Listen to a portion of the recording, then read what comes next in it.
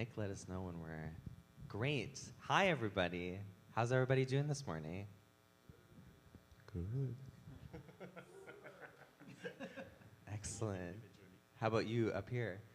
We're good. We're good. I'm good too. Thanks for asking. Sorry. I'm E. Parker. What? Have you slept well? I slept for sure. Okay. I did sleep. Really great.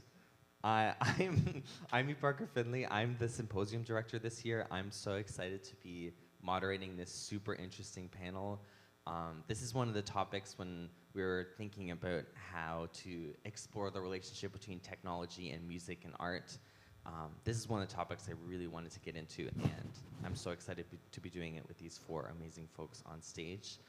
I'm going to introduce them. So, Vincent Morissette is the founder of the studio À Trois. He collaborated with Arcade Fire, Sigur Rós, and Skrillex. Morissette also created the genre-defying interactive pieces Blah Blah, Way to Go, Vast Body, Moto, and Composition. The projects have been featured at Sundance, Venice Days, TIFF, the Japan Media Arts Festival, IDFA, and South by Southwest. Next, we have John Yu. John Yu is the founder and CEO of Mythology, a relational design and creative research studio, an interdisciplinary neuroscientist, filmmaker, and digital artist. He and his team are developing Elysium, a no-code XR creation toolkit and real-time world-building platform. His purpose is in democratizing technology while empowering creativity. Next, we have Ali Kays. I wrote these in the wrong order. Ali is a multidisciplinary visual artist, artistic, and animation director living and working in Montreal. Ali has 22 years of experience in analog, digital, virtual, and immersive storytelling, and he's a lecturer in film animation and VFX. Ali has studied visual arts, computer science, and visual effects for film production.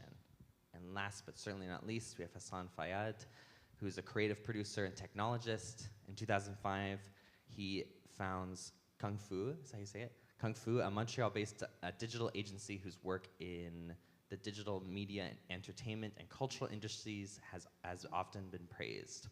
He collaborated on many international innovative projects at the intersection of technology and storytelling, and has been a guest lecturer and panelist at universities and conferences such as South by Southwest, Hot Docs, FNC, RIDM, MIP, this is a lot of spelling this morning, and BAMF. Please welcome our panelists.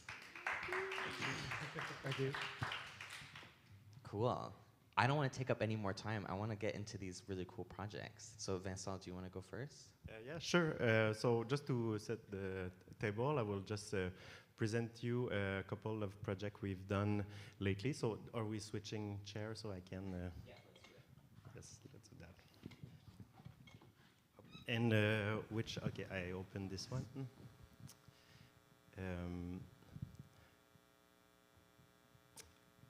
Voila.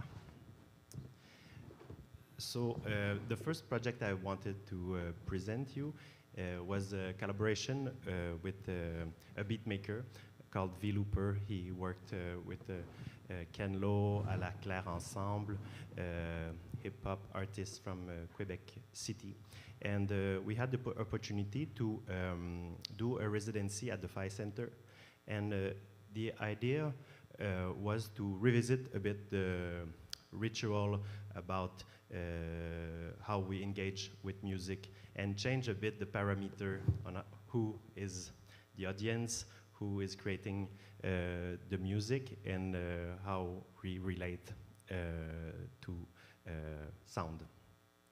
So during this residency, we wanted to create a project that was a hybrid between a miniature theater, a musical score, and kind of an instrument and a sculpture. And basically, you're invited to play or move cubes on a table, and depending on how you arrange them, you kind of transform what you see, the miniature world, but also the music. And the idea was, the challenge, I would say, was to kind of create tension where anything could sound good. So even an audience that is not or that are not musician would be able to kind of have satisfying outcome. So but still have a kind of a really kind of a clear cause and effect and a control over what they would do. So the idea is really to kind of explore, experiment with those objects and really have a physicality through it, and kind of a bit of a way to imagine what could be augmented reality or mixed reality without a headset. So this is just tracking and mapping, video mapping, but we made it so that we create illusions of casting light and different things. So this is an example of we don't see it really really well on the back, but we have those cubes that some people manipulate, and depending how they stack them or move them, it kind of transforms the music. So the V-Looper developed this kind of vocabulary. He never worked on generative or interactive music.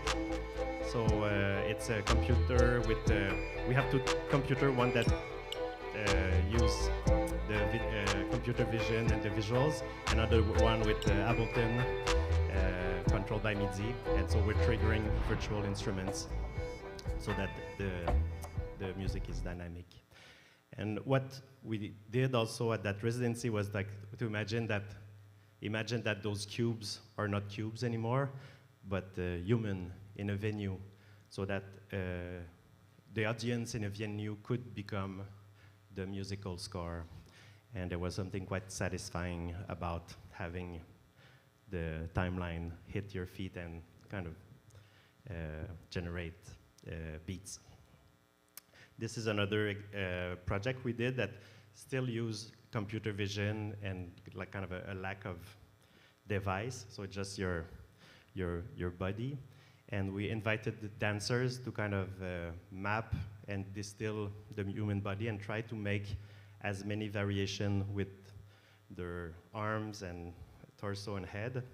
And with millions of photography, we basically trained a system that would kind of match every posture and match it in real time. So in this installation, we're basically becoming tons of different people. So we're dancing. So like the people that we invited were from different background, hip hop, Sufi dance, ballet, whacking, but then you infuse to them your own personality and engaging with other into a video installation. And this is the last project I wanted to show. It's called Moto. It's a mobile project, and it was a collaboration with a novelist from the neighborhood. His name is Sean Michael. He won the Giller Prize a couple of years ago. And in this project, it's kind of it's a ghost story that you read a bit like stories, and you're invited to shoot little fragments of video, and these video are becoming part of the kind of book/film project. So it's another take on what augmented reality could be, just kind of engaging with your environment. You can do this project in your home, in walking on Saint Laurent. It was designed to work anywhere in the world, and all the little video that you upload become part of that large collection. So these are three really different projects, but I thought were kind of interesting to add to this conversation about what is interactivity and the relationship that we can have with experience. Cool. Wow. Before you leave the hot seat, we will have time for questions from the audience, but I actually wonder if any of the panelists, maybe we can do it this way after each person talks, if anyone on here has a question for preferred, Vincent? Sorry, I'm really putting you on the spot, but You were not ready for that, huh? yeah. What was the biggest lesson that you learned between all three projects? What was the common thread that you found between all three projects? Because they're all very different. I love that they're all super playful and engaging for the public. But was there something that you learned in putting this out in the field and seeing how people interacted with it?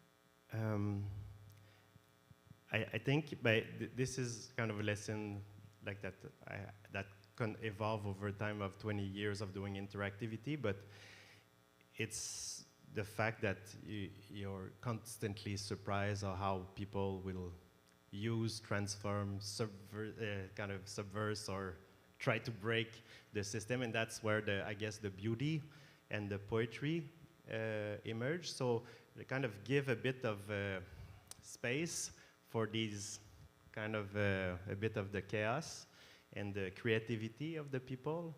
And like for instance, Vast Body, like it's kind of a bit robust system that make you kind of detect what you do, but then like a lot of people try to play with it together, and then it became this kind of different piece that was almost breaking, but that kind of evolved into something else. It's also like the beauty of collaborating with other medium, and I think this panel is about that, about collaborating with musicians or another. And on this project, I collaborated with Shawn Michaels, with Louise Le Cavalier, who's a dancer that knows nothing about technology. Like even email is complicated for her. And V Looper is a kind of classic beat maker, and it was this kind of interesting encounter from two, people working with people that are totally clueless about technology, but that kind of encounter was rich and kind of bring us outside of the tech mindset. So that was a lesson to kind of open up into these kind of pure collaboration. I don't have a question. I like the way you, especially for the first project, I like the way you put the audience at the center of the action, which I see as something very interesting. And the way they were, how you moved from the cubes on the table, and the cubes became the audience. That's very beautiful. It was something interesting about how the people are kind of formatted in their brain. At first, they kind of approach the table as a sequencer or kind of a software, and was like, okay, and try to analyze, like, okay, if I put this, if I turn the cube, like the Bjork reactable, and then it's like, oh no, it doesn't do anything. So we kind of dumbed out the project, and then there is a point after a minute or two that they let go and they get out of their head and become part of the project, and then like, what? And then they just kind of mess around and play and just throw cubes to the other, and then they become one with the piece, and that's where it, but when they are kind of more and as a user interface, you're more in your head, and that was a bit of the process of the residency, was that, to kind of change the mindset. Awesome, thank you so much. Thank you. Let's do another musical chairs, and then we'll get John to do next. Maybe Vincent, you sit here, just to not make this too complicated for Kai doing sound. Sorry. Yeah, perfect.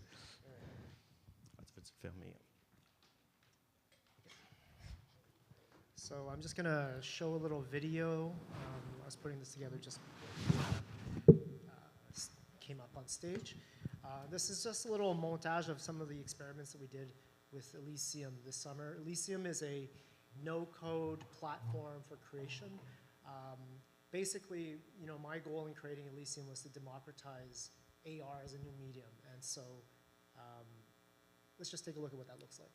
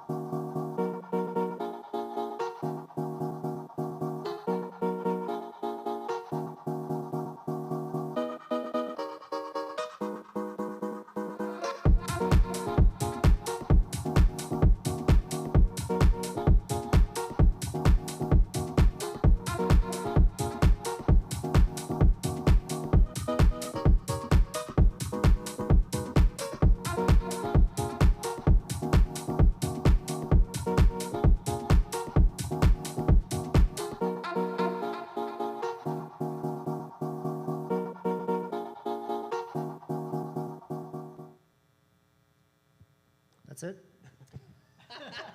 Liz, you gave me like a night when we met about this panel. You walked me through like a 20-minute like demo of the app, and I think that was a really cool like preview of it. But there's like so many cool features of it. Can you like talk about some of the like a few examples of like what you can actually set up and how that relates to like an experience that an artist or an organization could set up? Okay, I mean, really what our app allows people to do is take digital media, whether it's a 3D object, a PNG, or whatever, audio file, and then place it in the real world so that it's spatialized. It's actually localized to a specific place, so you put it here in the room, it knows exactly where it is in the room. You're going to come back in 5 years, it's still going to be here. So it's a way to share, well, your content. But also, it's another way to reimagine how you present that content in a structured way. So, you know, a lot of, you know, AR has been around. We have face filters. We have a lot of, you know, try-on shoes and things like that. But what's really missing, I found, as a filmmaker, was this ability to tell stories through these worlds. I also play video games. So it's, for me, it's kind of like a intersection between gamification, exploration, and what you know, some people call spatial storytelling, right? So, you know, we actually just released the app on the App Store about a month and a half ago, and so right now we're just putting it out there, testing it out, and playing with it. But the long vision for us is to build a tool that anybody can use. Anybody can have, whether you just work in Photoshop or whatnot, you can drag and drop assets. There's tons of libraries of things that you can do.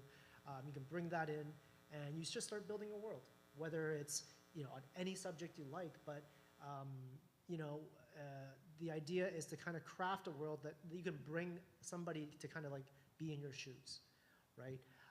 And in terms of how we see this being used by people, well, you know, low-hanging fruit would be promotional materials, ways to share you know, your marketing for your show or something like that. But I mean, I think there's a really untapped potential to discover this as a whole new medium.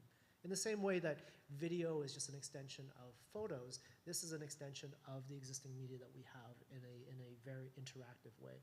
So the next step for us is that we have this way of building these worlds out. Now what we're doing is, what's really exciting is that we're building ways to bring this world into, and allow people to code interactive elements inside these spaces. So you can tap on something, it will move around, you can tap on something, or something else will happen somewhere else. The way our system works is that we define spaces in the world, and then within these spaces you have these experiences. But what's really nice about it is that once you place it in the world, they all become interconnected. So you can then create rules around how these things interact with each other and interact with people. And then the next phase of that, what's even more exciting, is the ability to bring in you know, physical effects. And what I mean by that is we're working with some partners right now to develop ways where, well, we already have it working, we just need some kind of case use, where we can interact with something in augmented reality. Right now it's through your phone or mobile device, but you can interact with something and turn off the lights in your house. You can press a button in your house and trigger something to happen in augmented reality. So we're trying to bridge the separation that exists between the physical and the digital. And similar to, you know, what Vincent's work is done, I feel like has a very strong element of play. I think my goal is to create a tool that allows people access to this new medium, that allows them to really play and experiment without feeling that they have to achieve anything, right? So, you know, one of our more important testers are kids, right? We want to see them use it, we want to see how they use it, and get feedback on how they can play with the medium. And recently we did a exhibition at Mapping Montreal, which is a projection mapping festival here in Montreal. And you know, I actually just started creating things on the fly. And I found that to be a very fun way to engage with a concert that was happening on the location, right? So I was able to impress a little bit my own experience into this world, and I can share that with people through video or through other mediums, that, you know, more traditional mediums. So, you know, we're trying to develop interesting ways to use this. We've built a tool that kind of can do a lot of different things, And so right now where we're at is we're reaching out to creators. We want to talk to artists, musicians, and see what can come out of this. One idea that we had is very similar to what Vincent was doing with the musical blocks, is that we want to create spaces where audio is reactive. And the idea is that you can occupy a space in any location. Just talk a little closer to the mic. Oh yeah, sorry. Yeah.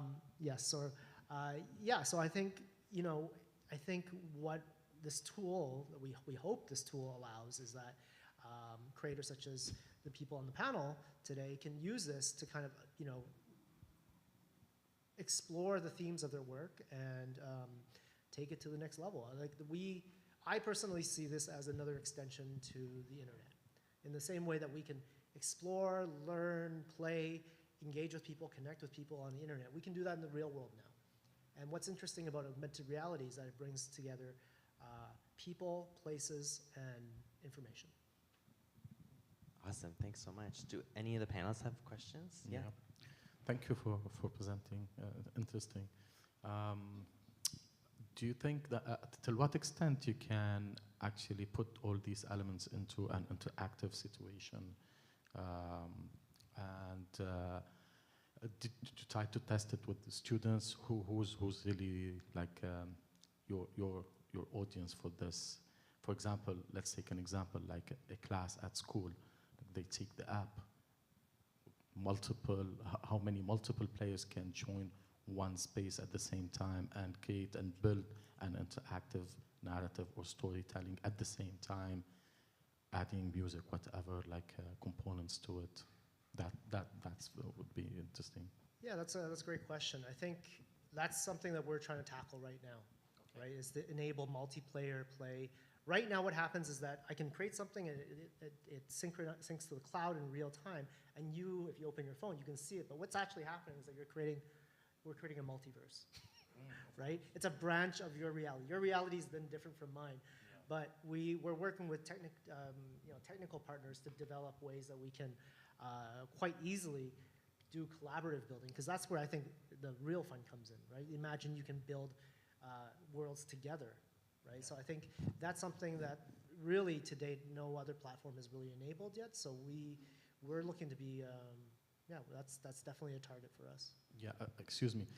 Do you know if Pokemon Go was also a multiplayer platform? It was just like a single person playing and interacting without having the ability to affect the story and the elements, etc.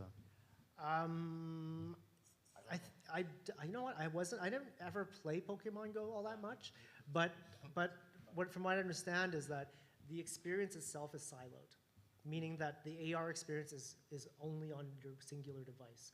Yeah. It may be that your world is connected to other people through data, right, yeah. on a database somewhere, but living the experience in the moment is still a singular experience. Mm-hmm. So that's something that we want to, we're working with partners such as C2 to develop tools that we can then do collaborative building. Like, off the top of my mind, it's just like giant Lego blocks, right? Yeah. You can move giant Lego blocks and build something together. That's just a lot of fun, Yeah, I'm also really kind of fascinated about that potential. And personally, one of the, and I would be curious to hear you about it, is the gateway to there, like the fact you need to install an app, and like if there's people here and you want them to engage with the project, is there a way to kind of simplify that that kind of the moment they're in a space through the AR experience? Is there? Well, right now in the AR ecosystem, you have app-based AR and appless AR. Appless AR is basically web AR. Mm-hmm. You're limited to the kind of quality and tracking and the amount of memory and everything, the hardware requirements. Really, the biggest barrier to this medium is the hardware, right? So even our beta right now doesn't work on all devices. Doesn't mm-hmm. work on basically any iPhone older than iPhone 8. Okay. And we're also seeing that there's a lot of usability challenges because a lot of people don't, they're just really messy with their apps. They just never close their apps, right? So there's, you know, if they have a lapse open in the background, they may not be able to go into AR. So these are challenges for sure, but I think where we're trying to figure things out with creators is to target specific situations where they go into an experience knowing that there's something to be experienced. Yeah. Right? So I think music festivals, concerts are great avenues for that because people are going there, they're paying to go have a fun experience. And you know, sometimes, you know, depending on the situation, maybe downloading an app is less of a barrier. Yeah, yeah. So that's kind of our approach to that right now. But you know, we essentially what we've done is built a back-end system to host all of this data. Yep. So our hope is that in the future, the hardware not only improves, but even the way that the technology is delivered changes. And then the requirements will naturally kind of like lower the barriers to access. Cool. Thanks so much. Thank you. We'll talk more, but you brought up the metaverse, and that's definitely on my list of questions to ask about, but we'll come back to it after we get to these two. So who's up first? Hassan's first. And you stay there. You move to, I'll move there. If it's difficult, I'll move. I'm just going to leave the microphone behind. Oh, okay. Yeah, I'll shift over. We switch. There we are. Yeah, actually, that's it. Full-on musical chairs. Okay. How many tech geniuses does it take to figure out our chair setup? Yeah. Yeah, so just a little bit of context before diving in, Born to Leave. So yeah, I've been working in narrative, interactive, digital experiences for quite some time. Started really as web-based stuff. Really, I remember the days where Vincent also was doing interactive video clips, and we were also in that, like we did a few experiments there with NFB in early 2010. We're old. Yeah, getting old. And gradually, I mean, as I guess the immersive media types kind of evolved, it was a natural extension to kind of dive into VR, AR, XR, immersive installations, etc. But I just wanted to say that somehow, like the little web interactive narrative stuff is kind of a precursor to a lot of things that came after, as technology made them more accessible. But this is more of a web-based experience I'm going to talk about, and it's called Born to Leave. Actually, Ali was a huge part of that project, so feel free to intervene in my presentation. And it started with a very tight collaboration with Wake Island, the band, whose album, with the same title, Born to Leave, was released. And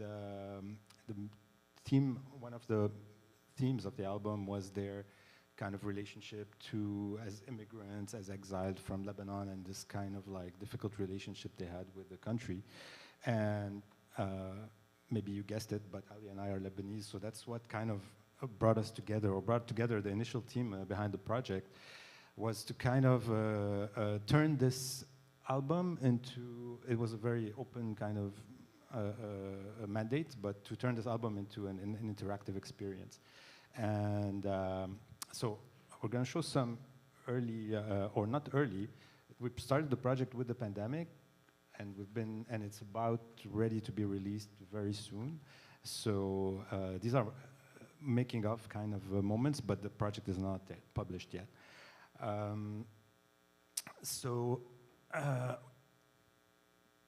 Yeah. Essentially,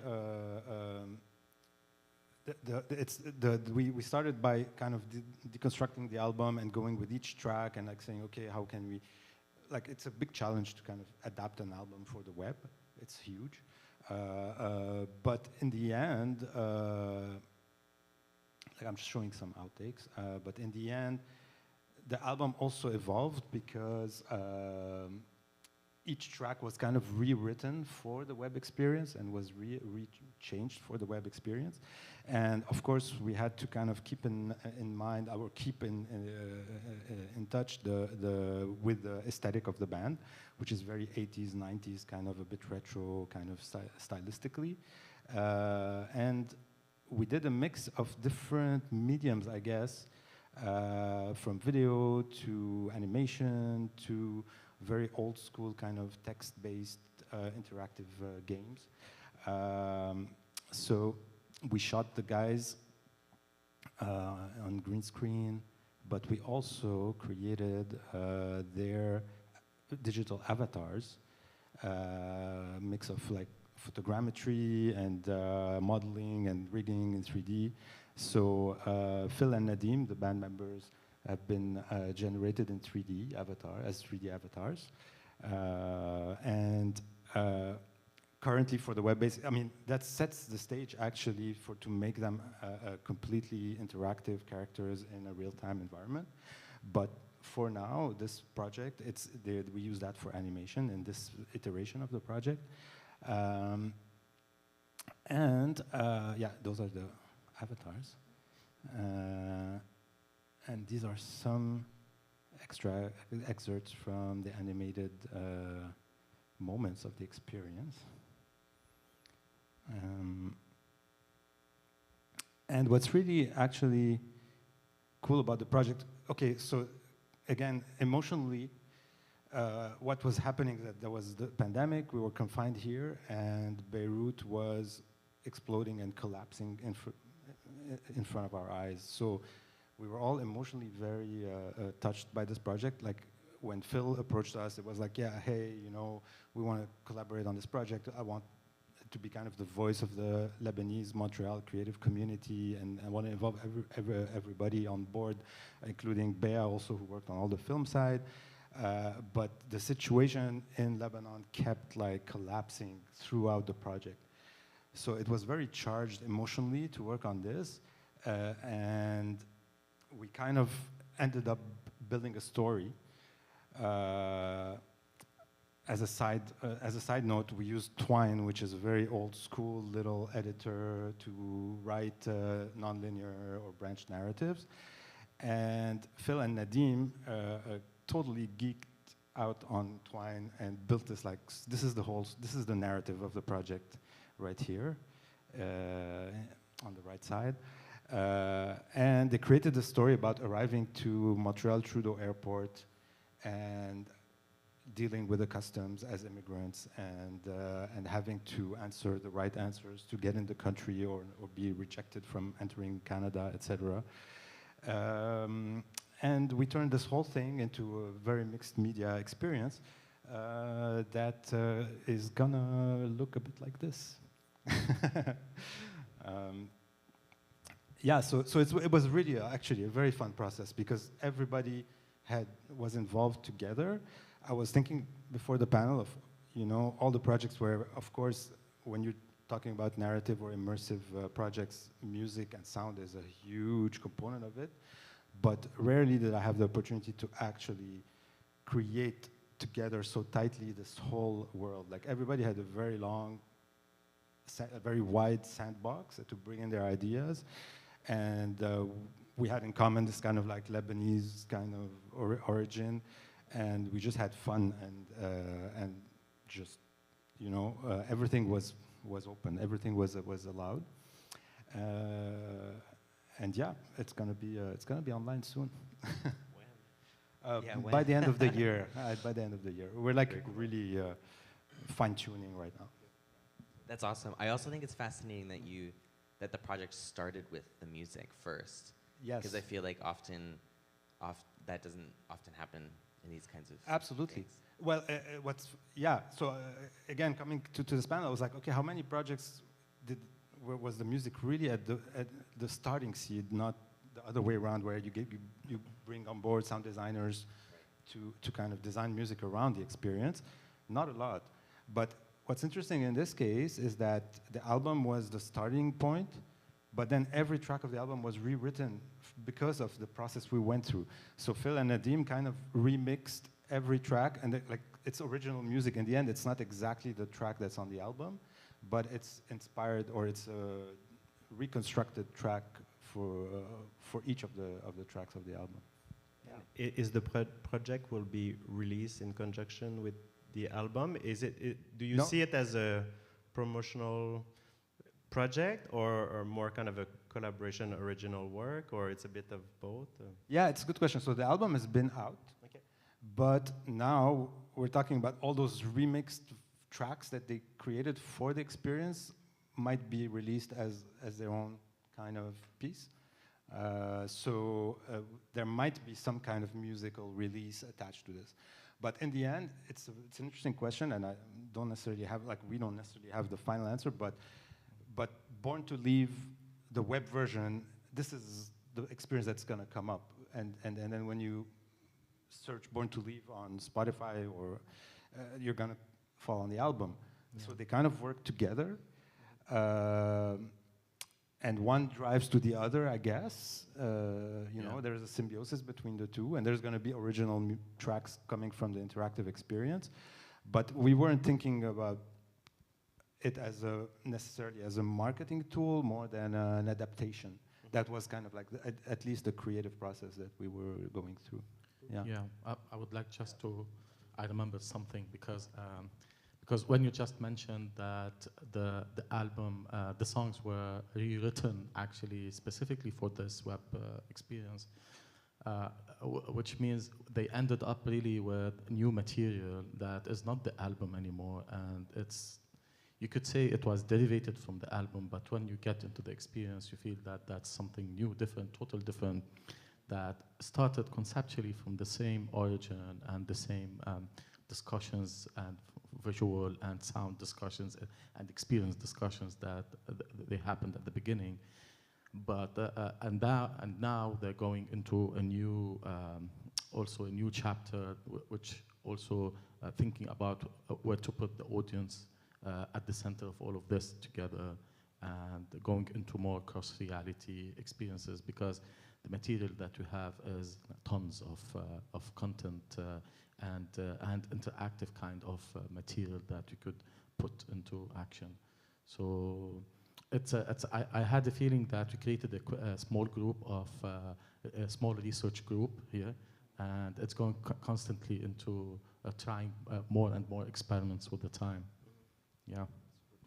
Yeah, actually, you just made me think that, you know, those 3D avatars that we created are assets actually for the next projects. You know, like now that, and it's, I mean, it is a process, you know, to actually scan them and create the rigs, and it's costly. And now that they exist as avatars, there's a whole world of possibilities that opened up, as in, okay, they can use them in shows and live performance, in maybe AR, VR, etc. Alec Baldwin. Yeah. So that kind of came out of the project and wasn't necessarily, you know, the initial goal, but but we were like, yeah, now we're gonna write a new project with the same. We're using these assets for other stuff. I don't know if this is a left field question, but are the rights to use the digital avatars a complicated, thing, or is it simple? It's a new territory. It's a new territory. I mean, Yeah.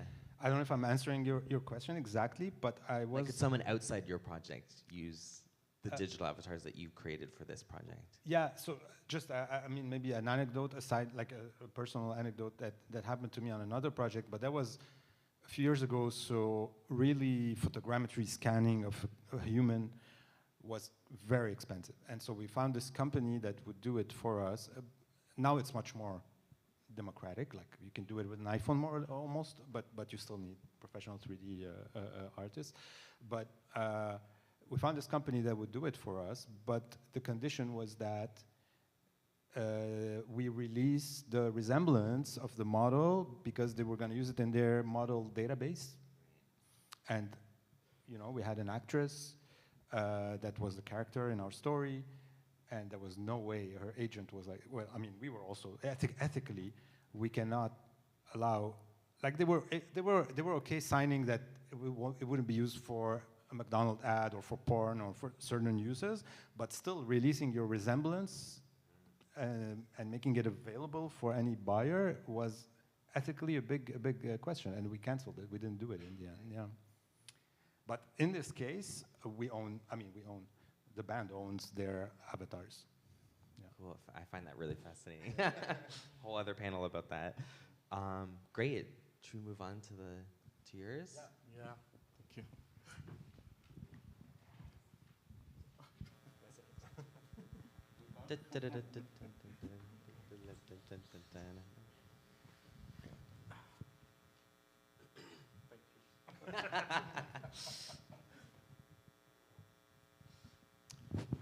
Hello.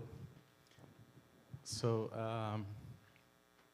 I just want to give a quick overview about what I do. Actually, I don't create my projects solo. I join and I collaborate with other creative people on their projects mainly. That's what I do. So I worked for a long time for linear industry, like working for film, for art industry. And in 2017, I came to Montreal and I started collaborating on immersive kind of projects, mainly like stuff, fiction experiences or narratives, maybe also kinds of documentary, and I collaborated a lot, still collaborating with Kung Fu. Also, we worked on immersive theater VR version project. And right now we're working on 2 projects, other than Born to Live together. And but I would like to talk about this one because it's the first kind of, it's one of the first directions that I started working on recently. So the project is named Moto's Domum, and it's a collaboration between a musician, 2 choreographers, one creative developer or technologist, and I joined it not from the beginning actually. So the project was and still in residency at SAT, and I joined at a later stage as an artistic director. At the beginning, it took me a lot of time to understand what I should do as an artistic director with this project. But then I understood that I'm not there just to beautify some colors here and etc. It's more to think about the narrative from a linear and interactive perspective and understand the relationships between all the components of the project that I'm gonna explain now. So I joined Zach, Peter, Rosman, Alida, and the project will be on show at Immersa Festival on 15th of October, in 2 weeks from now. This is the research phase of the project. It's a research, I would say, kind of artistic and technological research at the same time. Led by all of these people working together, and everyone coming from different backgrounds and trying to understand the different languages together. It's a hybrid space, I would say, and Motus Domum means in Latin the space or house of movement or motion. So the project is about trying to create relationships between a physical space, which is in our case and this research, the physical space of the dome at the SAT, and which is the real space, and at the same time the real physical, local also, where we have a choreographer moving and sometimes not moving, and a system of a sound that is a specialized sound that is put into the place. And there's another space, actually, part of this hybrid space, which is a remote choreographer dancing and motion tracked using Kinect. Also, not just the local one. And both of the motions are transformed into avatars in the virtual world, which is the third component of this hybrid space together. So it's built between local and remote, real and virtual at the same time, and 2 choreographers and 1 physical sound system, but also 1 6DOF system in the virtual world. And they all interact and trigger each other's and react to each other in an experiment that is a research ongoing experiment. But also not only that, but it's also about the relationship of light in the physical space and the shadow in the virtual space. For example, what happens when a choreographer move as a remote performance choreographer person and impacts the shadow of the avatar in a virtual space, etc. Now, that's all of it is kind of an experiment, but at the same time, it's not just a technological experiment, it's an artistic, highly artistic experiment. And that what interested me actually and made me really interested in joining this group of talented people in order to work with them. I'm very interested as an art director in these relationships and how our impression as real people is imprinted in the, I would say imprinted in the virtual space, how long it lasts. Is it dependent on our movement in the real world? What if when we stop moving, what happens? Does it fade or does it continue and stay alone and live forever, for example, etc.? These kinds of questions that we're trying to answer by triggering all these relationships together. So I'm gonna show you an old video that was recorded before I joined.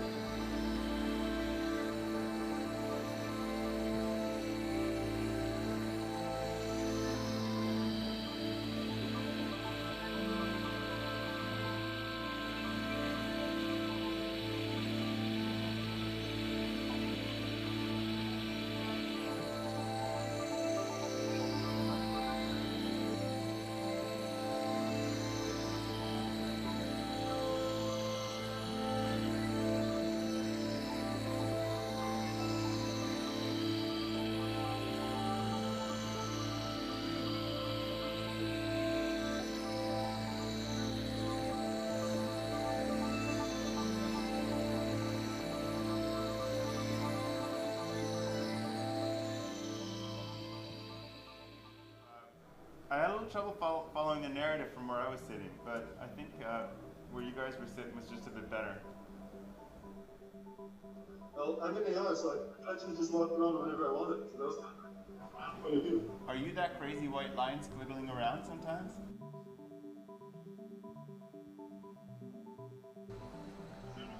Oh, Peter, hey, how's it going? I hear you fine. How's it going? How was the show? Well, I guess that's me and maybe someone else. Sorry, I'm gonna stop it. Excuse me, I stopped it because it's a long one, and now they end talking about the relationship of the local and remote audience. And that was part of the research that they started before I joined. And when I discussed it with them, they said, okay, we did the research about how could we have a remote audience, like today, for example, you have a remote audience. And they said that they tried hard and they created an AR app also for that, and they worked, Peter and Osman, on this, but then when the pandemic faded out a little bit, they felt that they don't want to go with this, and they wanted to bring back the audience to the theater space. So I think this is also something interesting, like to think about and to see how the phases are changing, and what is interesting to have as what are the experiences that you really need the audience at the center of them, and what are the experiences that you can keep developing a remote audience for, etc. So yeah, that opens up another discussion. So that's the project quickly in a nutshell. That's How do you use them? That's the app. Yeah, so I'm not gonna talk about it. And thank you. Great. Do any of you have questions? Yes, I really find this kind of premise fascinating about like the be in a place, have other people, and for me, one of the thing I think often is how to make people feel that, for instance, like the dancer that was on it at the other room. This could be baked, right? Like it could, because it's on paper. It's like, hey, actually, there's a real person on the other side, but this could be completely fake. So how do you make it feel that it's really a person? Yeah, actually, the part of the performance of the choreographers is real time, but some of it is staged actually.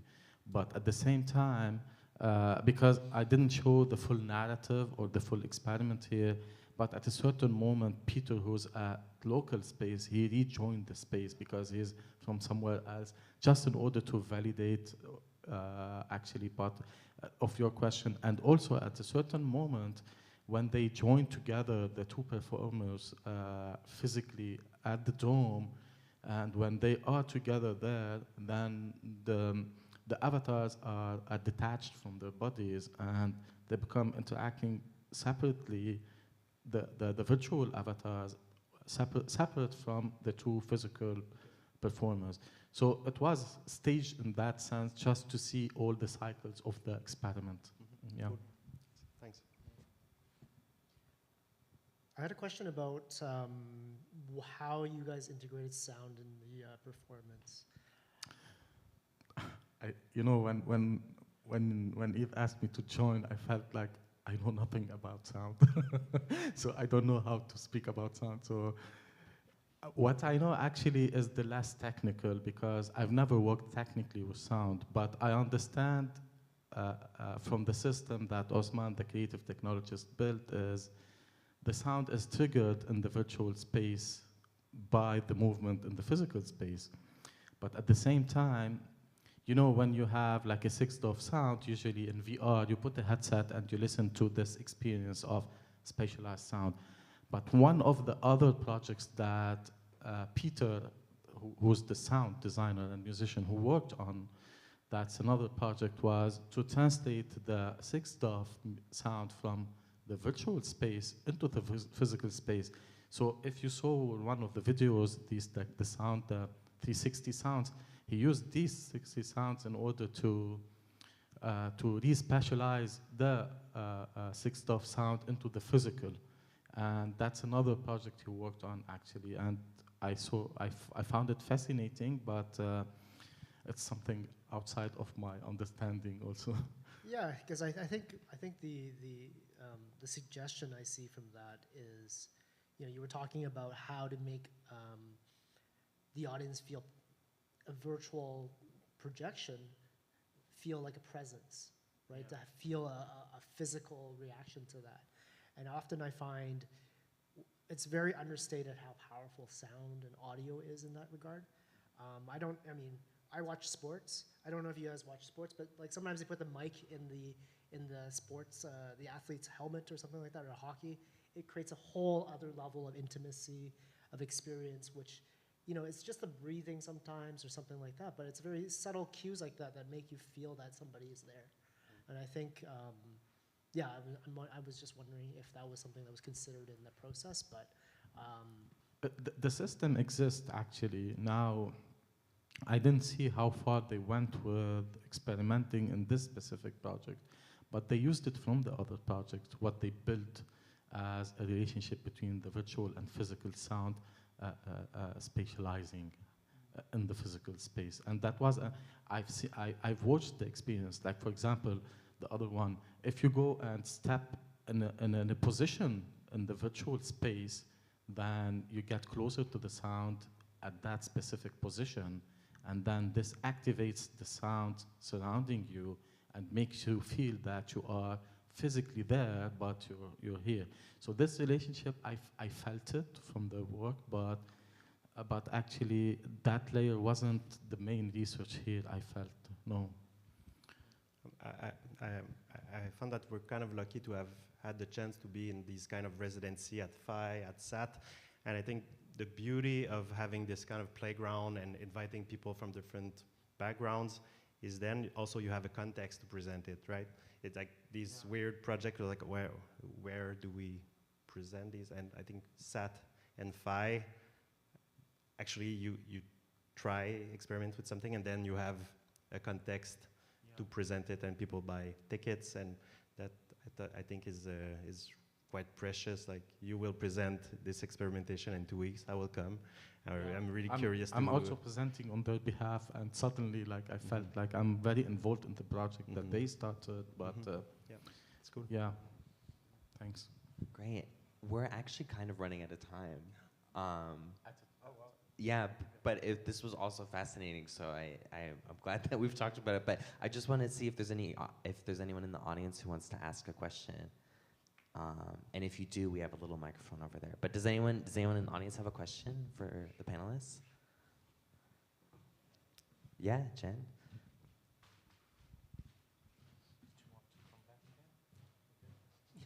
At this point, we're committed. Hello. My question is really just kind of aimed towards musicians or other artists who might be here or watching online that are absolutely fascinated but know nothing. Yeah. So, because I think that's a lot of people that I meet and talk to.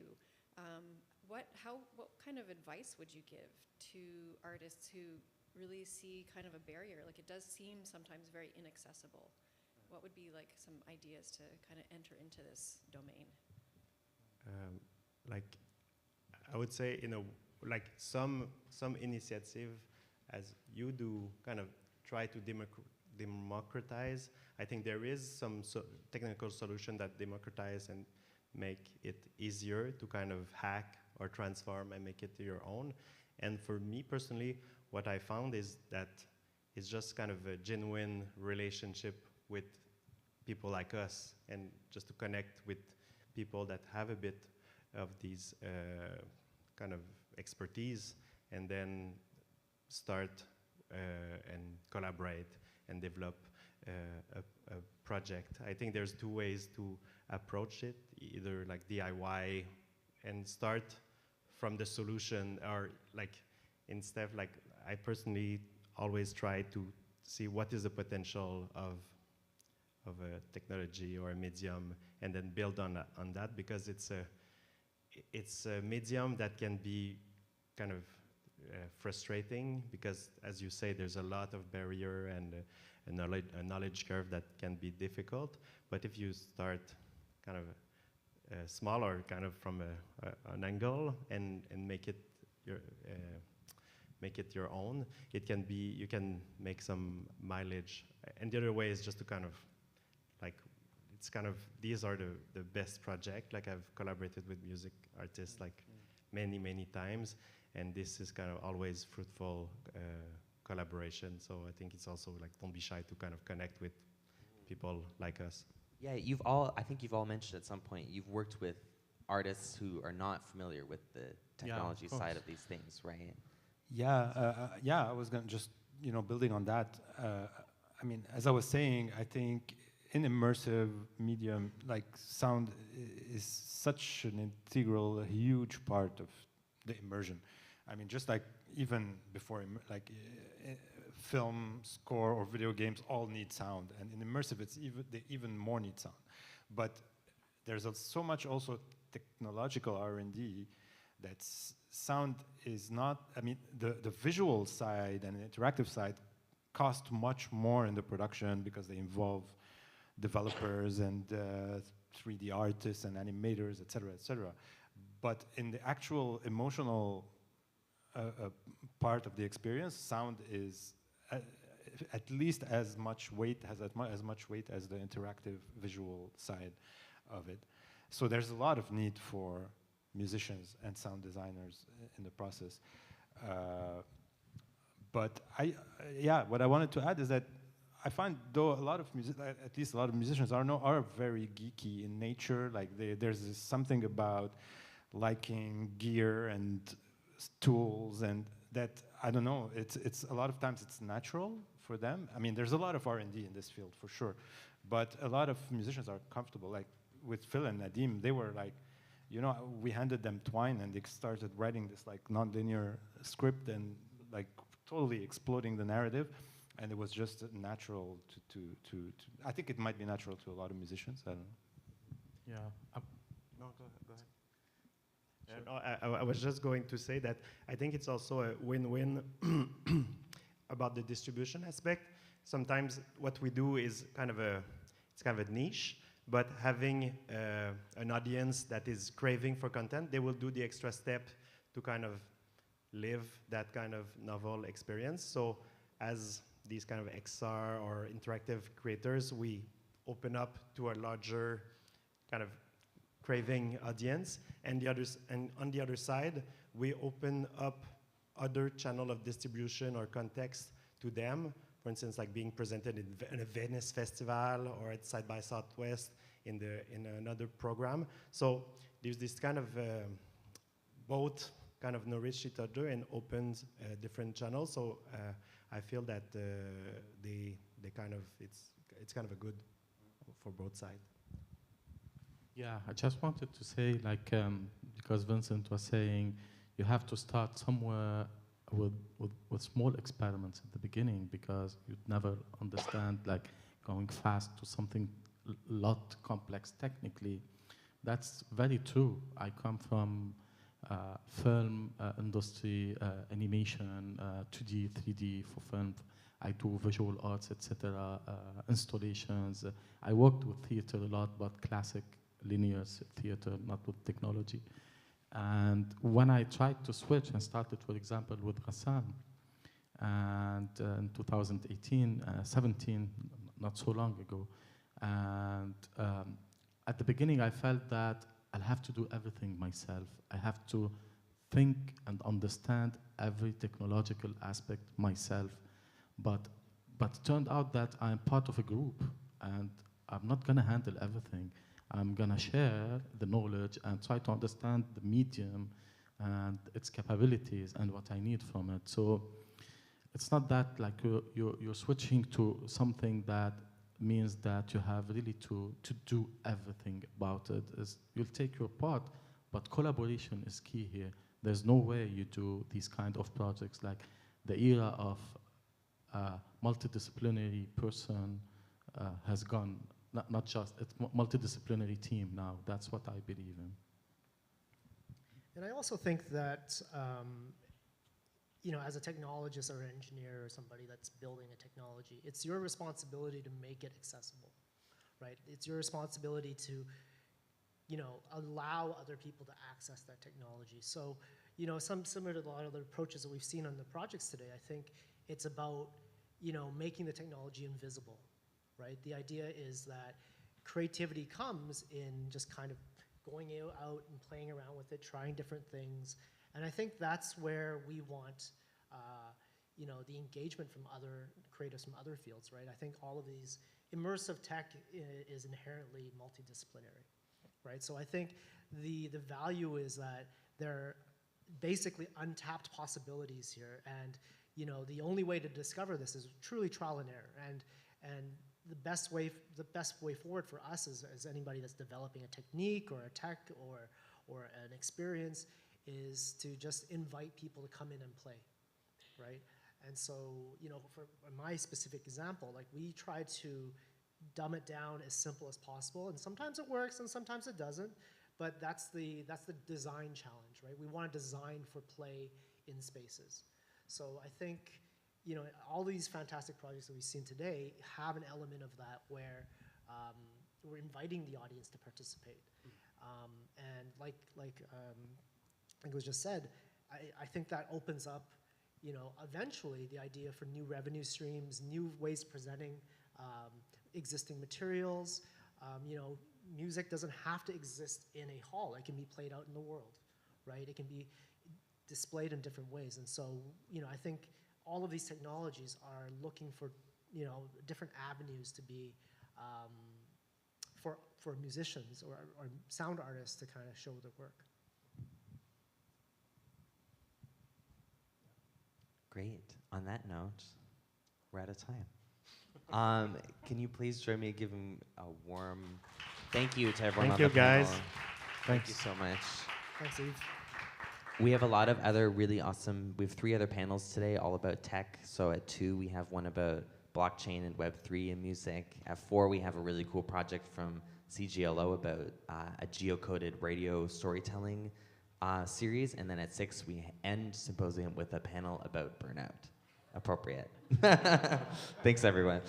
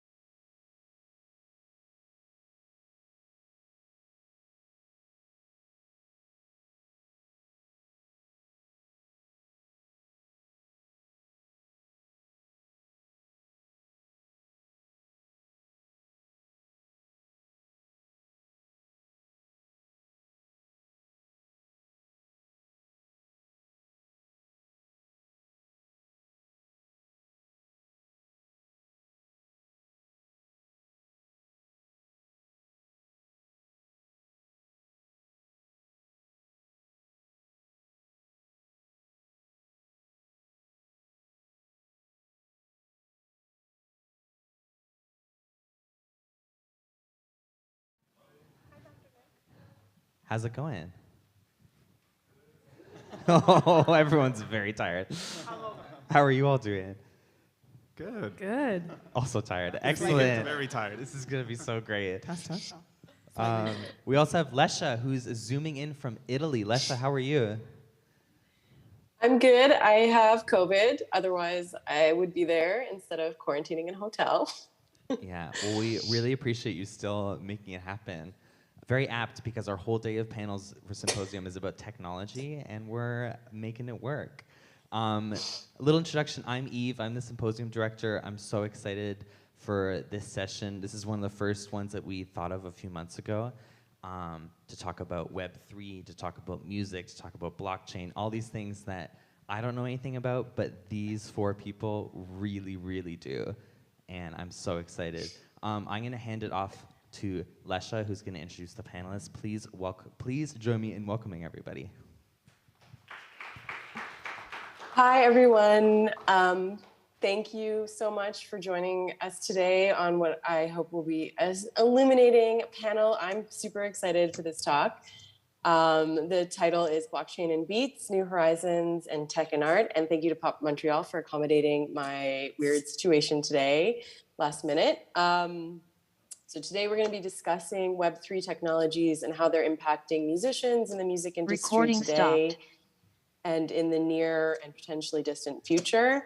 Also, I just got a notification that the recording has stopped. I don't know if that's relevant to Pop, but I will kick this off by introducing our fantastic panelists today.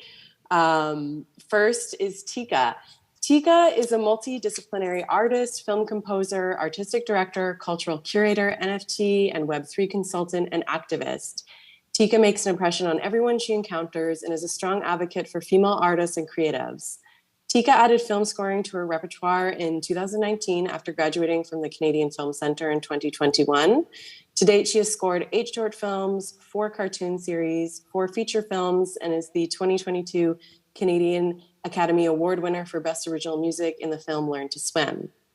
This year, Tika started her first non-for-profit organization, Stereo Visual, which aims to teach marginalized musicians and producers how to transition into making music for film in an effort to create equity in the film industry. As a musician, Tika has opened for major R&B heavyweights like John Legend and NAO, and is listed by Complex Magazine as one of the most prolific creatives in Toronto. Tika's debut album was released in the spring of 2021, aptly titled Anywhere But Here. It serves as a brilliant indication of her unique voice, as well as her distinctive resonance and personality as a developed artist, with many critics internationally hailing Anywhere But Here as one of the most powerful releases of 2021. In addition, Tika was the only Canadian musician to model for Sephora 2 years in a row. Her billboards can be seen all across Canada. While her vocation as an ambassador and creator of music has been well established, her music and sound as a new artist is being unleashed to make a very durable impression in order to gracefully provide what this generation has been missing musically. 2022 will see the relaunch of the artistic side of Tika. Everyone, please join me in welcoming Tika to our panel. As well, we have Francis joining us today. Francis DeStasio has a decade of experience working with the world's top DJs and indie record labels, namely Tiga and Turbo Recordings, Loco Dice and En Couleur, DJ Tennis and Life and Death, and No Such Thing in Timetable, to name a few. A Montreal native, he has spent time abroad studying music business at UCLA and working at K7 Music in Berlin. As a DJ himself, he has been playing clubs and festivals internationally since 2009. Now a firm believer in the power of Web3, he recently co-founded Mega Labs, a creative agency guiding artists and music brands to launch blockchain-based music projects. So thank you, Francis, as well. Everyone, please join me in welcoming Francis. We also have Sarah Mckenzie on the panel. Thank you so much, Sarah, for joining this panel at kind of a later date. So Sarah is a creative producer and music journalist who works at the forefront of music, technology, and social good. Over the past decade, she has produced visual and written culture editorial for agencies, production companies, brands, and media companies like Red Bull Music Academy, CBC, the National Film Board of Canada, Jigsaw Productions, Chanel, Sibley, Coach, and more. Sarah reports on music and technology trends within the music industries for outlets like CBC Music, and is a music industry programmer for the MUTEC Forum.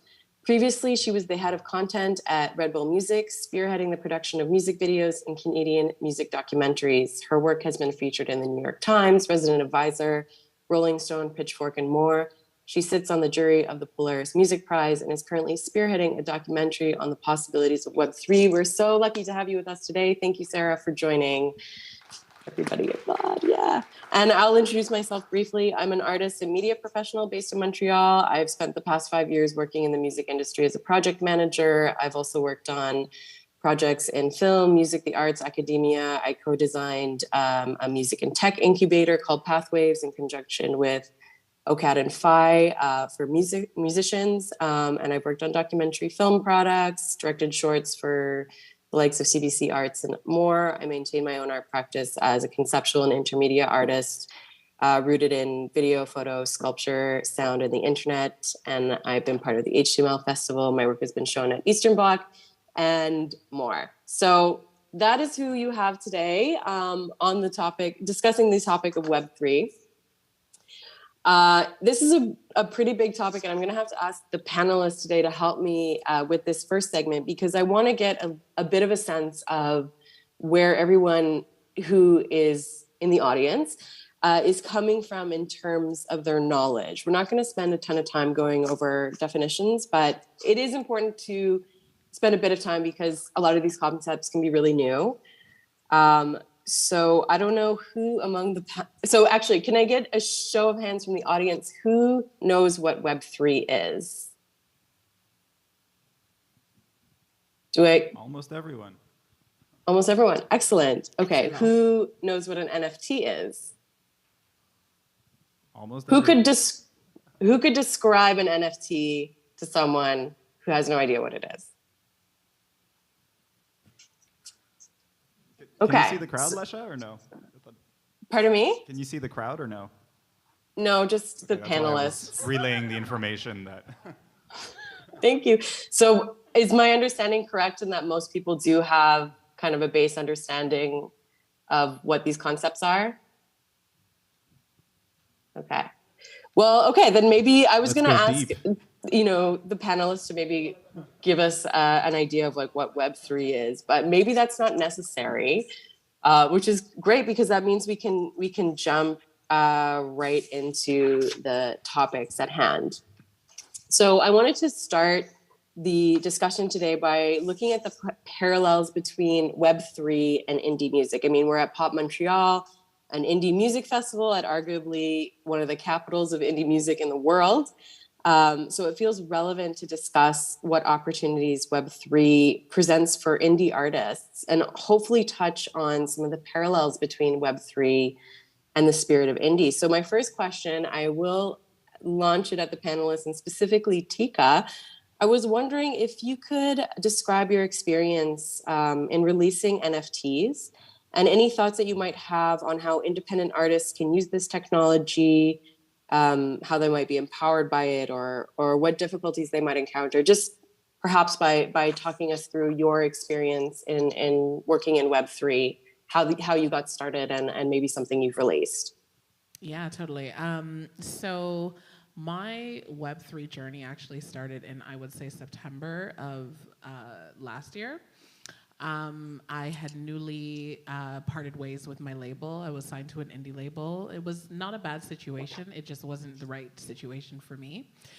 And once I parted ways from the label, I was onboarded into Web3 by a girl named Latasha, who essentially is a rapper from Brooklyn, and she basically got onboarded into Web3 by her tech boyfriend, who taught her everything that she knows about Web3. And so she started working for an organization in Web3 called Zora, which is like the main hub in Web3. And essentially after that, Latasha started onboarding other marginalized youth into Web3, predominantly musicians that wanted to learn more about how to mint or sell their music, their singles, their artwork, or their music videos. So because I had just parted ways from the label, I had all of this content that hadn't really accumulated the amount of views that I was expecting being with that label. So I knew that in this particular world, in this particular realm, that I would get more eyes on my work, and predominantly from people that had never seen my work before, from a completely different audience that is majorly in tech. So I minted my first music video, which was Sideways, and I sold it.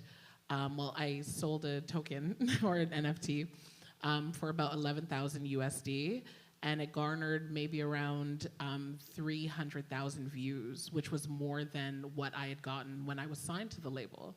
On YouTube right now, the music video sits at maybe about 18,000 views, somewhere around that, and that amount of views had been accumulated within I want to say like an 8-month span, whereas in the NFT world, it was drastically faster.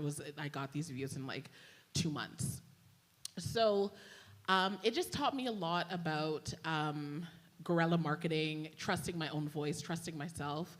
And you know, I think that marketing was a massive part of what was lacking in my relationship with my label. Like, I think that they were able to do things for me on a logistic level, but in terms of like knowing how to connect with the people, that's definitely my strength. Like, I'm definitely a people person. I love like getting in there and meeting new people.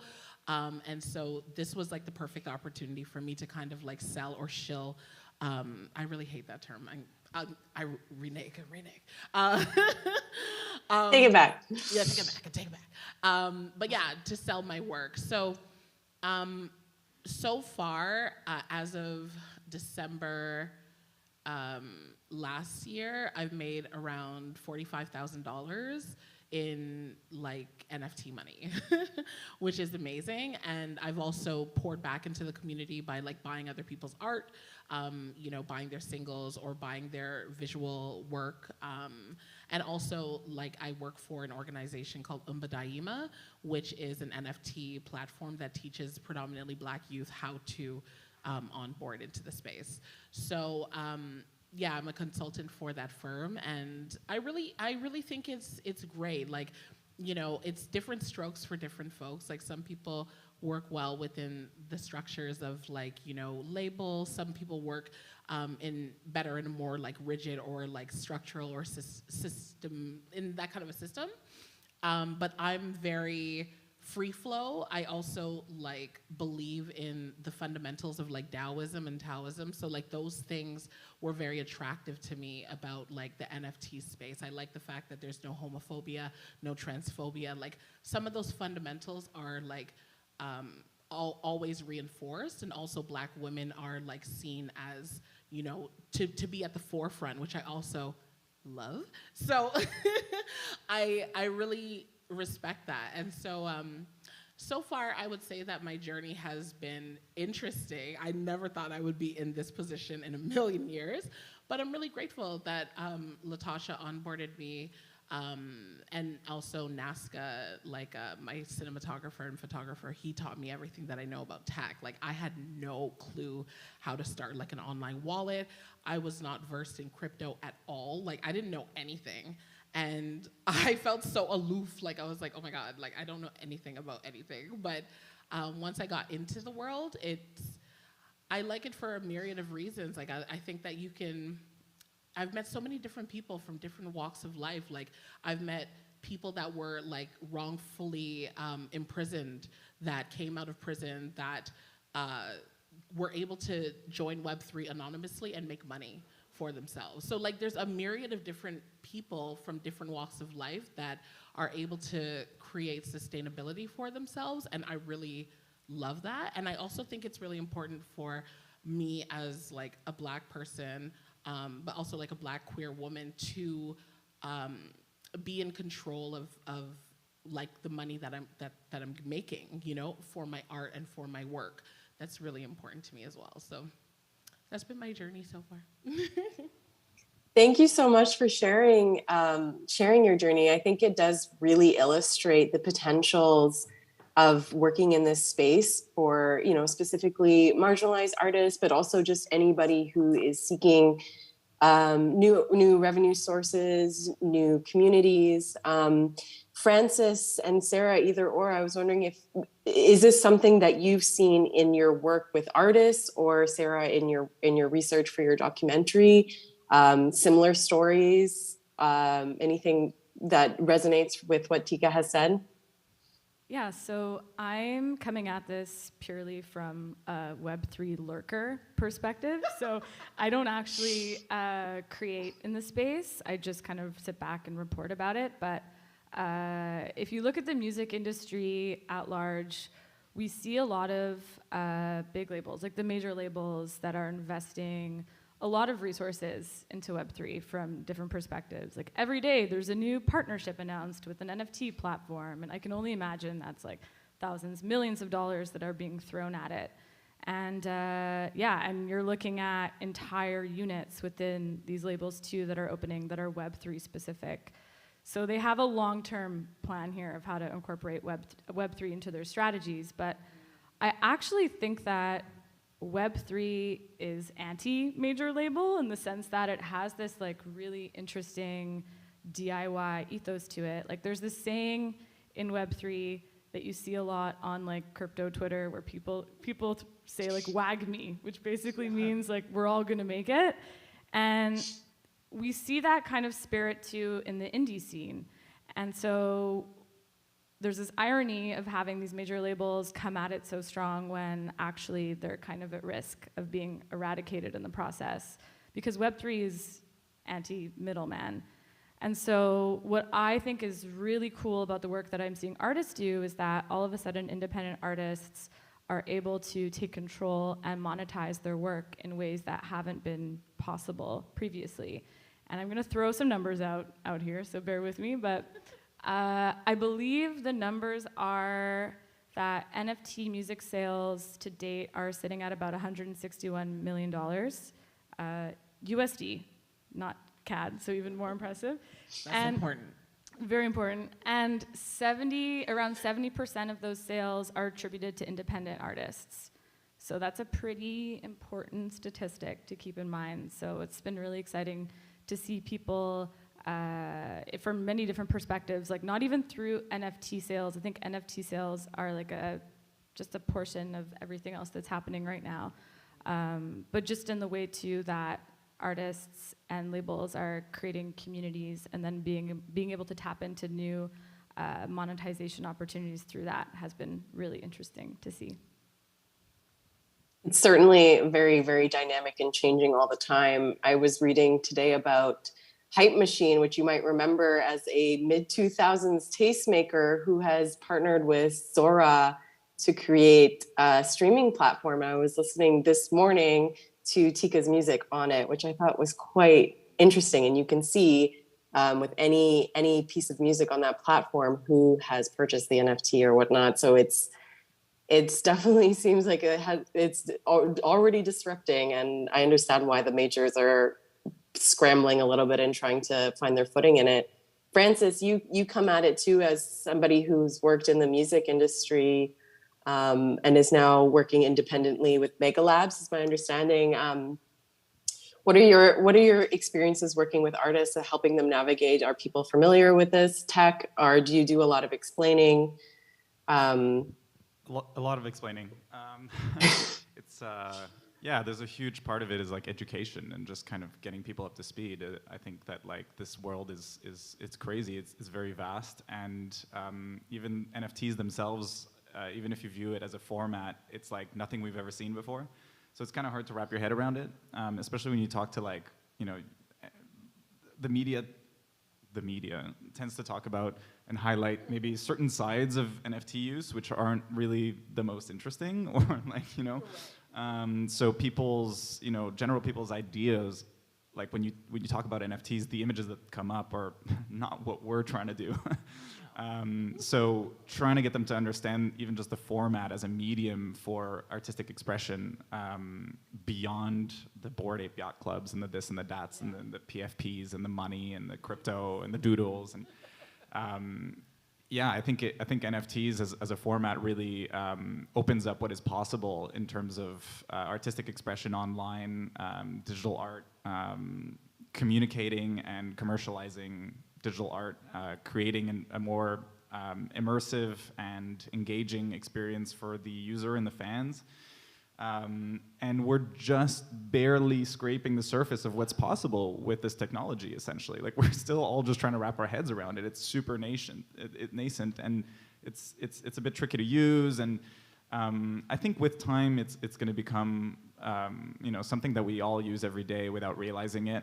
We're not going to talk about NFTs or blockchains anymore. It's just going to be something that's like powering the internet, and the user experience is going to be really easy and yeah, I think through all that, Web3 is what's cool is and just going back to the original question, like. It really encourages do-it-yourself culture, which is pretty punk rock and indie, and I'm all for that. If we can empower artists and give them more control over their art, more control over the way that it's presented, over the way that it's monetized, making sure people get paid correctly. I mean, these are pretty basic, like, fundamental things that blockchain and Web3 and all that bring, and that's pretty exciting to explore. And to touch on the major label thing, I mean, it is pretty interesting to watch, to see these press releases go out about, oh, Warner just signed a partnership with such and such marketplace, and then you speak to people at Warner on these artist teams, they're like, oh yeah, I don't know, like our bosses did some deal. We don't actually know what's going on, but really, and they're like, we don't. And more on the kind of behind the scenes side, like, we've been hearing from some of our friends in the scene that, like, when major labels do these deals with certain platforms and they're funding them, it's a little bit like when the major labels have been investing in the Spotifys and the DSPs of this world. They're starting to bend the Web3 rules a little bit to suit the kind of major label model and their business model that has been existing for many, many years. That is a little bit alarming, because Web3 is kind of really rooted in the opposite of that. And I think that inevitably, we're probably going to see a bit of a divide soon. And between kind of the major label Web3 game, if you can call it that, and the true DIY kind of like indie do-it-yourself Web3 game. And I think that that's okay. Like right now, like some people go on Spotify and other people go on Bandcamp and other people buy music NFTs, and like, these pools of these platforms kind of grow and shrink. Like, there was a time where everybody was buying downloads on iTunes, and now most people stream music on Spotify. And eventually, maybe that pool is going to shrink, and web, music NFTs are going to grow, and that's all we can hope for. So, we'll see how it goes. Yeah, I think Francis, you touched on something pretty key too, and one of the reasons why I feel optimistic still about Web3, and one of the things that drew me to it myself as an artist before I was researching it for other purposes, which is that sense of community. And I think that that's something that the major labels can't ever replicate. And I wanted to talk a bit about that too, is when artists enter the space, one thing that I feel that they potentially become energized by is connecting to a new creative community. And I'll throw this to any of the panelists. What has your experience been in connecting to a new creative community, or was it easy to navigate, difficult? Do you feel that community structure has the potential to kind of resist some of these larger changes that the majors are trying to impose on the space? So I'm just going to throw that as a broad question as a panelist. Maybe Francis or Tika you want to grab that. I mean, for me, community is everything. Like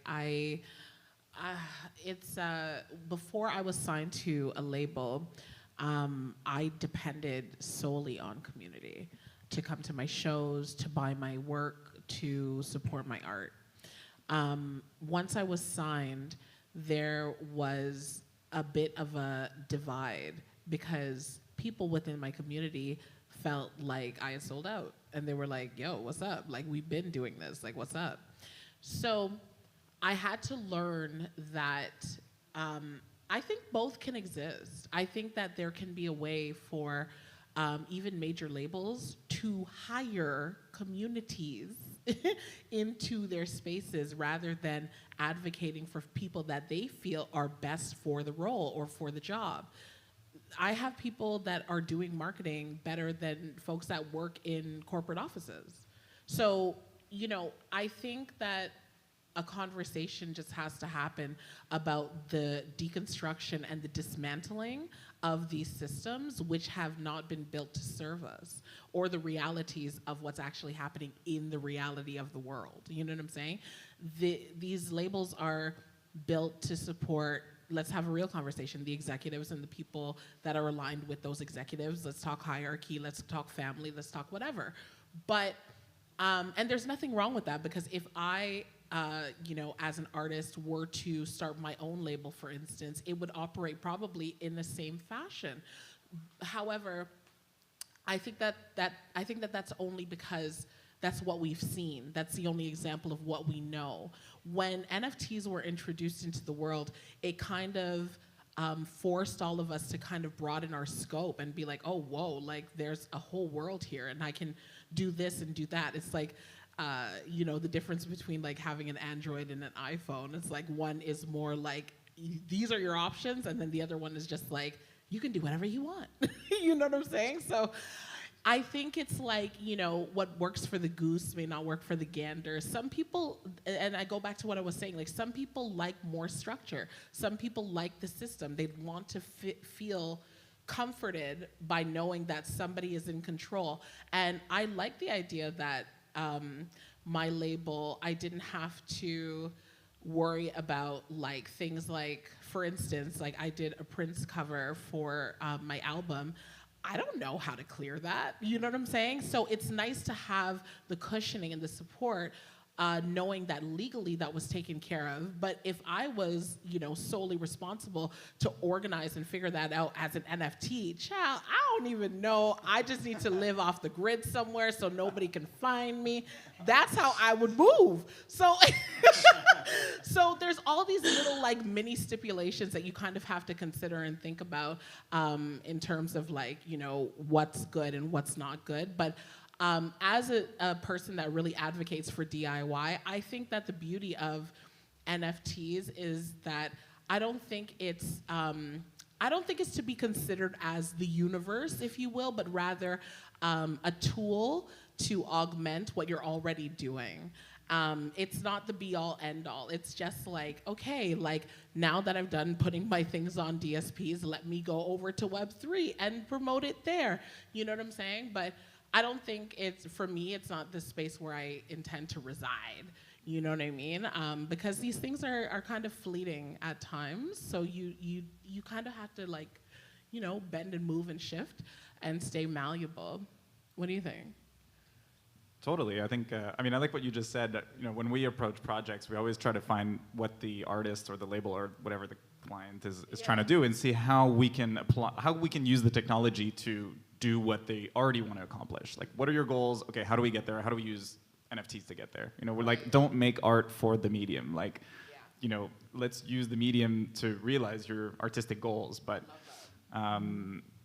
going back to the thing about community, I mean, yeah, I think it's always been kind of down to the artist to build their own community. But now, you know, with Web3, we don't have to depend on these Web2 giants to reach or to build those communities and reach them, right? Which is one of the big things about Web3 we haven't talked about. But, you know, we're not, Web3, you can create your own audience and get a direct kind of line of conversation going with them, and know them much better than before, and you don't have to go through the algorithm, you don't have to pay Facebook to reach your people. Like, you know, like, that is a huge game changer. Like, you're not, you know, right now you're held hostage by the Web2 giants, the Facebooks of this world. You want to shout out about a new song, you got to basically like run ads. Like, you know, like I built a following. Like let me talk to them. Like, you know. So, you know, that's a big advantage, I think, and yeah, definitely there is a community vibe, and you know, the tools that we currently use. I mean, even just, I mean, look, Twitter's a Web2 giant, but like, it's happening. Like, you can reach anyone, you know? Yeah, I didn't have a Twitter prior to Web3. Like, I didn't even exist on there. I was like, okay, no. Because it's not really, I like having like interpersonal conversations like this, but also because it's such a small community, like I think it's like 2% of the global population exists in Web3. I can say for myself that most of the people that I'm aligned with or connected to that were like, celebrities, you know what I mean? Like from like Web 2, like I connected with like Jadena or like Nana Kwabena, like, you know what I'm saying? Like I would have never been able to connect with those people in Web 2 because it's just so broad. But because the community is so small and because like, they really advocate for like the intellectualization of just like tech, I was really able to connect with these people and they were just like, oh, cool, you're like a Web3 nerd. Like, you know what I'm saying? Like, it's so nice to connect. And I'm like, so weird, but like, it's just interesting. And I was also able to connect with like Janelle Monáe's people. Like, so certain connections happened in Web3 due to how small the community is and them just wanting to connect with other people that knew how to navigate that world. I think they see that as like almost like a plus. It's just like a secret society of sorts. But I also love like the Discords and like I've connected with like even like younger people that aren't celebrities, that are celebrities in their own right in Web3. There's a girl, her name is Real Girl. I love Real Girl, and she is like 18, she's from Ohio, and she like has been doing shows for maybe like 5 years, and she's queer, non-binary, and has like thousands of followers that like have just connected with her through Web3. She does like a Freestyle Friday every Fridays, and she just advocates and tries to keep the community together and is very like authentic. And I really adore her, and I like, she reminds me of like a younger me prior to, being disillusioned by the industry. I'm just like, yes, so like things like that I really adore about Web3. It's such a small space, and because it's still not, I would say like it's virtually like untouched still by like the general like, industry. It's still kind of like a safer place to kind of navigate and explore and really make real friends. I've made a lot of really beautiful like friends since I've joined, so yeah.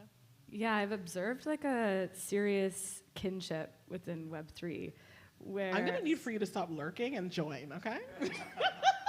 You're like, I'm in there. Observed. But it feels very, like every time you wanna talk to somebody within the community, the door is always open. That is a constant thing, even like within Discord and Twitter, which is technically a Web 2 platform. It's so anti-gatekeeper, right? It's like yeah. But I mean, it's not. There are extremely high barriers to enter the Web 3 space. Like it can be extremely daunting and a little bit exclusive. But once you're in, you're in. So there's that, and I think on a community level, like you had mentioned Discord, and I'm curious, like how many people are on Discord here? Oh, cool. Okay, cool. Yeah, there's so many interesting things to say about Discord, but I've seen like you have artists, you have labels, but you also have people who are working in the music industry as researchers and as journalists who are using Discord and Web3 to incubate research, really important research and data collection on trends within the music industry. And for me, I'm like, wow, that's incredible that this can happen, through Discord of all places, where, home of gamers. Yeah. So it's like, what? Yeah, so no, it's so weird. Like someone invited me to like a movie night in the Discord, and I was like, what? And then they literally like played the movie, like the Steel Magnolias, on the screen, and everyone was watching in the Discord, like as like a little community family vibe. And I was like, oh wow, like okay, So I don't know, I love it. Like I think it's like a new and progressive way to stay connected to your audience. But then it also offers you different methods of like connecting with people on, like I'm a people person, but I've been taught, I won't even say taught, we've been groomed, I would say, by the regular Web 2 community in terms of the industry that, you know, to be an artist, you are to be seen and not heard.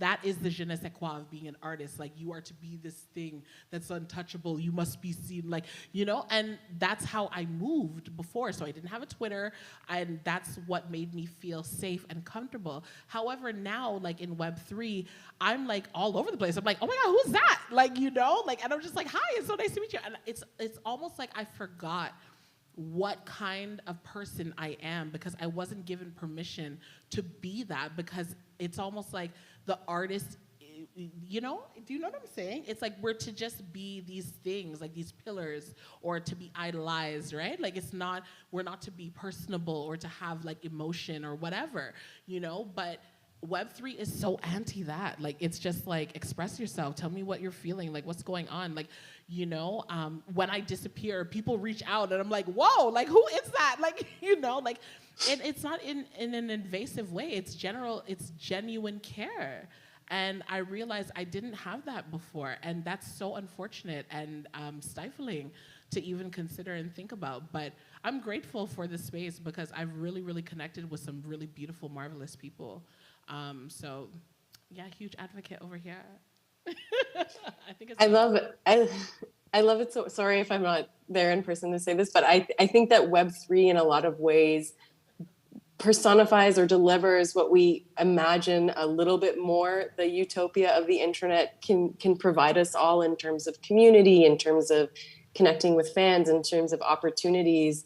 Once we step away from these gatekeepers, these massive technology companies, the big DSPs like Spotify that have dominated the industry for the last little while, the feeling and what I'm hearing too from you, Tika, is that there's this new energy, this new way of connecting that can be very invigorating and creatively liberating.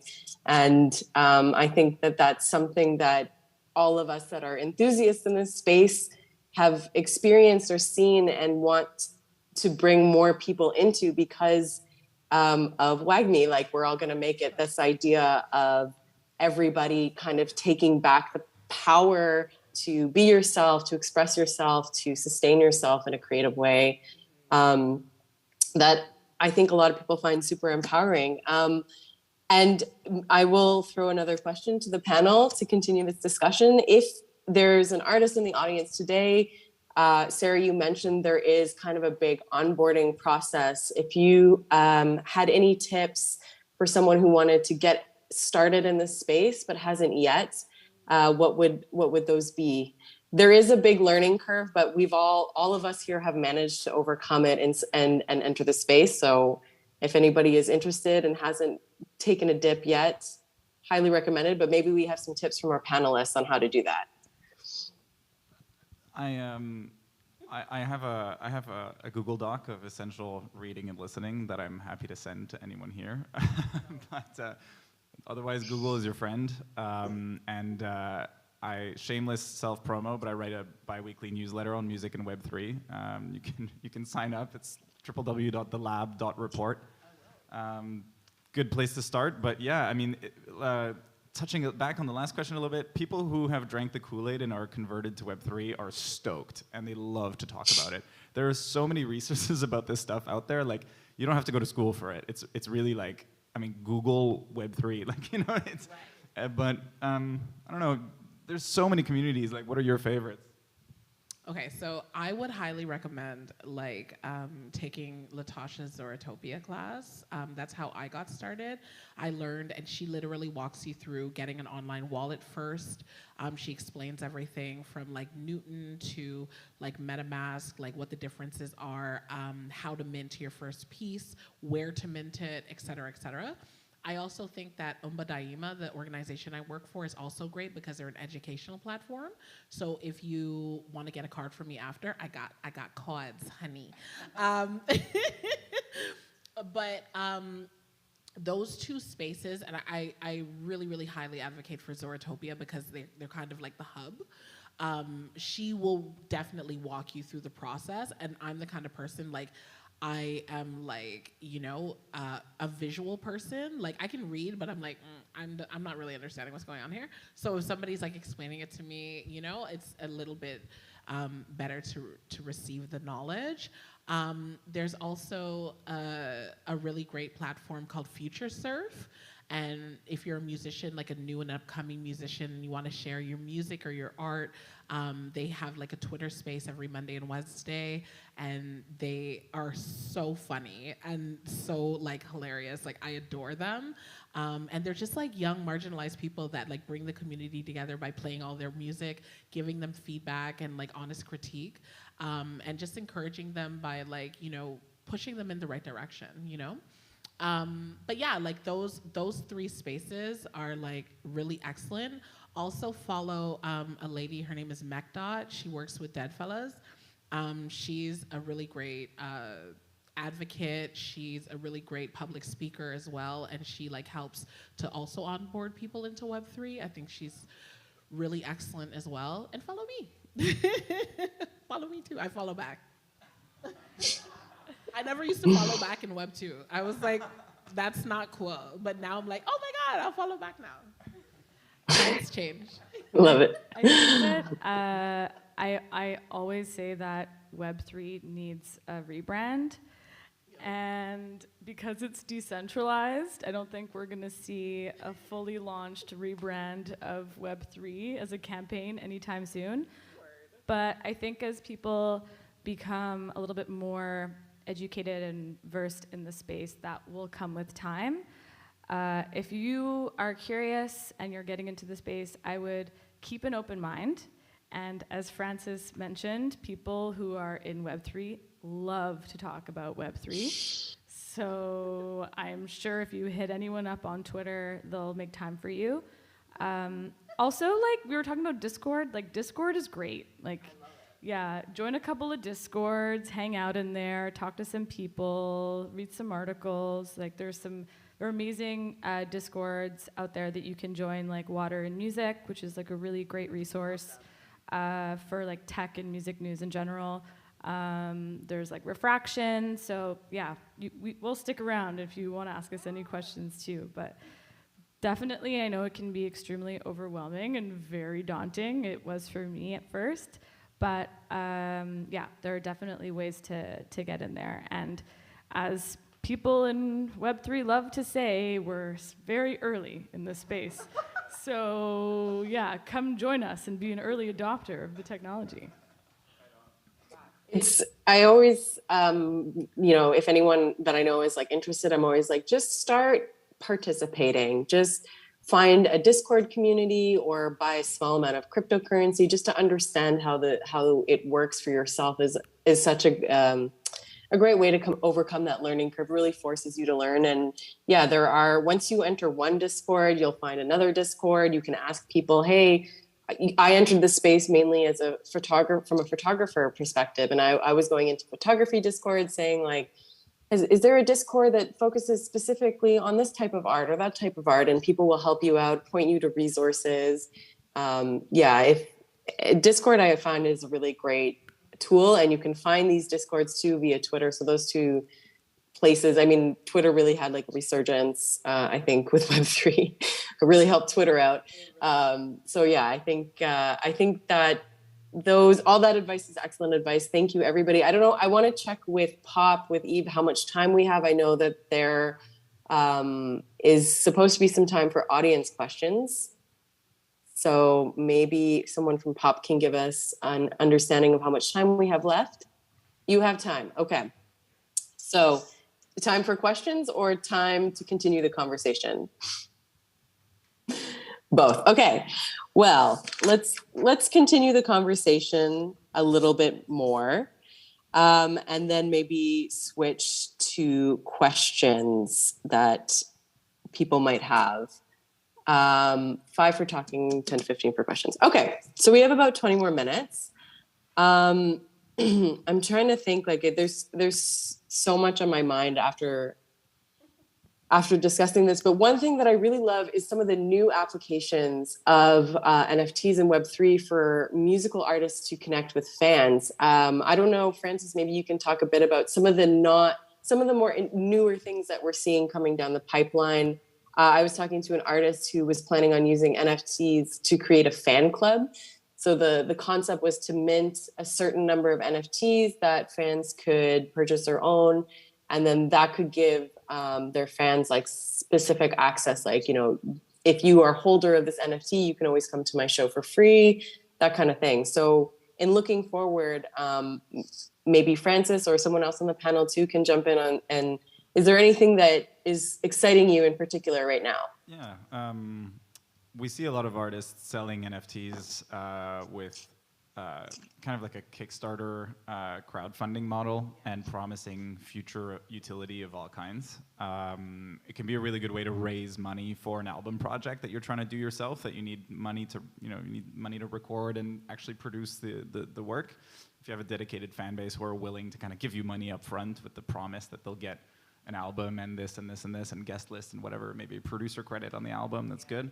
I'm working on a project now where it's kind of like that. There's multiple steps. We're going to take the fan base along for a ride and use the NFTs as kind of a ticket to an immersive digital experience in the metaverse, where, we talk a lot about how people like to say, like a Pink Floyd album is like a conceptual thing with a world and all that, but all they had was the music and the record cover to convey that idea, and now you can do so much more. And for example, for this project, we're building kind of imagine a video game where you can discover the album by navigating this world, discovering different songs in different corners of the world. I can't say. It's gonna come out next year. Maybe someone else has done it. Yeah. Anyway, but this is kind of the new, like, you can offer a lot more to your fans than you could before. It goes well beyond the music at this point. You can really take people along for a ride and spread it out over multiple months and really kind of create a story and really engage them multiple times. And maybe fans pay a little bit more for that experience, but it's just like so much better than all you get is, hey, you get to listen to this on Spotify or whatever, and you can save it, and then when the platform goes down, you're going to lose my music. Like, So.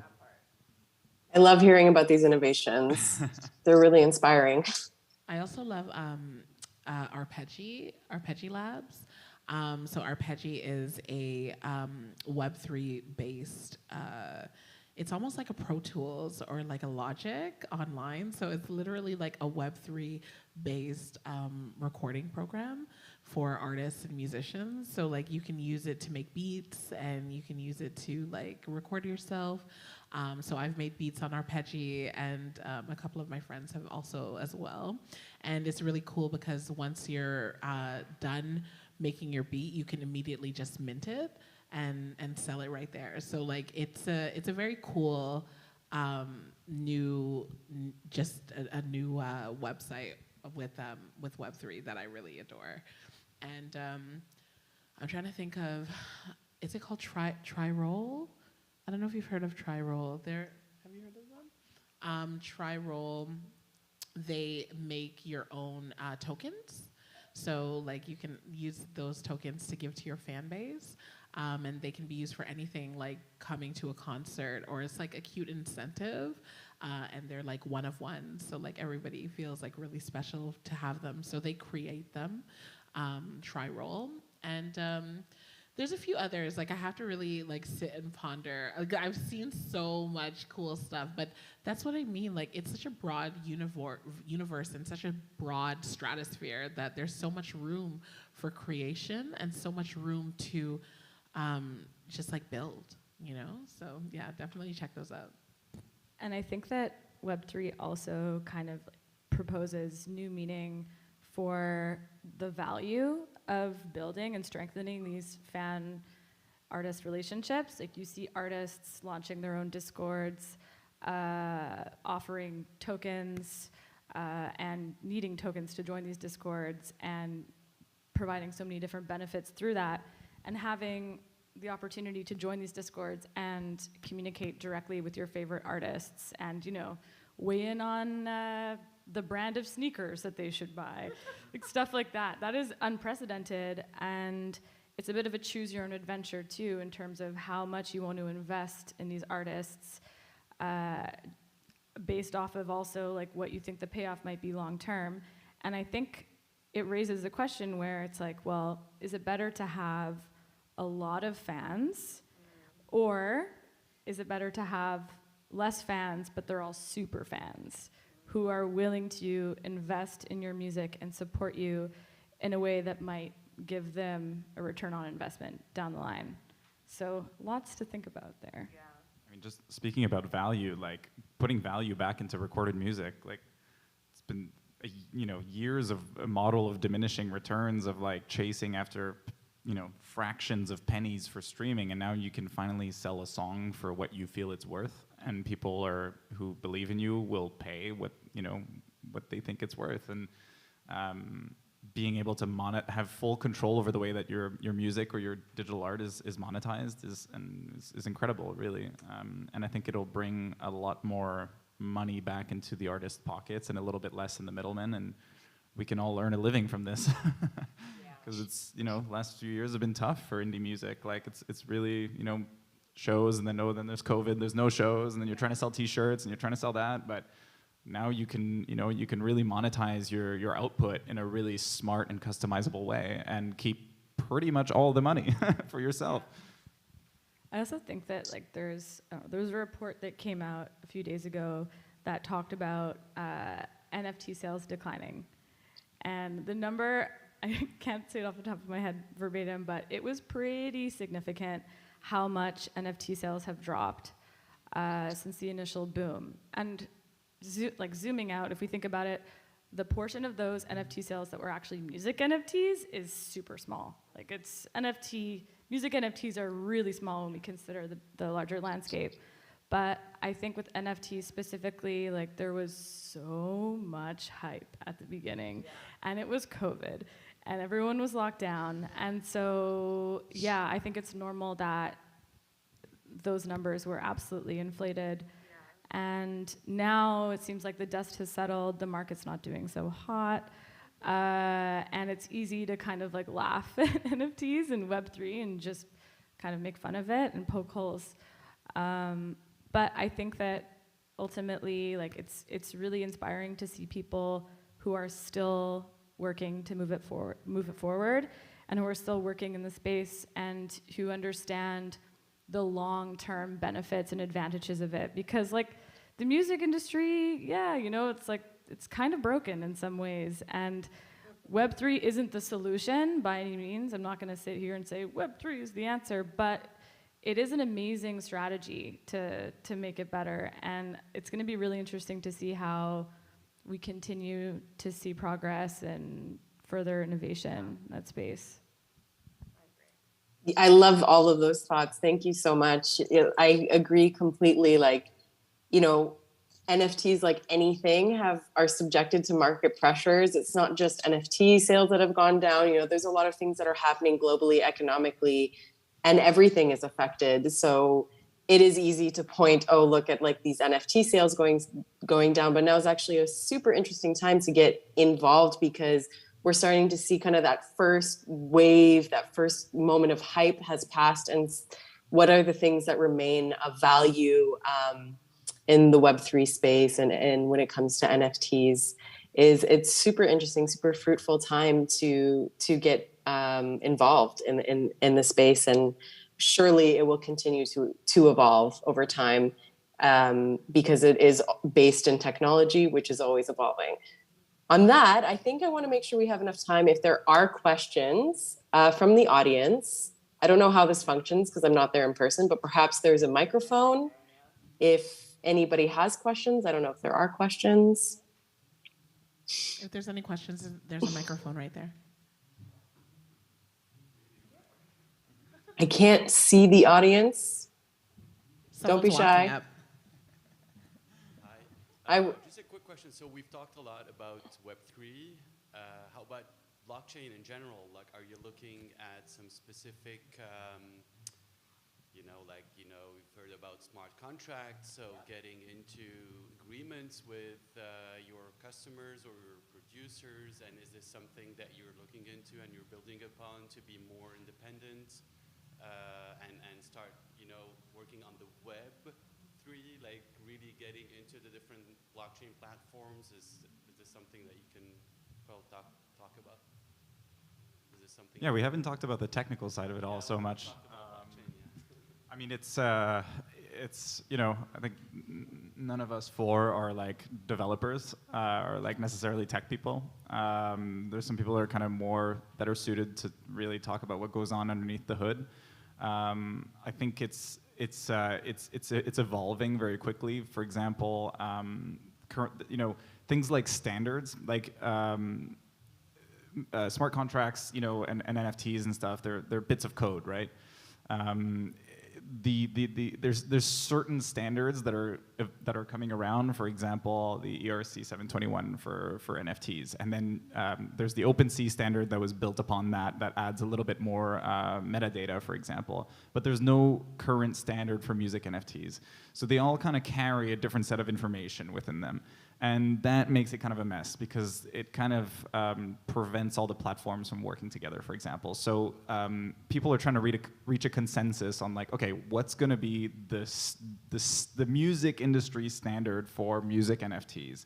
And what's really interesting about that is that it's not like some private company. Well, I mean, it's possible, but currently the scene, the Web3 community is so small that that conversation is literally happening in a Telegram group. And like, you know, random people from across the world are like in that group trying to reach a consensus for what is going to be the standard. But then, and like there's like Sound just released a new one, and Mint Songs and Catalog did a separate one. So now there's like 2 or 3 of them floating around. But the challenge is going to be like, how do we get the whole industry to like to kind of settle on like, okay, this is the standard we're going to use from now on. Beyond that, I mean, it's also like, which chain do you build on? You know, there's all these chains running in parallel. There's no one size fits all for this thing. Like, that's the thing. It's so broad. I don't think, and I think that is an industry, I think that the industry standard is an industry thing. You know what I'm saying? Like, I think that is a music industry thing.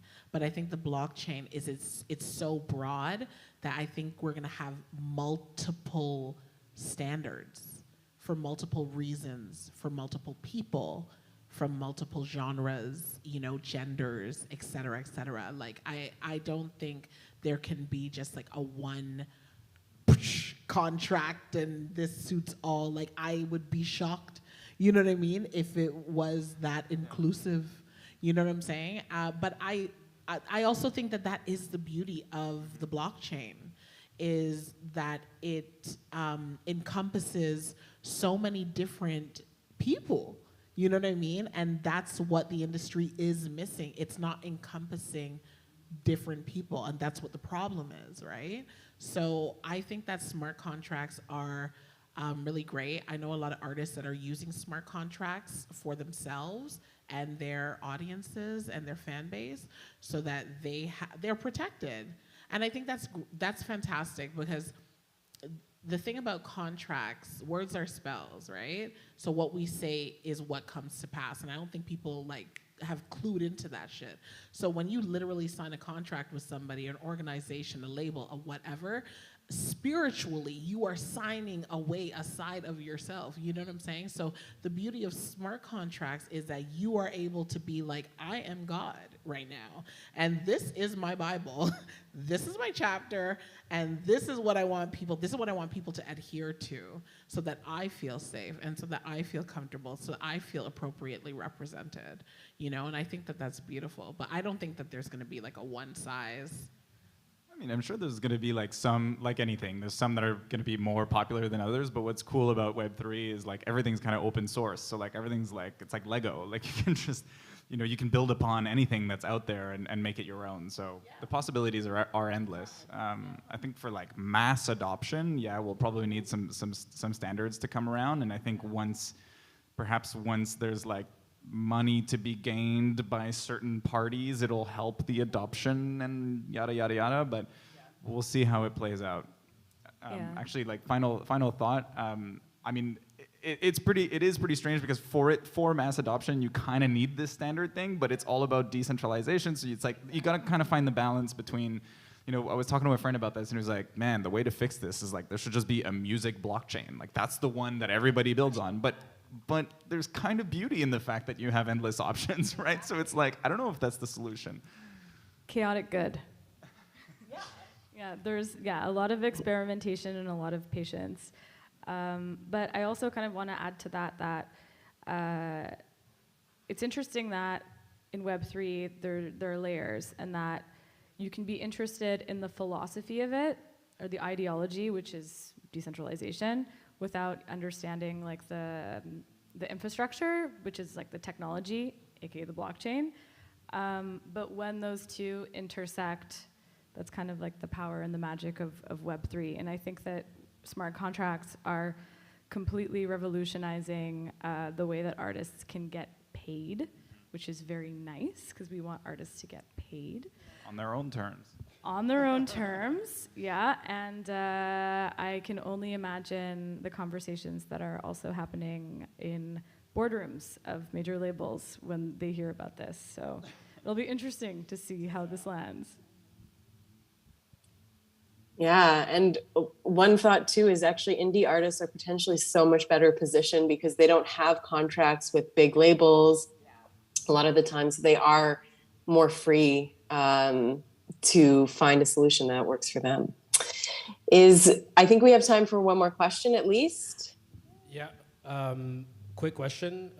In recent news, we've been hearing about Ethereum 2.0 and the merge and everything. I was wondering, what do you guys think that implies for creators, and where do you think we're going in the direction for music, the music industry specifically?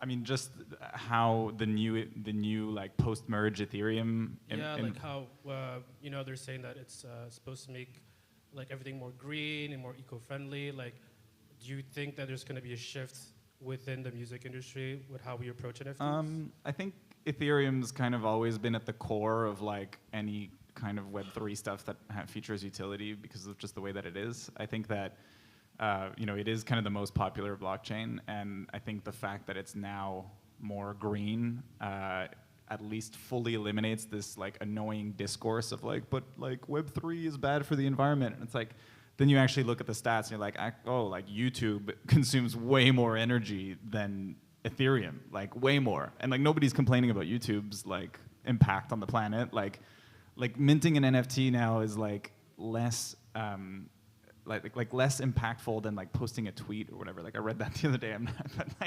So I don't think it's going to change that much. I think I was hoping that like the value of Ethereum was going to skyrocket and I was going to get rich.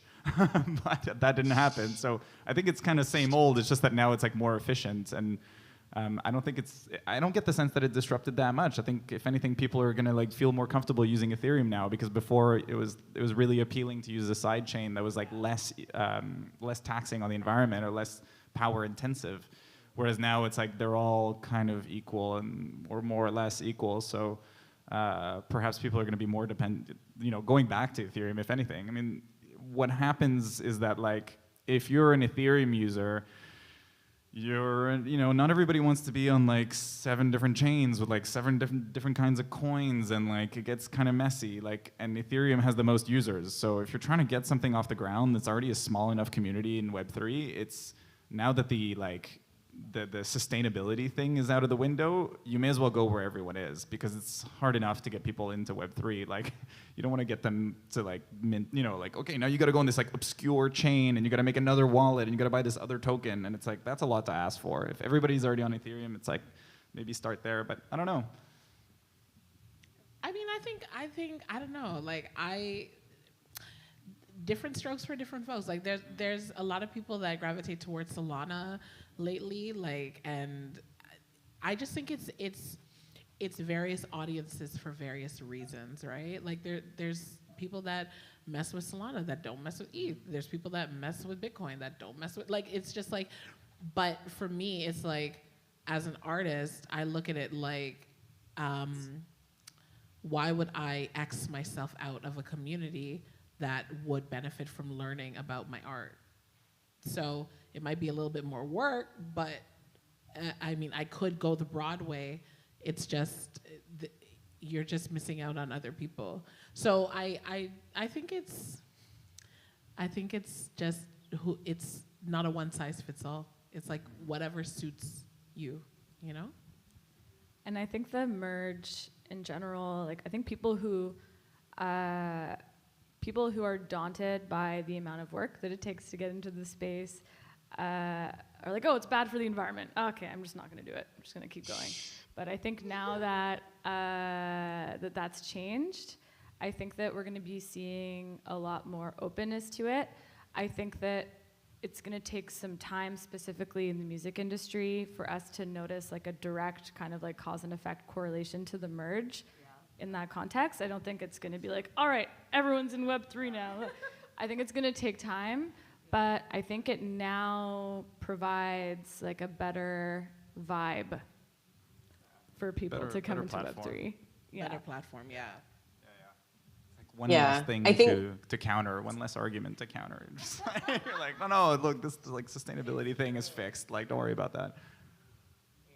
Yeah, I think prior to the merge, in talking with some other artists, I know artists that were like, I only use Tezos because I can't justify the environmental impact. And I mean, the great thing about having, like different chains is some people decide to release different types of projects on different chains, maybe something more experimental on Solana or Tezos versus something that, is really like slick and official for Ethereum. But I am also quite glad that it has, in some ways, helped people who were very concerned about the environmental impact maybe feel a bit better about, participating in ecosystems that are built on Ethereum. Are there any other questions? I'm not sure we have time, but I don't see anyone that's time. So Eve, let me know that that's time. I will take this moment to thank Pop Montreal, to thank the panelists for sharing so much of their experience, so much information with you all. I know that this will live on the internet if anybody wants to revisit anything that was discussed here today. I know I'm not there in person. Please feel free to reach out to me on the internet. I so wish I could be there, but COVID got me. You can find me at Lesha Knack on any platform. And I hope that you're able to continue this discussion. I don't know if the panelists will be there afterwards, but either amongst yourselves or with the panelists. And again, thank you so much for joining us today for this talk on the future of music in Web3. Thank you. Thank you. Thank you. Thank you for having us.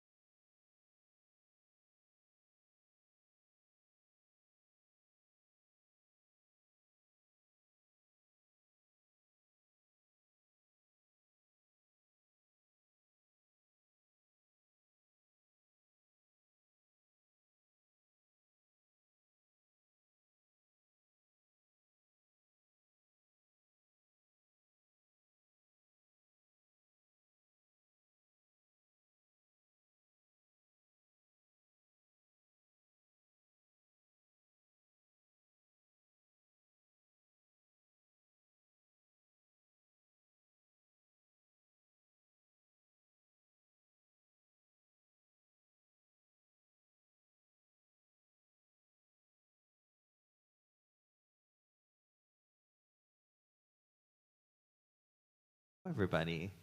How's everybody doing? Lola? Amazing. How are we doing back there? How are we doing up here? How are we doing in New York? Hey, good.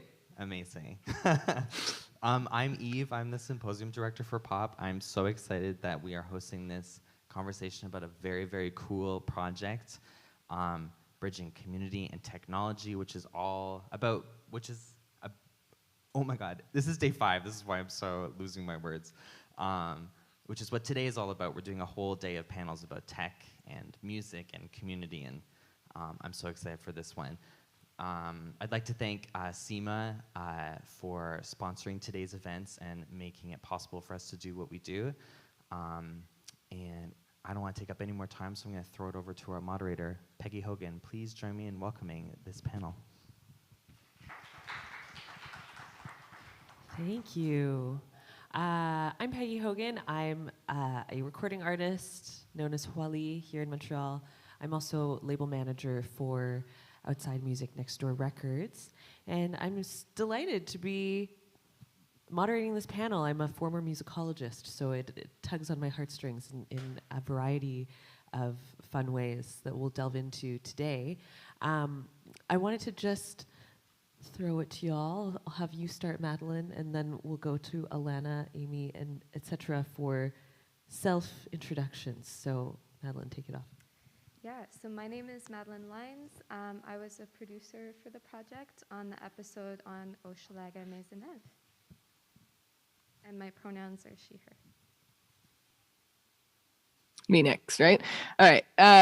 My name's Alana DeVito. My pronouns are they, them. I am the lead developer on the Mapping Montreal music app project. And I'm a sound artist and composer, and currently I'm going to Columbia University for sound art master's program.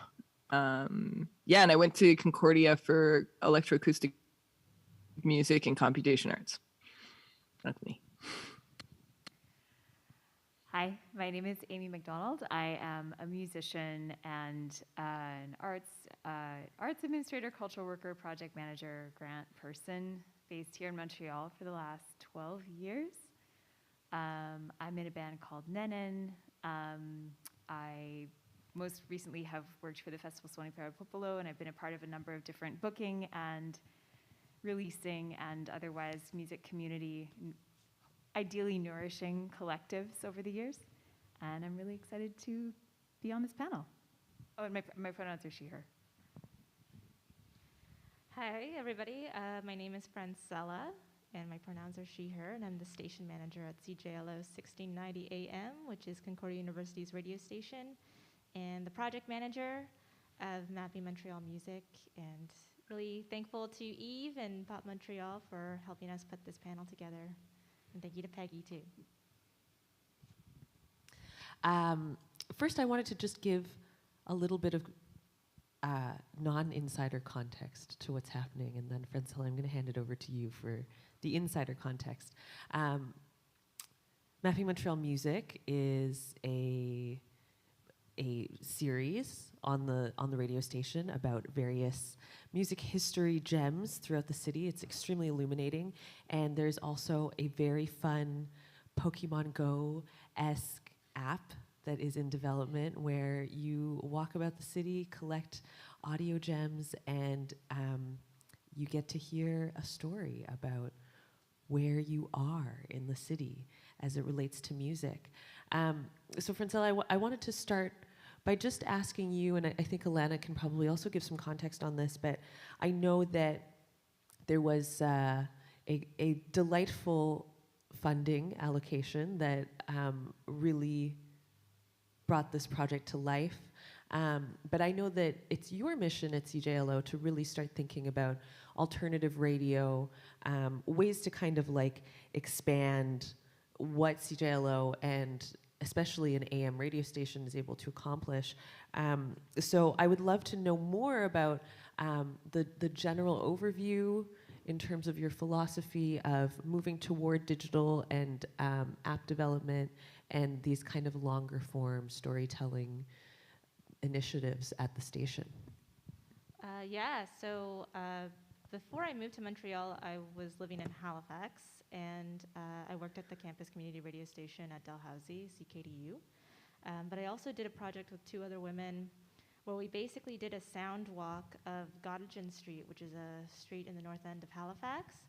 And after the city of Halifax raised down Africville, many African Nova Scotian folks moved to Gottingen Street, and then it also became the home of a lot of Indigenous people, queer folks and artists in the 1980s. But right now, if you go to Gottingen Street, there's a lot of glass condos, and it's gentrified, basically. So we wanted to create this project to serve as a document and preserve history, but also give new residents a chance to understand where they're living in now and the histories of people who had lived there for generations and are now being pushed out. So I had some experience working in sound walks, and I was kind of getting tired of thinking of audio projects as only being a podcast. You know, it's only a podcast that lives on Apple Podcasts and Spotify. Like, what could we do, right, Edna? Like, what could we do that's just beyond a podcast or beyond a radio show? And you're right, we did receive a lot of funding for this. We received $50,000 from the Community Radio Fund of Canada. So big thank you to them. Thank you. Big thank you to them. But I was talking with my board of directors about some ideas, since this is a regular funding opportunity that comes to campus community radio stations. And side note, campus community radio stations are not eligible for a lot of funding. This is really like our big chance to get any substantial funding. And you know, they knew my history in sound walks, and I had done that, and I was really interested in seeing how we could do something here at CJLO. And one of our board members, who I think it was Alex V.J. Collins, who is the host of Ashes to Ashes, he suggested, like, well, why don't we try to do something like a sound walk and marry it with the Montreal music scene? So that was the idea that we pitched, and along the way, before I submitted the application, I got in touch with the Center for Oral History and Digital Storytelling at Concordia and met Alana, who had a lot of experience in this kind of storytelling and technology. They were able to merge it completely.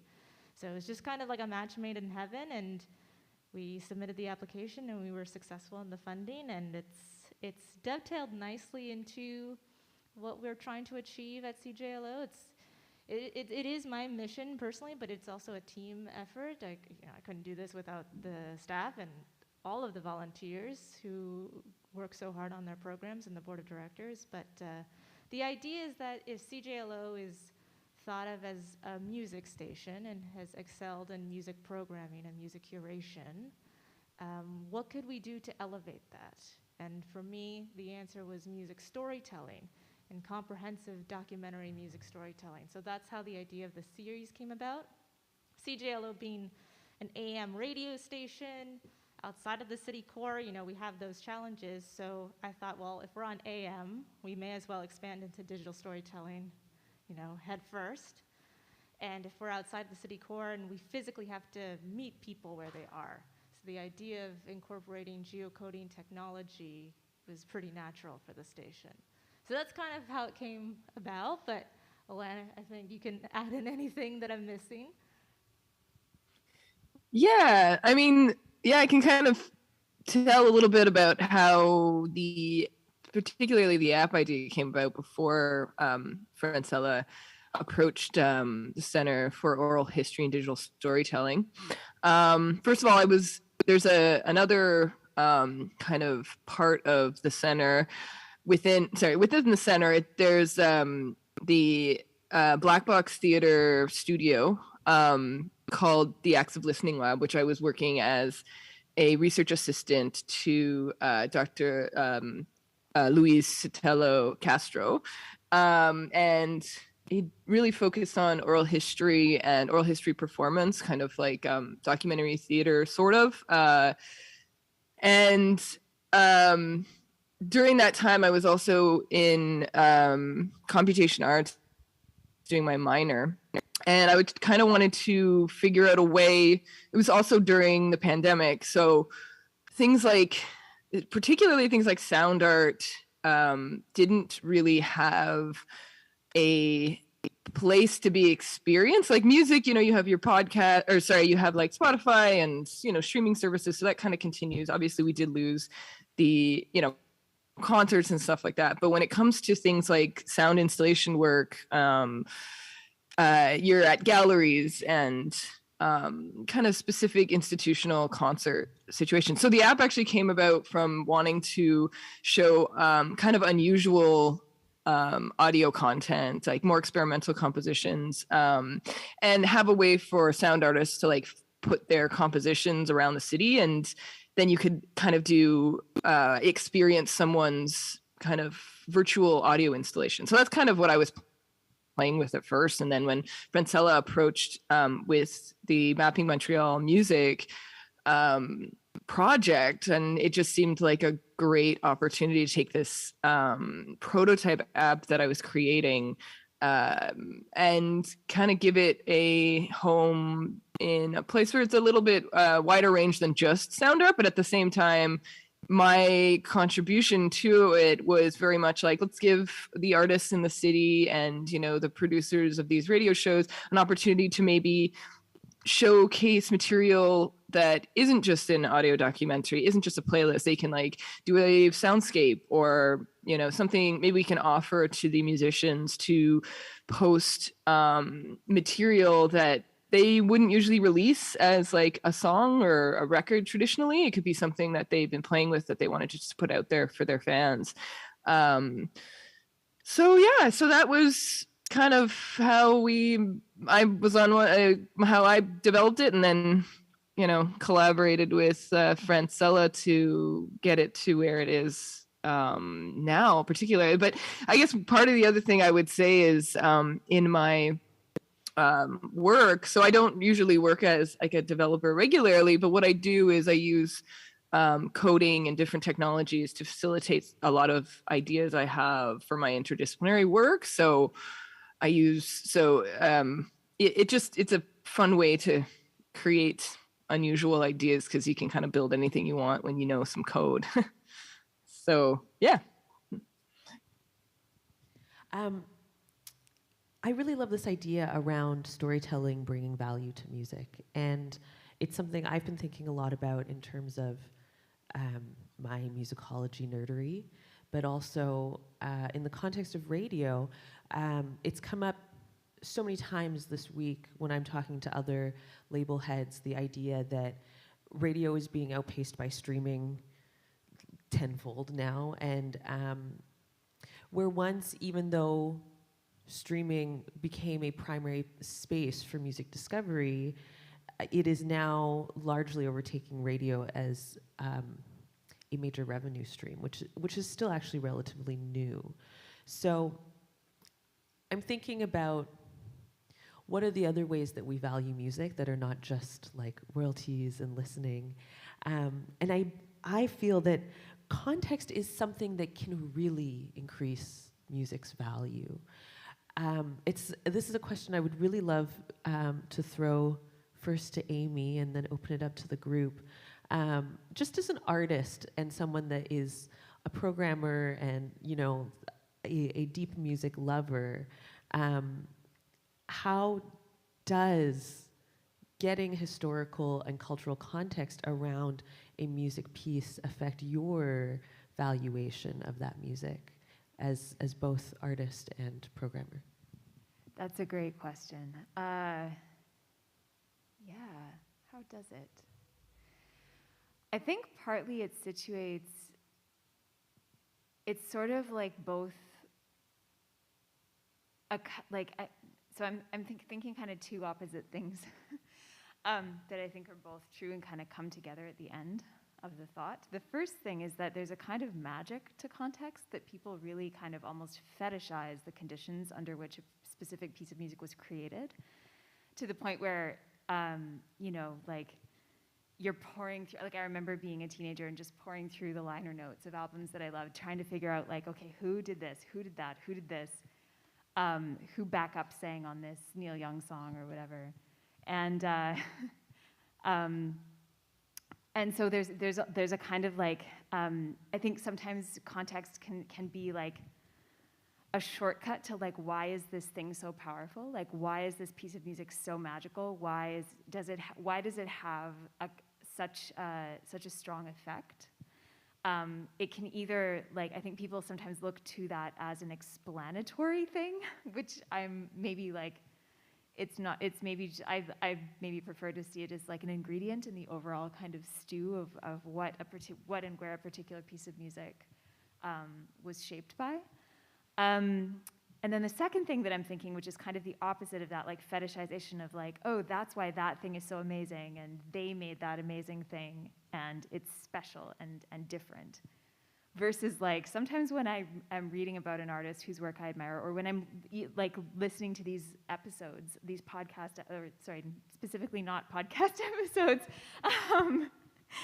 which I experienced, unfortunately, because I have an Android, I can't test the app, so sadly experienced them in a rather podcast-like way when I was listening. But definitely, like, even just thinking about like hearing people say like, yeah, we were putting on shows, like people were putting on shows in church basements, we're putting on shows near the railroad tracks, we're putting on like, I think context also has the effect as an artist personally of kind of situating me in a long line of musicians that has preceded me and will continue after me, and it's really deeply comforting. It's like humbling and also really, really relaxing to me to be like, okay, so they didn't pull that out of thin air. Like there were conditions that created it that are, you know, there are conditions around music, and there are conditions around my music and my practice and my community too.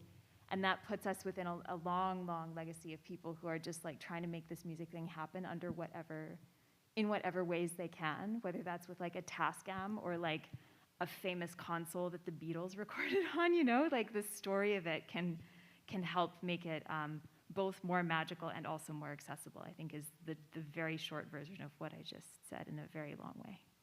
Mm-hmm. Yeah, I really identify also as an artist with the idea of how comforting it is to feel part of a tradition. And on one hand, there's always like the tradition of the genre that you're participating in, but there's something very special about the physicality of like, there's like a real tradition of like a DIY conditions in Montreal that have proliferated so many types of music. And I think that's something that Mapping Montreal Music really illuminates, is like how long and vast that tradition is, and how we are all still very much a part of that and a part of making that for future generations. And what are the forces that threaten that, which has come up as a theme in a lot of these episodes?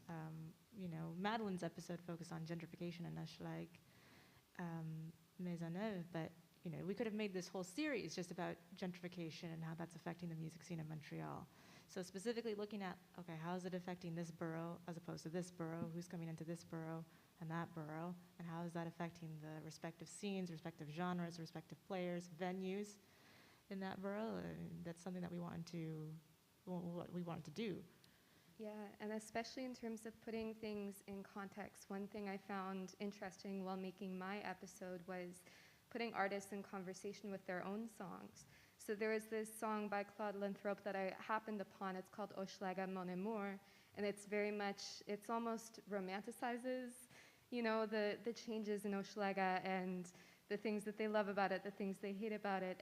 But I found I really came to have a different understanding of that song when I talked to Claude about it. And, you know, they had said they were able to add this context that makes me see it in a whole different light. They were talking about how, you know, people throw it in documentaries about Hochelaga all the time now, and it was meant to be a song that was just for a group of friends, and it felt like this very like intimate thing that now is kind of, I don't know, used as a theme song for gentrification in Hochelaga. So yeah, that's the value that you get about talking to musicians about their songs, about their work down the line too, reflecting on past work.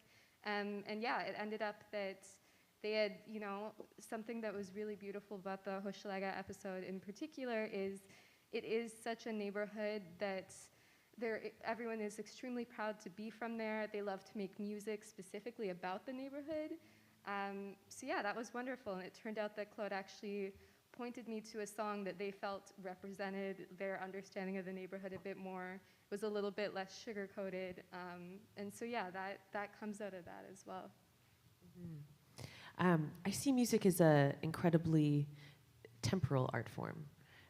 It's something that, you don't get to choose necessarily. Like, it's not like you can stand in front of a painting for hours, but you're at a show for a certain amount of time. Like, music moves through time. There's always a passage there, which is one of my favorite and most, I think, juicy ways to think about music as an art form. The downside to that being that there are no monuments to music. And I think that's something I find incredibly fascinating about this project, is that it brings a real physicality to an art form that, aside from the live show experience, which is also very temporal and temporary and ephemeral, there's no real physical, there's no artifact, there's no monument to this incredible art form. So I do want to throw it to Alana first, and then open up to the rest of the panelists around the idea of creating the map, the exercise of the audio gems, and traveling through the city to, collect these kind of digital icons that illuminate the story. Oh, yeah, it's interesting the way you frame this about. Sorry. No, all good. Sorry, go ahead. Can you hear me? Oh, okay. Yeah, it's interesting how you frame this about the monuments and kind of the physicality, like bringing physicality to this ephemeral art form.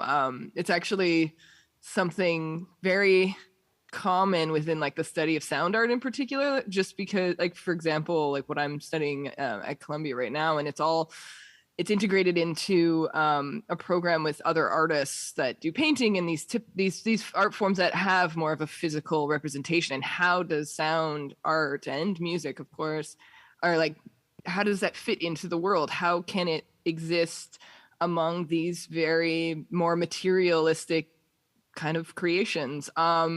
So in terms of the app, it is definitely one way to give people a connection between what they hear and how it lives in their world physically. It's a difficult thing sometimes, because there is a magic to music and to sound art, because of its immateriality, really. But at the same time, we can't fight the fact that as humans, we do kind of want something that we can latch on to in the real world a little bit, something that we can kind of connect with a little bit in a physical form. So the app definitely is a part of that kind of discussion in the kind of bigger world of sound and music, and how to connect it to how to connect with people on a level that other art forms don't have to worry about, because it's already built into how it works in the world. So I hope that kind of explains a little bit in terms of the app for me, and why it's an important project, I think, to kind of give a new way to experience something so magical as sound, music. There may not be monuments, but I think in Montreal there are lots of public displays of appreciation of some of the artists who have come here. There are countless Leonard Cohen murals. There are a few of Oscar Peterson. In Little Italy, you see the Beau Dommage mural. So there are some hints of that. But for us, it was more about serving our mandate as a campus community radio station, and not necessarily telling those stories, because those stories have been told tons of times. But let's dig deeper and think of and tell the stories and celebrate the stories of artists who are working today and want to work, tomorrow and the next year and the year after that. And let's celebrate and focus those stories. And the people, the places, the institutions, the actual physical landmarks that have contributed to the contemporary music scene, and usher in a new era, so to speak. So that's something that we wanted to do.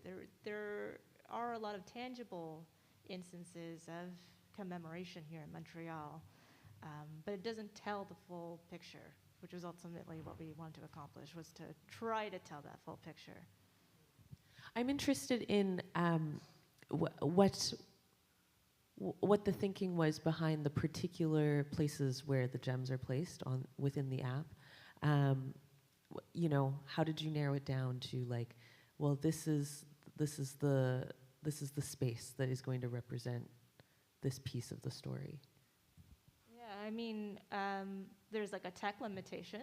That's one thing that we had to take into consideration.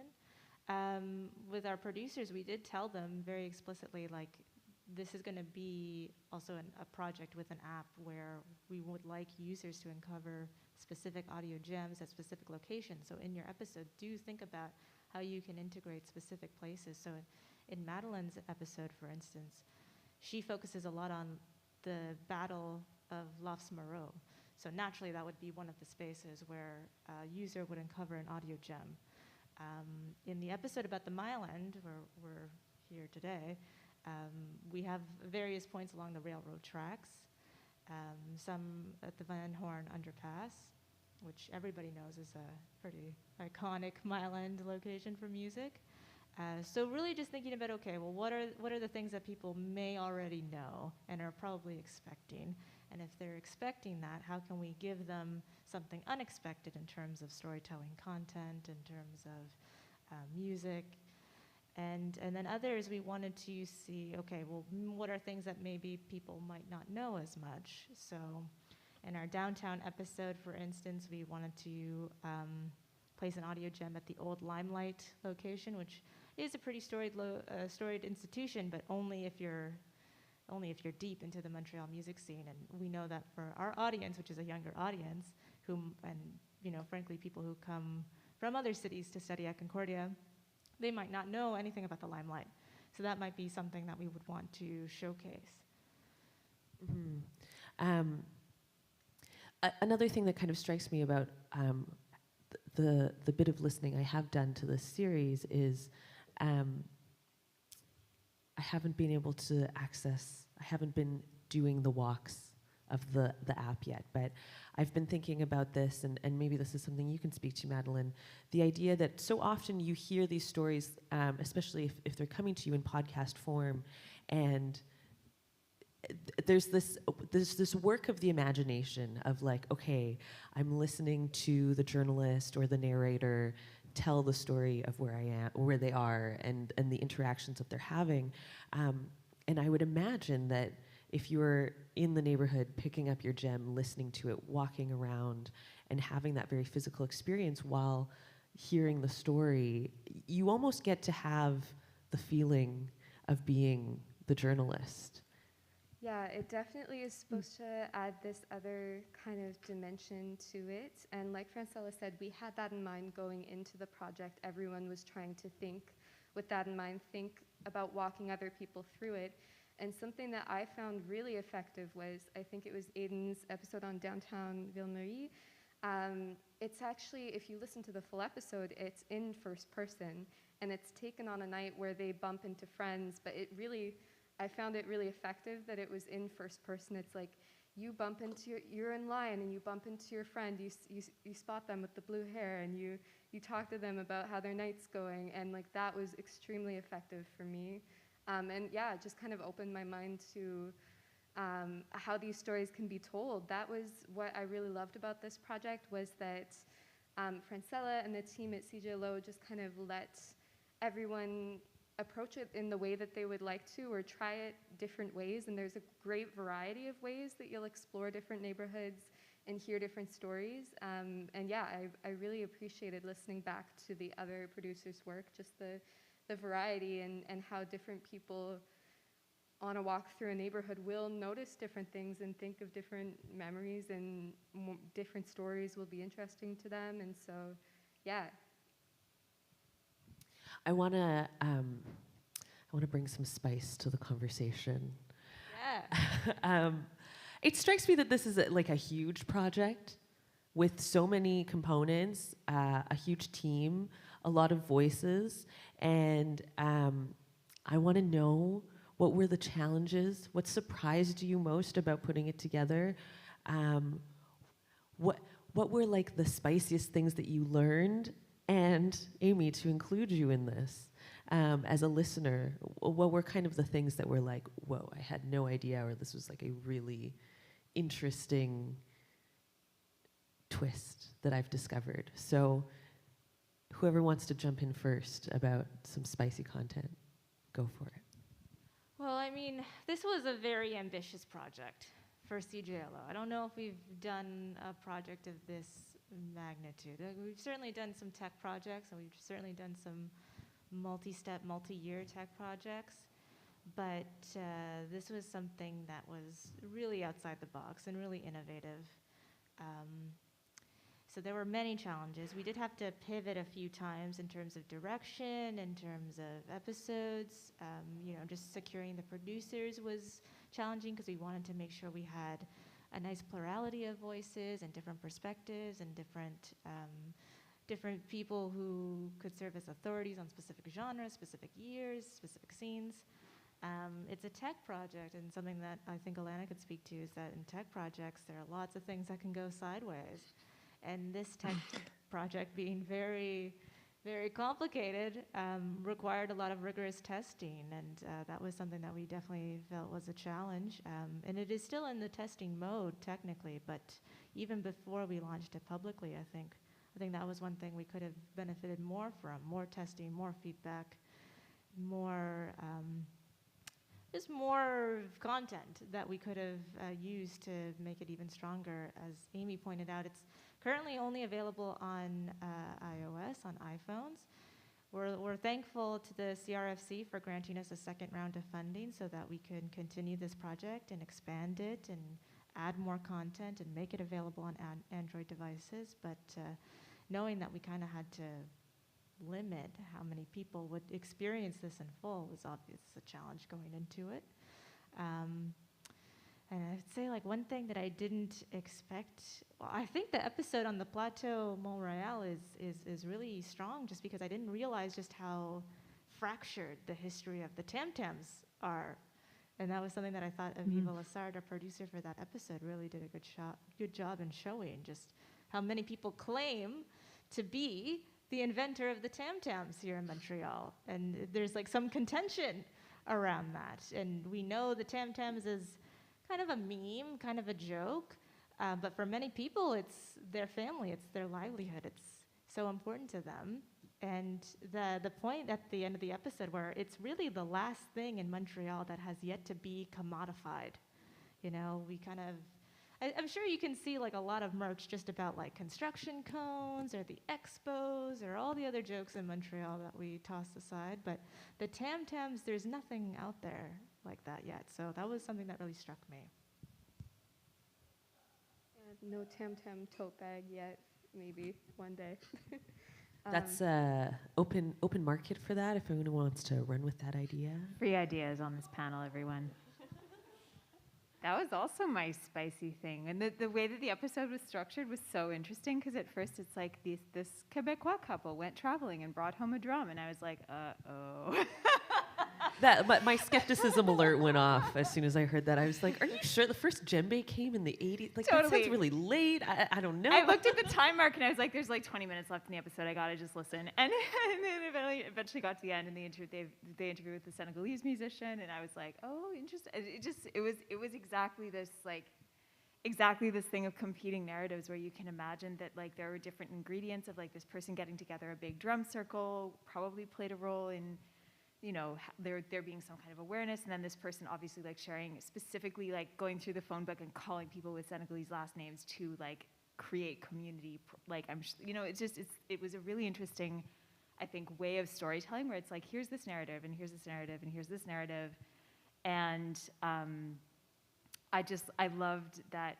I thought that was really, really cool, and it sort of like creates this, or for me personally as a listener, it created a bit of a contention right at the beginning that made me want to keep listening and like figure out what was going on. Well, that's good. That's what we wanted to do. Yeah, absolutely. And yeah, that also goes to show, like when I was listening to that episode, like it pretty, generally about the Plateau neighborhood, but it focuses so deeply in on one story in such an effective way, and it made me think like just the richness of the city and how many different, that's speaking back to like a challenge that I came across was going into this neighborhood that I don't live in and feeling like there are so many incredible stories here. Which ones do we tell? And that's a huge responsibility. And so, yeah, and the fact that you can take one story and it can be an entire episode and we could make, hours and hours of stories. Yeah, that was a big challenge for sure. For me, I picked up on where a previous producer left off, Cholin Hué, who is from Hochelaga, so that was really helpful in kind of planting the seeds for me. But yeah, something that's a challenge, but also like the beauty of this project is how many more stories there are to tell, is how I think of it. Can I add a quick spice thing? What about Verdun? Yeah. I live in Verdun. Yeah, I mean, there's so much potential with this app, right? I mean, Like, it made me expand. think about like the fact that Verdun was a dry borough for many, many years, and with the alcohol industry tied into the music industry the way that it is, I'm sure that that's contributed to there being like at least optically a lack of an apparent like surface level. And this is the thing. I'm like, where is it? I know it's here. It's springing up more. I think there's more stuff going on in Verdun, like just surface level than previously. But anyway, that's my question. Looks like you're gonna have to hire Amy to produce an episode. Amy, I want to hear that. And we have more funding, so. Alana. Tragedies as a developer, delightful discoveries. Lay it on us. I mean, really, for me, it comes down to how I kind of do my projects as an artist, to be honest, which tends to be experimental, and this is no exception. It was kind of, learning as you go and problem solving constantly, and you're constantly understanding certain limits to the technology and how to work around it. And the nice thing is, within the coding community, it's quite important to help each other out with code. So it was cool to just kind of, learn from people all over the place, how to improve the app, how to, make my way around issues. So in terms of like the technical side, it was definitely, a constant learning process. And yeah, the nicest part was once I was finally putting the material in and I got to hear all the really cool the little audio gems that the producers had put together, and the different ways that each producer kind of decoded the what an audio gem is to them. Like, I really liked that, because the concept for the audio gem, like the name, was something I was kind of rolling around in my head, and like, how do I communicate this? Like, how are people going to understand like what it is to them and how they're going to create their own audio gems? And I thought it was important to kind of, to a certain point, if you can maybe shed light on this a little bit. I mean, we did kind of direct the producers a little bit in terms of what an audio gem was, but then in the end, all the different the different episodes are really a reflection of how all the different producers understood that kind of part of the project, and I really, really like that. Yeah, it keeps it very, like, each experience is quite unique, which I really love. Yeah. Personally. No, I would agree. Like, everybody had a different approach to it. I mean, we gave them standard guidelines of like, okay, keep it, 2 to 7 minutes in length, and here are the different kinds of categories: interview clip and music and feature, which can be a soundscape. One producer, the Montreal, who did our episode on Little Italy, actually made his own compositions for that episode, which also talked about gentrification, but his approach was to make audio art that reflected how gentrification could sound like. So in the episode, you hear his composition, and you just hear audio cycling in and out, panning from ear to ear. And those are available as audio gems as well if you're walking through Little Italy. So I haven't tried it yet. I'll have to do a walk of Little Italy soon, but to see the neighborhood as it is now, while also hearing that, I think could be such an incredible experience, and that's what ultimately we want our users to take away from it.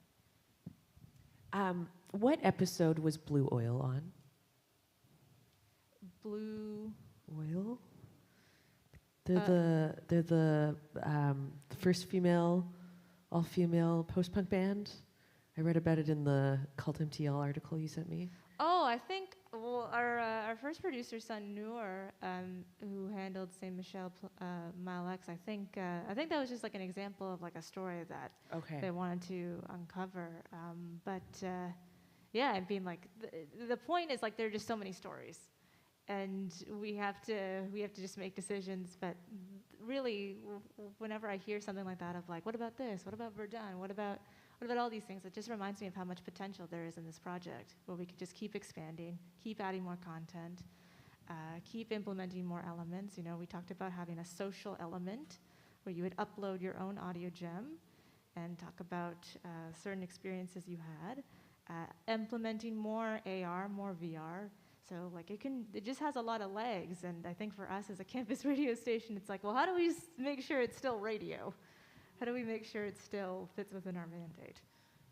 Yeah, I bring up Blue Oil only because I think that was like one of the surprises as I was learning about this project. I find it, y'all have done really, really deep work as researchers.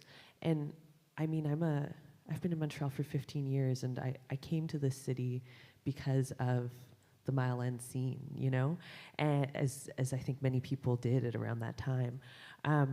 But when I think about post-punk, I think about Constellation Records and Godspeed, and like to me that's like the crux of it all. So then to find out that okay, there was actually really like this, the tradition of this is much longer and exists in like different parts of the city is so illuminating. And yeah, I think that's a wonderful piece of the project. It's very inspiring as an artist to see that as well. Totally agree. Yeah, it was so, I think one thing, like as much as we can be like, what about my neighborhood? Which I immediately felt bad for doing. Yeah, that's a good point though. I mean, there's just so much we can do. There's also so many, like I loved in the Mile End episode how in the first, like, I don't know, the first 2 to 5 minutes, the producer's like, here's what everybody knows. Moving on, like it, or not moving on, but it was much more rich and complex than that. But as someone who, like, as a member of a sort of interlocking set of music scenes that largely do still take place in Little Italy, in Mile End, and in the neighborhoods kind of around here, you're constantly, or at least I guess I can only speak for myself, but there have been moments where we come sort of directly face to face with that mythos when our bands get compared confusingly to Grimes, or, you know, despite being like a noise band or whatever. Like that's just one anecdote. It's very strange. But there's different things. There's different ways in which that mythos both like feeds and also like puts up these weird limiting understandings, and it can be kind of strange to bump into them over and over again. It was so nice that this series did such a good job, and that episode did such a good job of just drilling right down into something that really into stories that really do deserve more attention. Yeah. I've always thought that the phrase "the Montreal music scene" is just like incoherent. Yeah. Like there's so much more happening there. If you're wondering who are the people in Montreal who are doing this or that thing, the answer is almost always you just haven't met them yet. Like you just got to find it. And I thought that overall the series did a really nice job of like drilling down into that layer. Well, with the Mile End episode specifically, we made a point of not wanting to focus on Arcade Fire, the Unicorns, Wolf Parade, the Deers, even, you know, Constellation Hotel to Tango, so to speak, because I feel like when people say Montreal music scene, they really mean that time, that era, those people. And, you know, like, of course, the music has been very impactful and very influential, but there's got to be more to the Mile End than just that. And we knew we had to treat that episode with a lot of thought and a lot of care, and we needed to find a producer who was able to tell those stories. And we're really happy that we got Zoe Bailey to share those stories and talk about the queer DIY scene in the Mile End, who have been here for generations and are threatened by police action all the time. And that's not something that you hear when you read about all those bands that I mentioned. So yeah, we made a point specifically not to cover those things, because nobody wants to hear that from CJLO. You know, we'll leave that to CBC and show. Yeah, and also thinking about just the purpose of the project, like if those stories have been told already, you know, like you want to be finding out things that you didn't know, that you wouldn't hear anywhere else. Yeah. I would like to do, if I may elect myself as a producer, if I could produce if I could produce an episode, the audio gem would start in Victoria, and it would be like the story of hearing the unicorns for the first time, and then being like, oh, I'm obsessed with this city, and then like, oh, Wolf Parade, oh, they're from Victoria too, and like, I could make this journey. Everyone who knows me well knows that I'm obsessed with the unicorns, and I always credit them to bringing me here, chasing them over here, and then being like, oh, you're just regular guys on the scene. Not knocking them. I like the unicorns too. Yeah. As a former musicologist, something that I really, really thought about a lot was the idea of public musicology and how to bring this kind of in-depth research into the public sphere and take it out of the ivory tower, make it accessible, make it something that is consumable. Like, no one wants to read an academic paper, not even other academics most of the time. So something that I find deeply admirable about this project is just how digestible it is. And I want to throw this question first to Amy and Alana. Specifically, one of the things I think about when it comes to public musicology is that there comes a very interesting kind of relationship between the musicologist or music researcher journalist and the artist, where it's kind of like the artist is making this thing and then there is this like context, but they're not always intertwining with each other.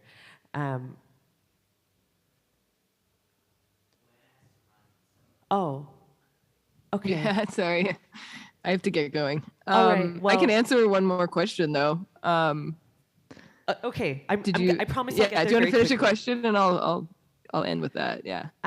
Yeah. Anyway, all that to say, when musicology is made public, it's able to have more of a conversation with the artist in the sense of like, it's not just the art being analyzed, but the artist is able to be influenced by understanding the lineage, the story around it, the circumstances with which created the circumstances which created the opportunity for them to make art in the present moment. So we'll throw it to Alana first before you leave. From an artist standpoint, I'm wondering like, where has this project taken you in terms of thinking about your own work? Well, I like what you're saying in terms of like, more like getting to know how the art is made and what comes from behind it. Because a lot of the time I found as a musician, I played in bands for many years. I got really frustrated, especially as a femme person, when I would try to ask about how things were, how a song was made, how to do a solo, like really early on. And it always being this like, oh, the musician is untouchable and it's this magic thing that happens and nobody wants to share, or it happens with the arts as well, where it's like you're kind of holding on to like the mystery behind your work, which I thought was very frustrating. And it perpetuates this idea that creating art and creating music is only for the select few that are touched by the creative gods or something, which is very untrue. It takes a lot of work to, be an artist, to be a musician. And it comes from, a long history of people who influenced us and who helped us, and the communities which help us to learn and, become better artists, become better musicians. And I never found this kind of holier than thou kind of energy, helpful or very good within the community anyway. So I really like it when people open up and, you know, show kind of how they created the work, how they became an artist, who influenced them, what's the history of it. And it just creates a richness and an openness to art creation that I think is important. And so it basically, I think it really fosters a better art community when you allow these stories to come out and you get, you know, more human in terms of how art is created and how it does take a community to create these like rich experiences. So yeah. Thanks, Alana. Hope that explains it. I will let you No run. problem. I know you have an exciting other presentation to do. So thank you for joining us. And in the meantime, I will throw the same question to you, Amy. Can you do a quick recap of the question? Absolutely. The TLDR that you had at the end. Right. So the idea of oftentimes music research exists in a vacuum. It's researchers kind of like observing art, talking about it, transmitting it amongst themselves, but that it doesn't often get back to the artist. And in this project, it is this really full circle thing in the sense that even one of the pillars of this project was like, we want to talk about current stuff and what will be happening in the future and how things are changing. So I want to know, as an artist who has now taken in these stories, where is this taking you and your thoughts about your practice? Yeah. I think for me, listening to the episodes that I was able to listen to and the stories that are part of those episodes, it's again this like, it's grounding and situating in a way that I think sometimes I find it easy to imagine that, or like to sort of fall into the trap of thinking like, you know, I should be doing more, or this isn't enough, or like we need to do this and we need to do that. And like, it's sort of like, without sort of lapsing into complacency, I think it's lovely to remember that there's an entire ecosystem that has many, many, many corners that I didn't know about before I listened to these episodes, like the series of parties that are being thrown in Mile End, or like the rap shows that are happening in Montreal Nord. Like these just are not on my radar for whatever reason, and that's like really, really comforting to me to remember that there's so many, like I was saying before, just such an incredible ecosystem here. And at the same time, it makes me feel incredibly responsible for, something I was thinking about before when we were talking about ephemerality. I'm a loud guitarist, so I always experience music as spatial. Like I work with space to create feedback. I need a certain kind of isolation in order to make the amount of noise that I need to make in order to get the type of sound I need to get. And like, I haul gear everywhere all the time. It's exhausting. I'm 35. I need to start working out. I'm gonna break something. So it's an incredibly physical, my practice always has felt incredibly physical and embodied to me, particularly like vocal work to me is very physical and embodied. So I was thinking about this, I was thinking about like, ephemerality, physicality, temporality, and then I think something that I've been wondering recently is whether we're applying, like whether in conversations about gentrification in particular, I promise I'm going somewhere with the question, that we apply the idea of ephemerality in kind of a romanticized way of like, oh, La Plante, it lasted, like that space was DIY spaces for 10 straight years at least, I think. Before it was La Plante, it was, help me. L'Envers.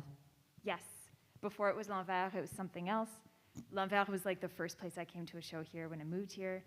I was part of the Plant Collective for a couple years. Like, but it's like, it's this sense of like, that's the exception that it lasted for 10 years. And every like Silver Door, Poisson Rouge, Poisson Noir, anywhere that's been this DIY space, we have this sense that like, of course it's gonna be inevitable. So we better go and experience it while it lasts. And like, of course it's gonna end because gentrification is inevitable. And I don't think that gentrification, the way that it happens, is inevitable. I think we can imagine better than that. I think we can organize better than that. And I'm speaking as somebody who's like, you know, probably not going to be the fire starter, but I'll go to the meetings. But like, I'm just thinking about, in particular, the hotel project that's been the subject of much debate that's up on Van Horn. That's like, everyone's like, okay, well, peace, see ya up at Chabanel. And it's like, sure, like our spaces perhaps are going to march ever northwards, and there has been stuff, you know, Chabanel is a well-established like creative zone. But I do wonder what would happen if we insisted on music being not ephemeral in that sense? What if we insisted on these spaces existing and continuing to exist? Like, what if we put a foot down and we're like, no, actually, we, just in the same way that artists actively contribute to gentrification, what if we actively contribute to fighting against it, is a question I have. And how does it relate to your question? I had a thread that I lost. I mean, that was a wonderful point. But hearing this, okay, tying it back to this project, hearing the stories really made me think about this. It made me think about, you know, the fact that Tam Tams has been in place for 40 years, and there's, you know, we can treat it like, you know, we can take it for granted, but that was the result of some incredibly intentional community building and a lot of love and care. I think it's possible to imagine that all of these projects, you know, like, for all I recognize the incredible amount of work that goes into sustaining a space in the face of gentrification, and I would never fault anyone for making the decision to shut or to end or whatever.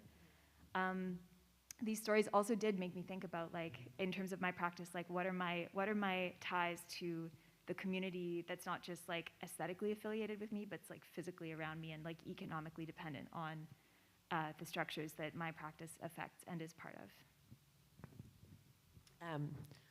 This is the disclaimer that we're going to open it up to audience questions at any moment, so do get your questions ready.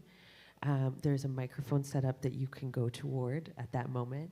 I just want to speak to your point about gentrification and the artist role, which is something I think about all the time, and I've been on so many panels this year about this.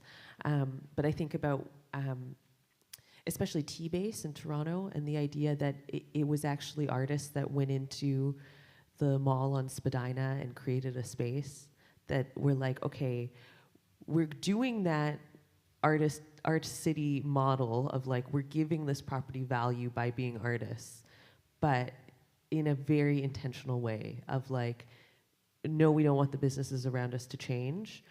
Absolutely, we want to keep this a community and intergenerational space.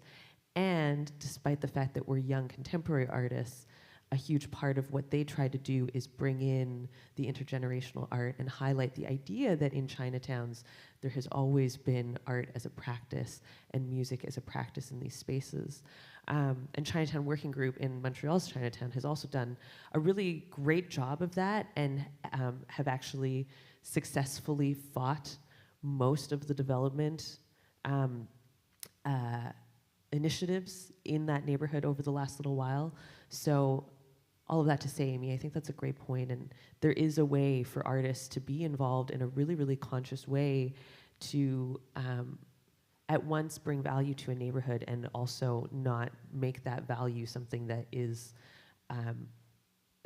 directly translatable into dollar signs for developers. And just to bring it back to the project, one of the ways you can do that is to understand the history and to understand the contemporary scene, and to really understand the people and places and all the work that goes into sustaining a specific scene in a borough. And again, that's what we're trying to do with this project. We want to shed a light on all those things. We want to shed a light on all the incredible art that's being made here today, and hasn't received all the support from the city and from other major players that it should. But yeah, that's what we wanted to do with this. And like I said, we could have done this whole series just about gentrification and how it impacts artists, and maybe that will be the next project we work on.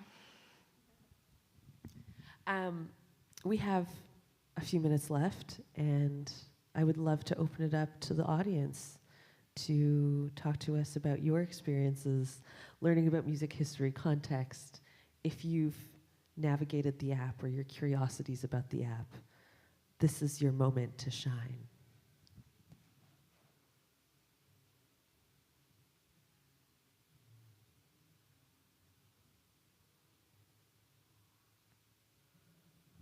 Okay, we're going to move on then.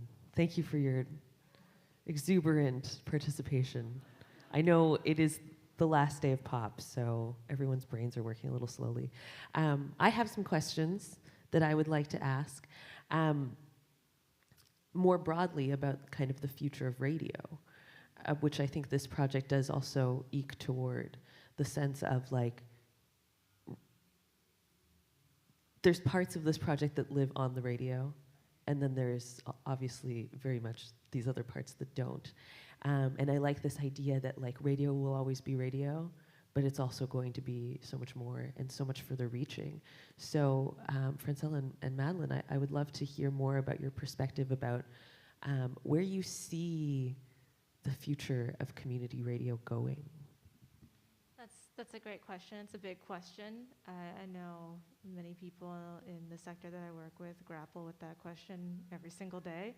It's one that I grapple with every single day. And the thing that I always say about CJLO, and I've used it in many grants and in many interviews that I've done, is that CJLO, we're trying to disrupt traditional radio storytelling and audio storytelling.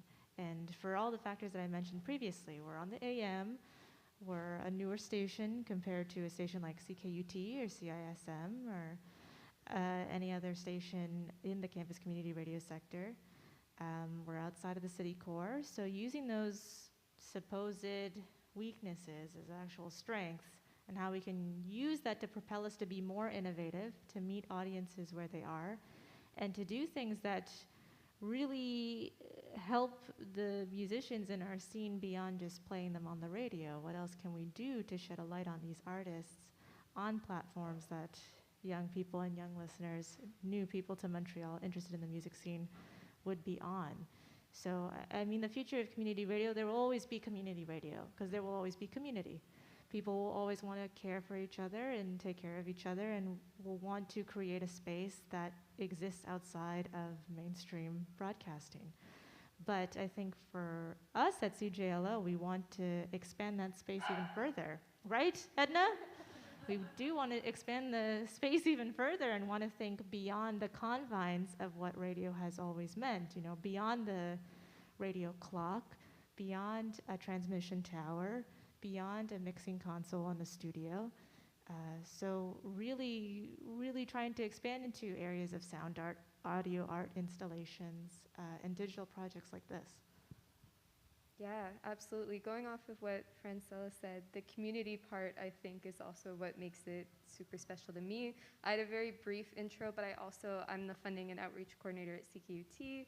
So a lot of my job is meeting, especially around the funding drive, meeting people who really care about the station, and you get to see what is important about campus community radio. And yeah, it is special just being able to, there's just this familiarity to it. And yeah, I think that there's the challenge of imagining the future of campus community radio is exactly what Francella was saying, is like, we want to be expanding it into new places, but also keep the heart of what makes it special, the heart of, you know, what keeps, you know, a 90-year-old in Verdun tuning in to the show on Sunday, you know? Like we want to toe the line between innovating and doing all these digital things, but also like the radio part of it is still at the heart of it and so important, especially to people who, you know, older people or just anyone who might not be able to figure out how an app works. Like that's why it's so important that we play the episodes over the good old radio as well. So yeah, it's all about towing that line, having fun with it, and yeah, reminding yourself of what is special about it to begin with. I, as a former music researcher, think community radio is so special because there is so much history that lives at the radio station. Like the archive is incredible, and also just like things like Butcha T at CKUT, like he has one of the longest running hip hop shows in the city and is like kind of the guy that brought hip hop to Montreal. And like, as a hip hop researcher, I was like what? Like, okay, I can sit down and talk to you and I can access you because like you just have this radio show, and I know like other people at the station that can introduce us. This is incredible. And so all of that to say, I think one of my big takeaways in terms of this conversation today and interacting with the episodes is the idea that it is so important for these things to exist simultaneously, that that community radio space is the place where music history, local music history lives, and that must continue on. At the same time, it's really, really beautiful to see these innovative ways to take it out of the station into physically experiencing audio in the neighborhood that you're walking around in, and also into the new digital realm. So I think this is a wonderful place to wrap up, and I want to just thank Francella for being the hero and champion of this project, and team effort, as you bringing this conversation so I have to forward thank the here. program director, Chris Aikens. I have to thank music director, Calvin Cash, and I have to thank the board of directors, our art director, Angelica Calcanili, who made it look so nice, Alana, of course, for being the developer, all the producers, Madeline, who's here. So team effort, 100%. Oh, and also George McFarlane, who helped me immensely when I was anxious about getting good audio. So yeah, they were amazing. Amazing. Once again, thank you, Francella, Amy, Madeline. A distant thank you to Alana, who is also here, and to Pop, Eve, Pop Symposium, and all of you for being here. Thank you, Peggy. Thank you.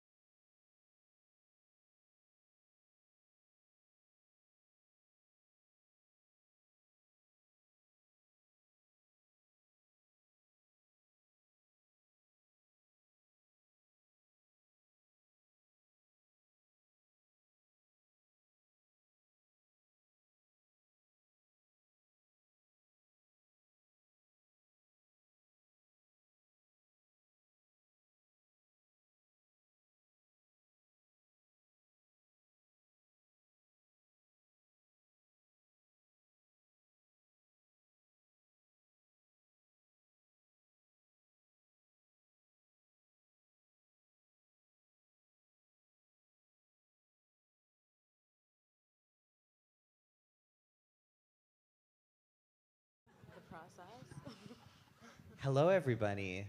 How's everybody doing? Hi. Hi. How are you on the front? How are we doing in the back? How are we doing in the far back? How are we doing up here? So great. I'm also fine. Thanks for asking. My name is Eve. I'm the Symposium Director for POP, and I'm so excited that we're having this conversation. This is our final panel of 20 panels this week. Woo, hold for applause. And what a better way to end. There's no better way to end than to talk about burnout and wellness and belonging. And I'm so pumped. These two and I had talked about this panel like months and months ago, like February. Yeah, it is actually the first one we talked about happening, and now it's here. And I'm so excited about it. Please join me in welcoming Malika and the rest of this panel. Let's do it. Thank you, Eve. Hey, everyone. I hope can you hear me? Oh, okay. I feel like I should speak closer to the mic. Hey, everyone. My name is Malika. I work at Pop Montreal as the online content and community coordinator, and I also run my own music company, Behave Music. I'm very excited to have this talk with you today. One of the reasons why I wanted to put it together, Tanya and I were having conversations about burnout, also chronic illness, a lot of these sort of things that come up for artists that we don't really get to go deep into. And felt inspired to talk about this, also based on another panel I saw at Pop Montreal back in 2018, which was about prioritizing well-being in the music industry. So I wanted to continue that conversation, especially in a post-pandemic context after, changing capacities, after, what we all collectively have been through and how that's affected the music industry. I want to start with a couple stats, and then I'm also going to introduce our panelists. So one of the first things that I read about the music industry, especially in terms of burnout and disability, actually, specifically, was that there was a study done at Harborside Artist Management in the UK. It was for 150 people in the music industry with long-term health conditions and non-visible disabilities. Many people do not disclose that they have a condition to their other coworkers. And 71% out of the 150 people have a non-visible disability. And just to clarify, that means it can be a mental illness, it can be a chronic illness, a condition like of that sort. And 88% do not disclose it to who they work with for fear of seeming less capable, of not receiving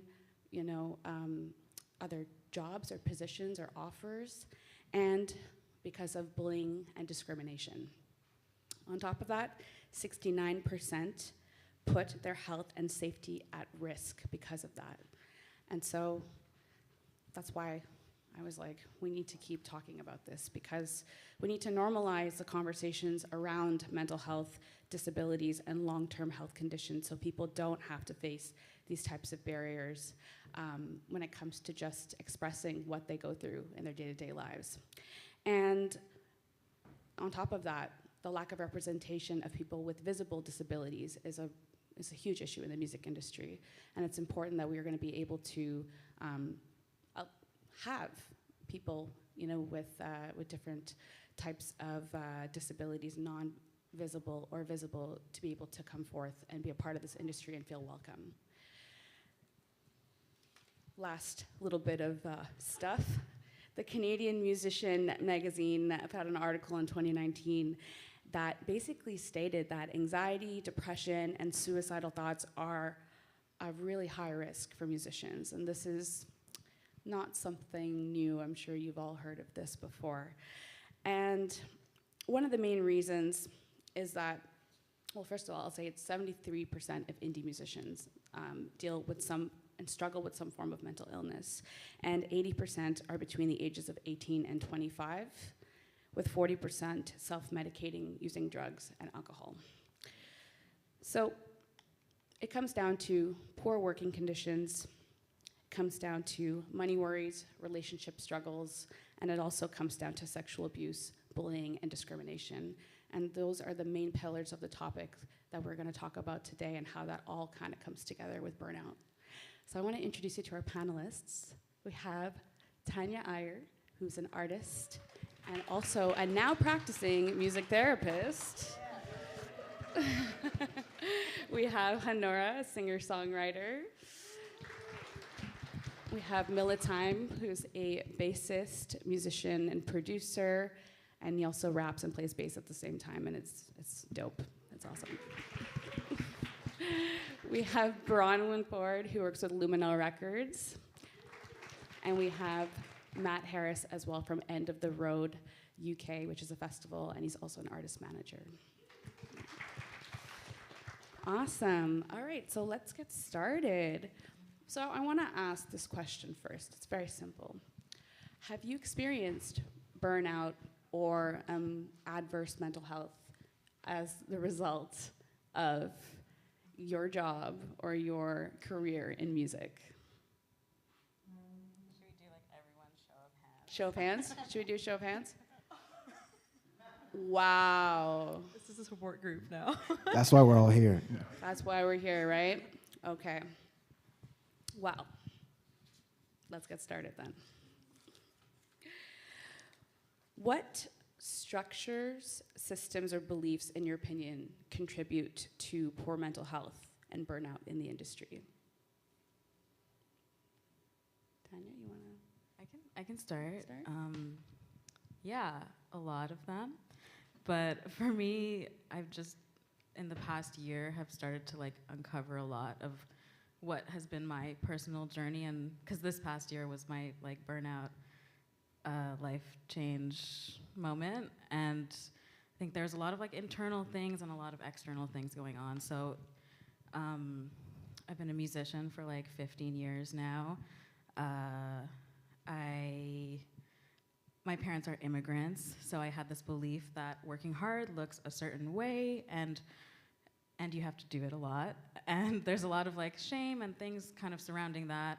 But when I kind of started off in the music industry with my own project, I realized that like, oh, like I'm kind of doing the same things, but my career isn't growing as fast. I don't have a team, still don't have a full team, and just like, I think it's whether it's my music, genre-wise, or whether it's the way I look, like it's just, there's a lot of factors that contribute to why like I felt that now I have to work twice as hard to like prove myself and make sure that I can like be like a person of value in this world. And then alongside of that, when I was about 10 years ago, I started having chronic pain on my like hip side of my body, and in that way, like I kind of always felt like, okay, like I can get through this, like I can overcome this, like this is fine, like, and then I was just like, okay, let's go, like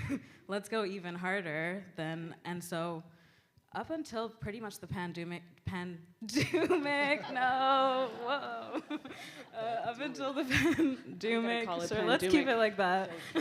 So true. That's so my true. new favorite term.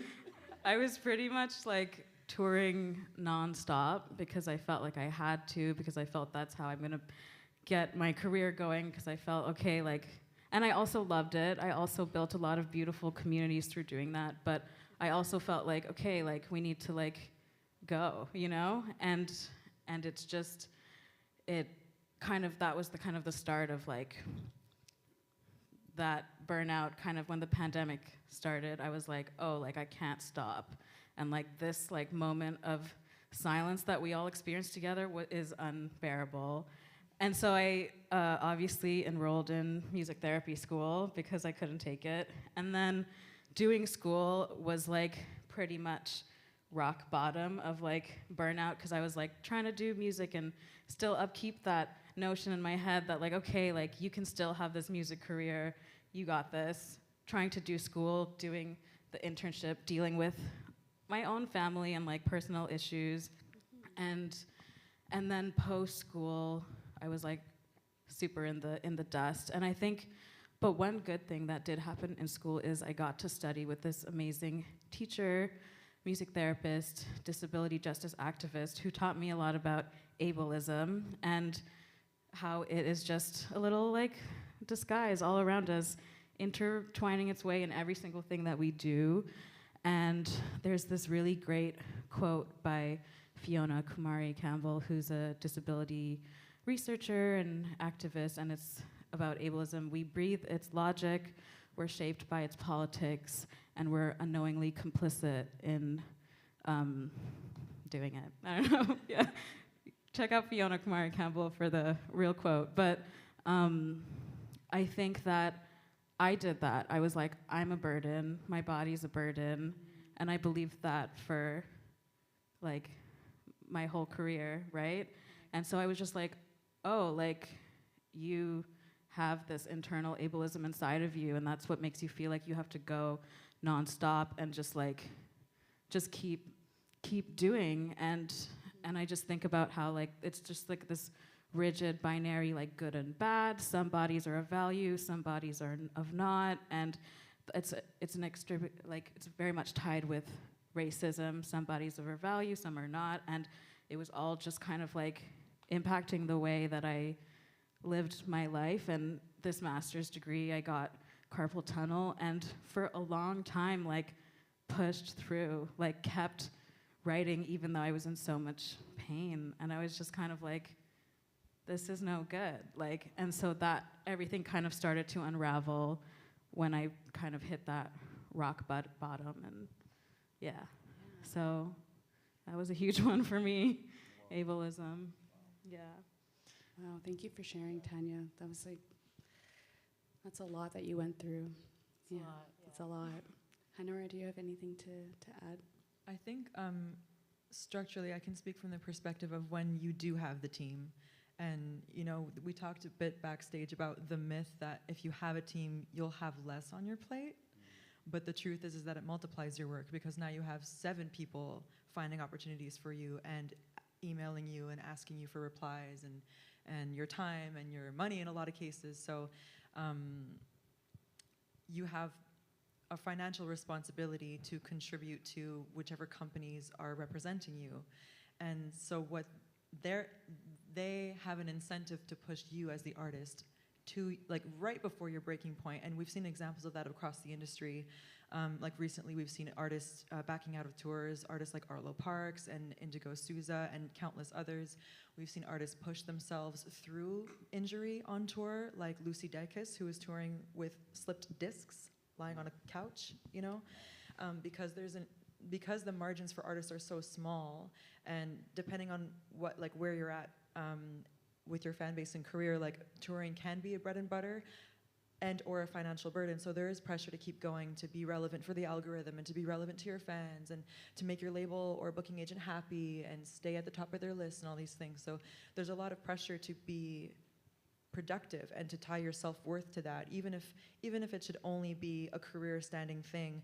I think that the arts can attract people that do have self-esteem problems and do have a desire somewhere inside of us to prove ourselves to other people. You know, there's some community connection missing, some family connection missing, some trauma that doesn't get worked through because there aren't systems for that, you know, that are accessible.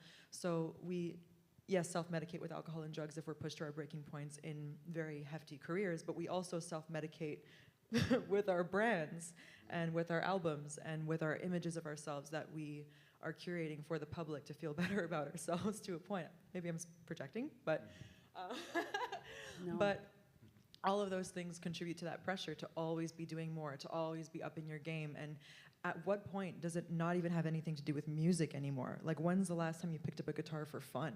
Yeah. You know what I mean? Like, when was the last time you weren't doing that because you were crunching with a deadline that, like, how did I get here? Like 7 layers of hell later, you know?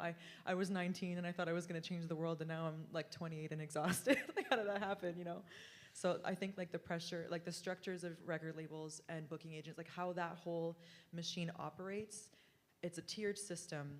And so our artists that are kind of at the bottom or middle are hamster wheeling and burning out because they're the most replaceable. And then whoever can make it, either through generational wealth or sheer luck, to get to the top, they still have a crazy amount of work, but they have financial security at least. And even that doesn't protect them from burnout and suicide and addiction and all kinds of things. So yeah, it's really messed up. The whole thing is kind of like, it gets deeper that way every year, especially since the pandemic. And from my own experience, like I had a record label that I was with who was doing that, who was insisting I wasn't doing enough. So I booked my US tour. I, self-funded a national tour and all these other crazy things that I did.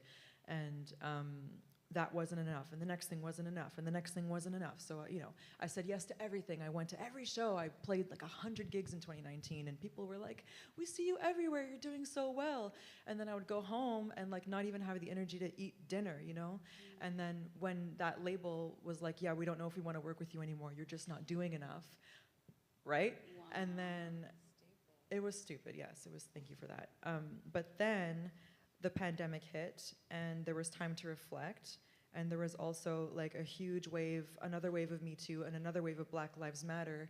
And suddenly, lady who's writing songs about sexual assault and who was the only brown girl on that label had the money to make her album. And then anyway, that label doesn't exist anymore and I've moved on. But it was just like, the curtain fell for me after that. It was like, okay, so it's not that I wasn't doing enough, it's that these people get an envelope of a grant every year and they decide who they're gonna spend it on, which is what it is, I get it.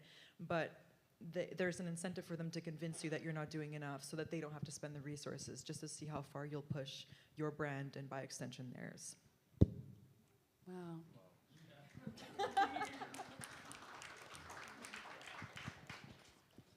I told her not to hold back. And I'm very glad that she has listened. Max, do you have anything to say? Yeah. Y'all killed it. And now I kind of forget what the question was initially. What structures, systems, or beliefs, in your opinion, contribute to poor mental health and burnout in the music industry? Well, I can only talk from my experience.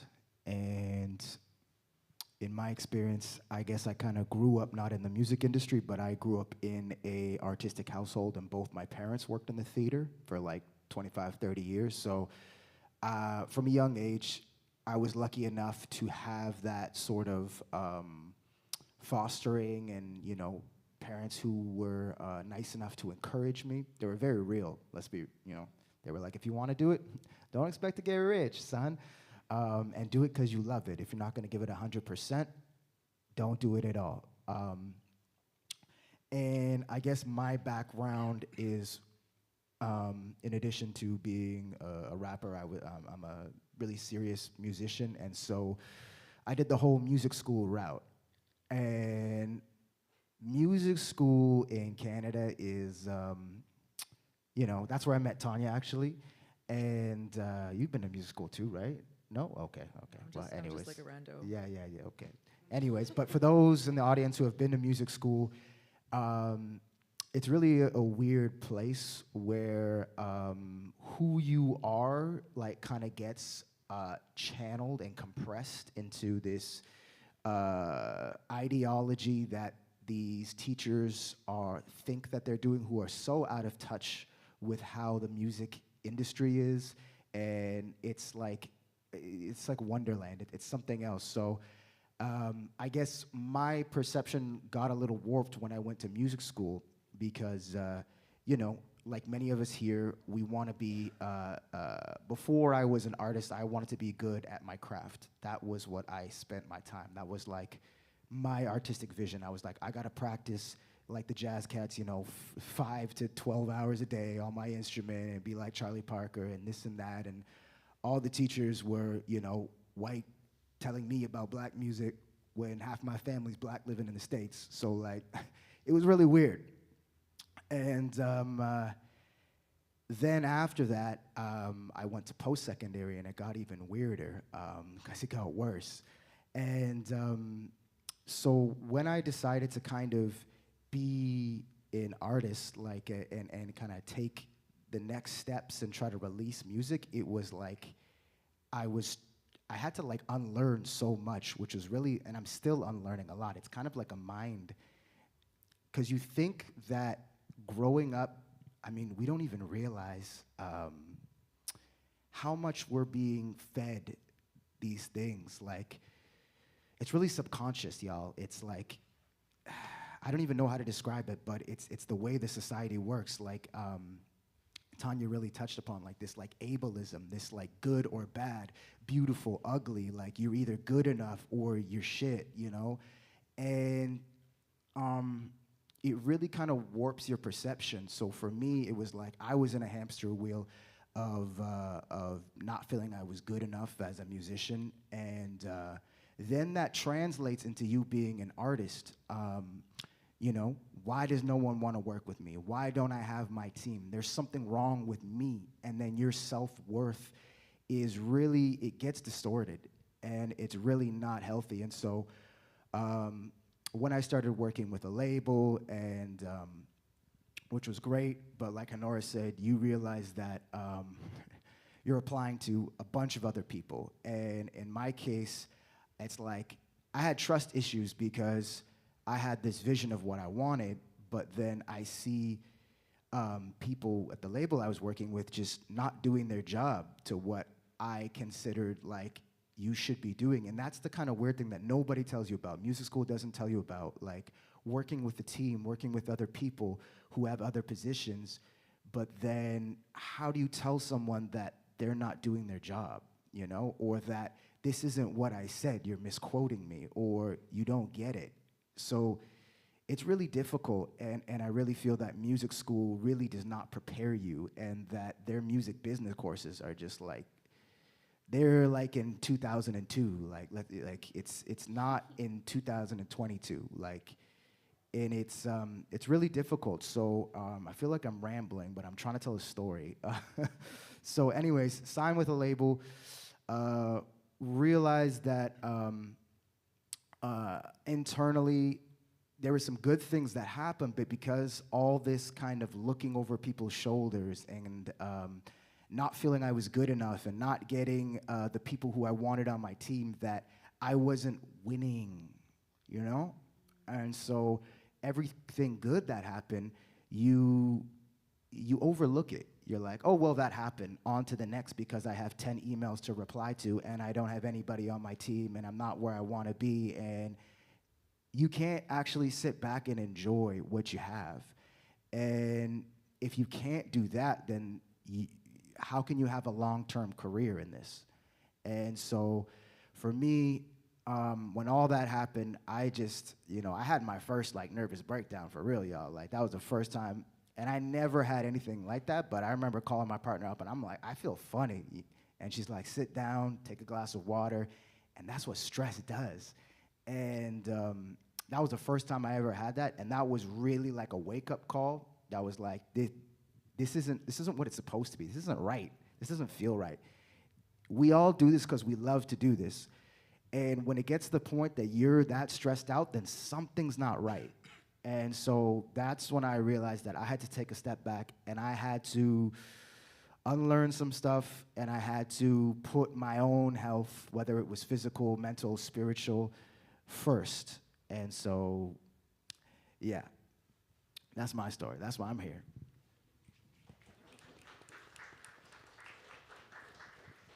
Thanks for sharing, Max. I just want to say I'm so happy that you are all just really into, sharing, because I think it's so important to hear these perspectives, especially the artist perspective.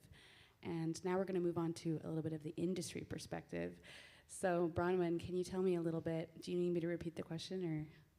Yeah, maybe one more time. I mean, it is not an easy question. What structures, systems, or beliefs, in your opinion, contribute to poor mental health and burnout in the industry, and from your perspective? Yeah, I guess the first thing that comes to mind is that a lot of the job is not 9 to 5, and there's no point in time where you can turn your phone off because you're kind of constantly on call. I work with artists that are worldwide, and if they text me, I need to respond. I need to be available for them all the time, and I'm also a perfectionist, so I like to do my job well, and if I feel like I'm not there for them 100% of the time, I internalize that a lot. And I guess when I first started working in music, I was probably working like 5 to 6 different jobs at a time just to make a proper salary to live. And it's taken until this year, I've been doing this for like 9 years now, and it's taken until this year for me to be able to say no to things. Because for the longest time, I was just worried that an opportunity wouldn't come, and I would always just say yes to everything. And it's taken a really long time to be like, oh, I can have one job now, and it's okay. But there's always like this constant thing, like if I say no to something, there's always going to be someone who's more keen and available to do the job right behind you. So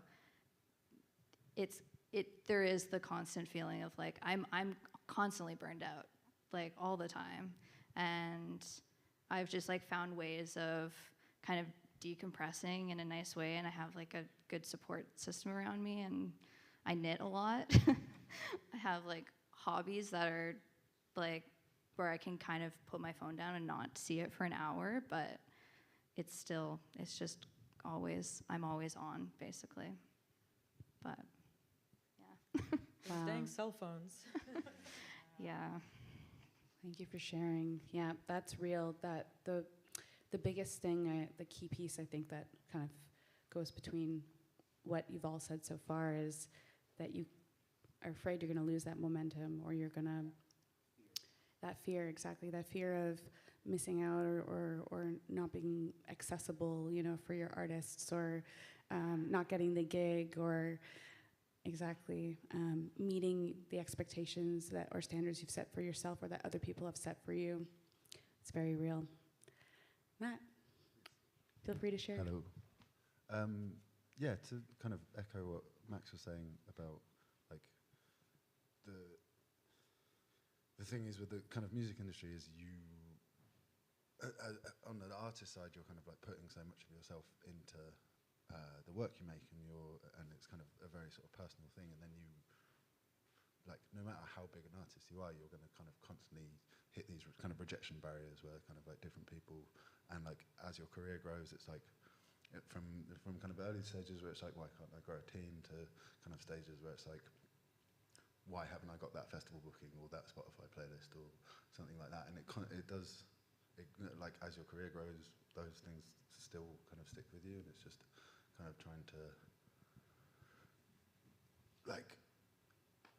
I always kind of encourage the artists that we work with when they do feel kind of like down about we might not have got the festival that they wanted to play or something like that, is to kind of look at what they the successes they have, and kind of like be like it's incredible that we have these, like, and it's not a bad thing. Like those things might come further down the line. It doesn't need to happen right now for it to.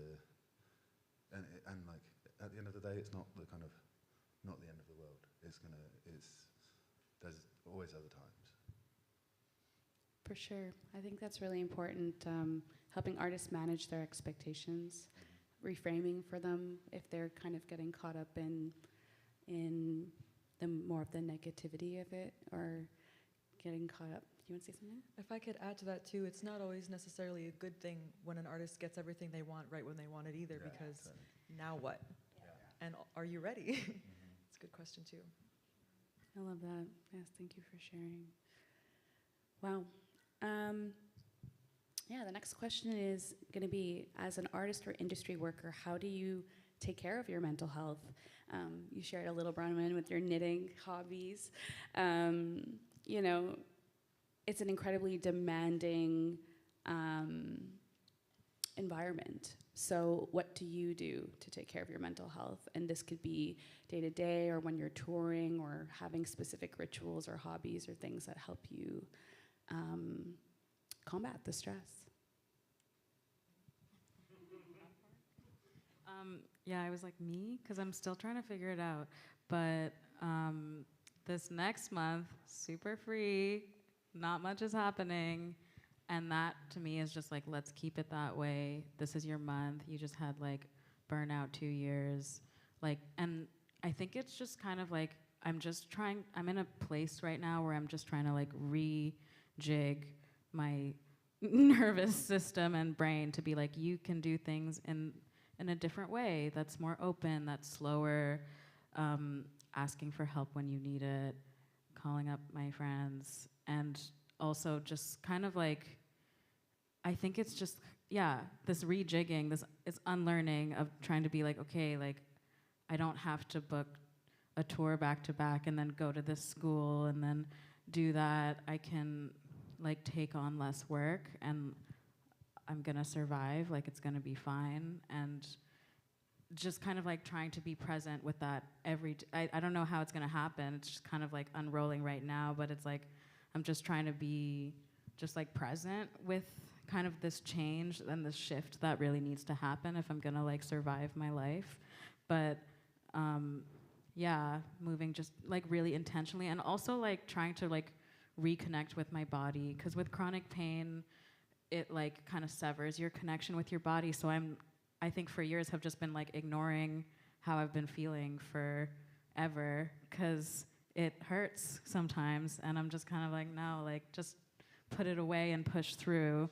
And so I think what Max said, focusing on health, focusing on all the aspects, and just like prioritizing that a little bit instead of anything else. And just, yeah, that's it. Thank you for sharing. Yeah, actually, a wise friend told me that it's so important to have as many inputs in your life, so things that give you energy or joy or kind of reset your nervous system, as much as outputs.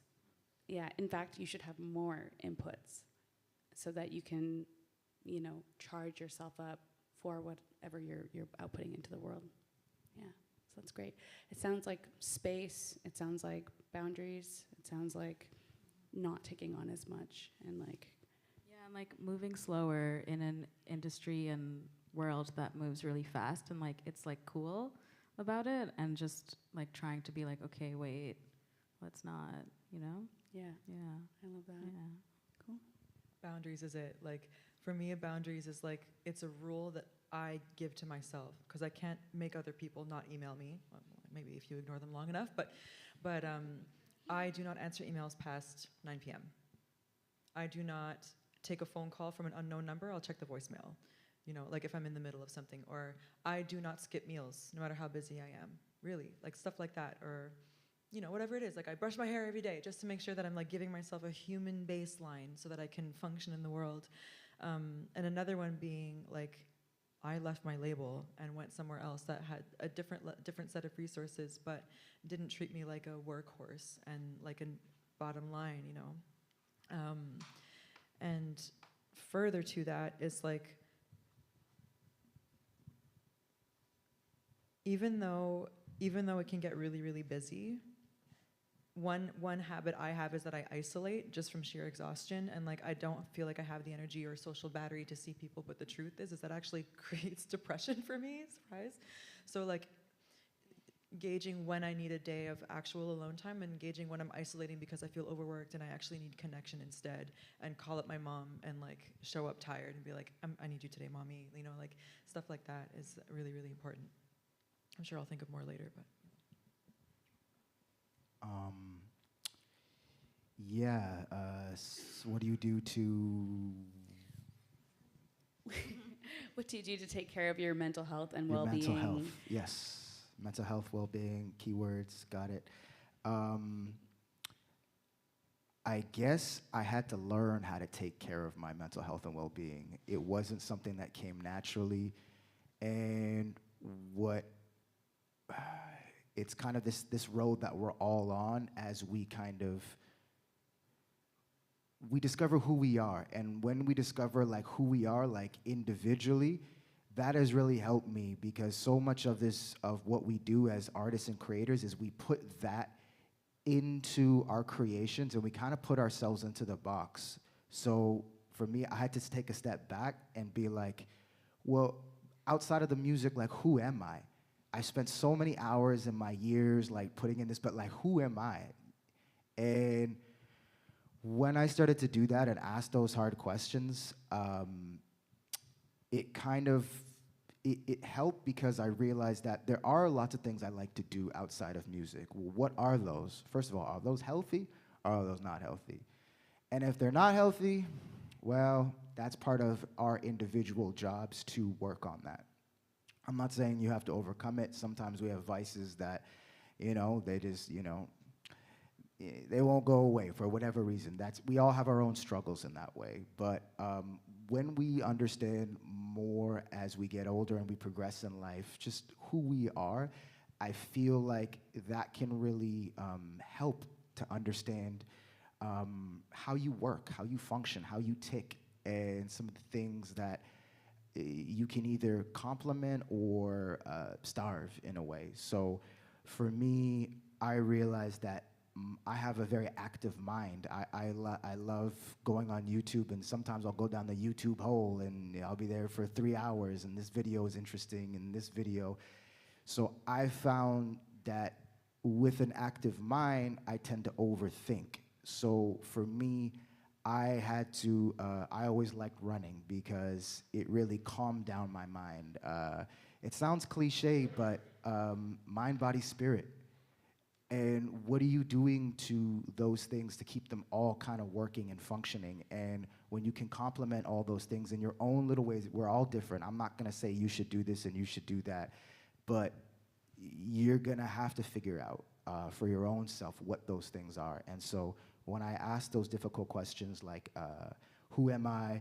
What can I do to kind of maintain all these things and keep it, functioning?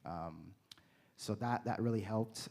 Meditation, for those who have active minds and who need to stop thinking about things all the time, I really recommend it. I started off not being able to go past 3 minutes, and now I'm almost at 20 minutes, and some guru somewhere in the world is gonna laugh at me for 20 minutes, but hey, that's me and my journey. So sweat a little bit and calm down your mind. That's all I'm gonna say. Thanks for sharing, Max. Bronwyn, you said knitting, but feel free to elaborate. I guess finding other things that also make me happy is one, and I enjoy watching movies, so knitting and movies go hand in hand, which is really nice. I guess recently I got an office. I've been working from home even before the pandemic. And I got an office 1 week ago. And since then, it's been great because I go to the office, I do all my work, I'm way more productive, which is shocking. And then I come home, and I usually don't open my laptop. I'll still do emails on my phone or something if I need to, but I'm consciously trying to not work on my laptop. But it's been a week, so I'm not sure how long that will last. But I guess on the management side of things, if artists are touring, one thing that we try to do is make sure that they have days off as well, because it's obviously cheaper to just play shows all in a row, but you will definitely get burnt out doing that. So booking in time for days off so that people can separate. If you're in a touring van with 7 people, that's a lot of time to be with these people. Even if you like them, you still will need a day just to yourself. So, or even making sure people have their own hotel room, because a lot of times you're sharing with somebody. So small things I feel help on the touring side too. Kind of echoing Bronwyn as well, just learning how to kind of sort of have boundaries when it comes to kind of answering emails and stuff. I'm fairly guilty in terms of answering an email whatever time it comes in at night, and a kind of sort of way I found to help it a little bit was my mail app was in the kind of bottom menu of my phone, and I've now moved it to the back page of my my apps, just so I have to scroll through 4 pages before I even get to it, and then halfway through I can be okay, I don't need to check an email. It's 11:30 at night. I should just be going to bed, and just kind of stuff like that, and kind of talking with the kind of people you work with, and kind of setting some boundaries that kind of me kind of artists we work with, we've kind of have an understanding that if it's kind of like an evening or a weekend and it's not like pressingly urgent, pop it in an email, because I'm more likely to actually like remember it the next day when I come to do it. Otherwise, I'm just going to forget it, and you're going to get annoyed that I've forgotten it, and then yeah. So just kind of having those practices that try and help you kind of stay sane. Yeah, for sure. I like that trick about hiding the apps. I think that's a good idea. Do that with Instagram. Right? I think think otherwise I just open it by like without thinking, and then I'm like, oh, there's like 30 emails that I need to get back to, and then it's like, oh, what's it? And then it's like, it's Saturday morning. What am I doing? I'm just gonna, yeah. Exactly. I actually turned off my notifications so that I have to actually click on Gmail and like look at my emails. Oh, I got rid of those a long time ago. Yeah. There's been a few times where I'll get an email at like 11:30 midnight right as I'm going to bed, and it's something that's very stressful and it will keep me up all night, and there's nothing I can do at that time. So there's been many times that I'm like, I wish I didn't check it, but I did. But also Gmail has a scheduled send button, which is really helpful. So for me, for my coworkers, like if I'm sending emails, if I'm catching up or something, I will schedule it for the morning so that I'm not also contributing to sending emails at like out of office hours too. Wow, that's great. All right.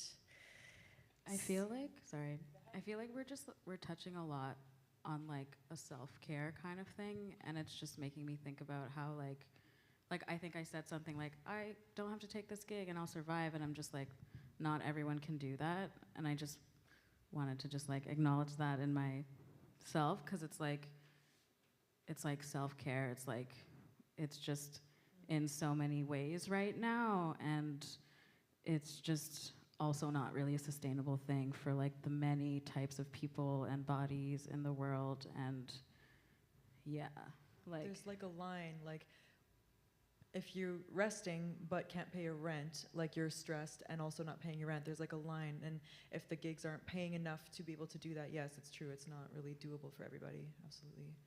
Yeah. And then it kind of, that is also leading to burnout, and so it just means that like it just goes back to like this like systemic thing that we're doing, that it's just like we need to change the way like the world works, or the festival works, or our job works, and it's just, it kind of gets a little bit bigger, which I think is still possible, but yeah. For sure. All of you have touched on other institutions, you've touched on companies, we've touched on the whole fabric of the music industry, and we are going to get to that as we move through the conversations about what it is that we can actually do within, because we're limited by the structures, but within the structure we can find creative solutions. And I think that, and the idea of this talk too is not to have a hardcore solution at the end. It's more to encourage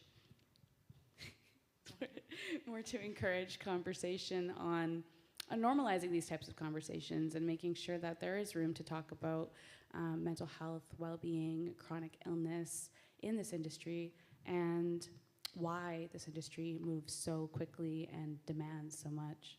So, yeah, thank you though. Thank you for sharing that. Matt and Bronwyn, I have specific questions for you as industry workers. You touched a little bit on this, but can you share thoughts on the working conditions of the music industry from your lens, more in the sense of, what have you experienced, not just as with burnout, but what have you seen artists experience when it comes to this? And I got a two-part question. I'll get to the second part of the question, but after you answer this one.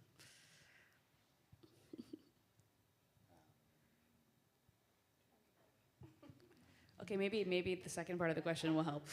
Okay, so basically, I wanted to ask, are there any practices you put in place, like you mentioned, scheduling a day off for the artists, that help to increase or ensure the well-being of your artists, especially as artist managers that are in charge of their schedules and their day-to-day activities? I guess when in the management conversation, checking in with the artist, an artist and management relationship is very close. It is like a romantic relationship, and in the way that you need to communicate and check in with each other to make sure that you're on the same page. And like, as a manager, your job is to be the connector with all of the other team members for the artist, and you're speaking on their behalf, so you need to know exactly what they're comfortable with doing and not comfortable with doing. So keeping that line of communication open between you and the artist, I think, is a huge important part of it, which I think there's a lot of managers on the label side that I work with that I can tell aren't checking in with the artist, and they're the ones who are like really driving the ship and pushing them forward. And there's definitely been points where I've seen artists I'm like, this artist seems like they're about to crack, like, let's try to figure out a different solution, and they probably don't need to do this tiny radio interview that's like an hour from the venue and things like that. But it's hard. And yeah, I guess like being compassionate and aware is something that's important too. For sure. And just to ask on top of that, so would you adjust the schedule, for instance, if an artist says like, this is too much for me one day, or do you have like backup plans and strategies usually that? Yeah. Usually, yeah, I guess with certain, yeah, I guess the answer just is yes. Things are always changing, and we're always flexible, which is part of the reason why I say I'm always like on call too for those things, because if they leave like an hour late or a half an hour late because something happens, then like the whole day's schedule changes, and yeah, needs to be adjusted. But right, cool. Matt? I think just kind of something that we try and do is most of the things that people are asking us about the artist aren't going to need the urgent answer at that moment. So instead of kind of just peppering the artist with like a million different things like all the time, we try and kind of once a week we'll send a list of things that we'll have like it sectioned into kind of priorities. So we're like, we kind of think this should be something you should do. This is kind of like less urgent, and then this is completely up to you. You don't have to do it. Like, it's like just so it's in one place. They don't have to kind of on top of trying to tour and write music or kind of record. They're not just like getting as many emails as we are. Like they can see everything in one place, and they're just like, okay, I'll do that. Don't really feel that, and then they don't. Yeah, kind of take stuff off their plate a bit. Oh, that's awesome. So you said that you would set it up so that they could see all of these things. Like, would it be like, how do you set it up? Like, what do you use? It would just be one email. One email, okay. So it'll be like things we need answers to, like as a subject, and then so yeah, it'll be sectioned into 3 sections. Just like I kind of started doing it a while ago, and it helped, but it's the kind of like a kind of learning process with working with artists as well, just in terms of, and one artist was like, I like it, but it stresses me out a bit because I'm not sure what I should say yes to and what I shouldn't. So we've kind of then gone into it more and kind of like sectioned it out. So we like, as a manager, you are kind of like advising them on everything. So you don't want, you want them to have the kind of mental space to be able to do what they do. So you can't say yes to everything. You have to, you have to say no to some stuff, and yeah. That's great. Yeah, and as a manager, you're trying to help them. So reducing their emails or communication, I think, is super important, because I'm sure as artists, with the emails and the constant communication, that it can be a lot. Yeah. Okay. Thank you. Yeah, and I want to talk a little bit specifically with the musicians on the panel. All 3 musicians, Tanya, Honora, and Mila, make music about mental health. They've written music either about burnout or disabilities and chronic illnesses, about men's trauma, and different perspectives on moving through a lot of challenges and also transformation as well. And so my first question is for you, Tanya. You did touch on this a little bit already, but Tanya's latest releases, Rest, her EP, and her last album, Kind, really talked about, well, Rest is really about your burnout, right? And moving through that, and the artistic process of moving through that, and using, I think, music as therapy in that process to make sense of what you were going through. And Kind as well, thinking about a song title like I Forget to Drink Water as an example, that disconnection from your body that you've mentioned. Can you speak a little bit on the challenges? You've already spoken on the challenges, but like how it affects your artistic process is what I'm most interested in learning about. Yeah, I think like it was touched upon a little bit about how like music is fun, and I just like music is fun, and I just want to rediscover that again. And I realized, because I live with someone who's really prolific and really embodies music as fun, which is really great for me to see every day, and who just plays all the time. And I'm just kind of like, I want to rediscover that, and that's how I've been impacted by it too, because I'm always like putting way more focus on the administrative side, and I also find that fun a little bit, but it's just like, I think I want to rebalance it a little bit more and just kind of play for fun, and right?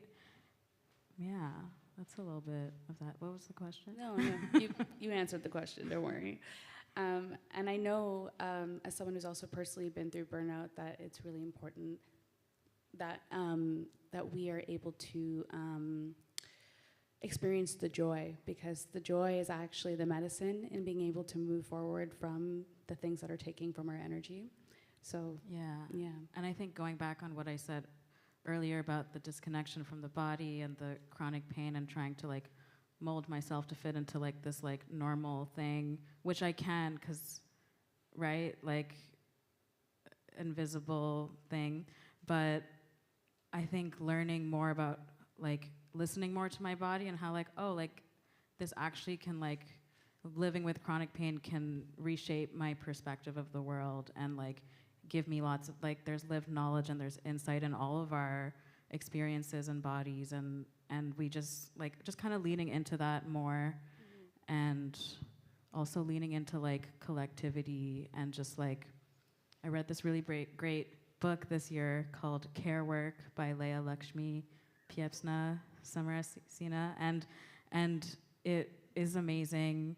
They have like a tips for chronically ill touring musicians page, but also just talk a lot about disability justice and like the whole kind of spiel, and I highly recommend it. And it's just taught me a lot about like collective care, and like how we just need to move away from just like, I don't know, beginning of the pandemic, I was like meditating every day to like calm like the anxiety of just like the world we live in, and that's kind of not really like a sustainable, that's like what meditating is now, right? And it's just like, let's revisit meditation and not do it because of that reason.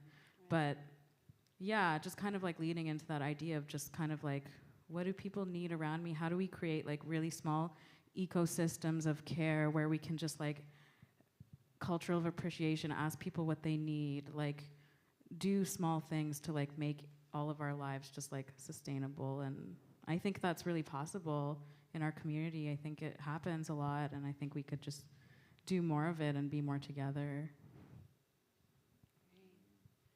Thank you for sharing that. I need to read that book. Yeah.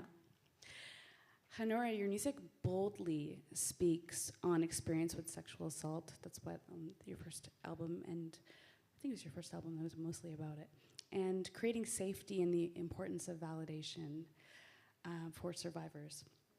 And I'm just wondering how important, I would like to hear your thoughts on, the reactions that you got from survivors with sharing your story, and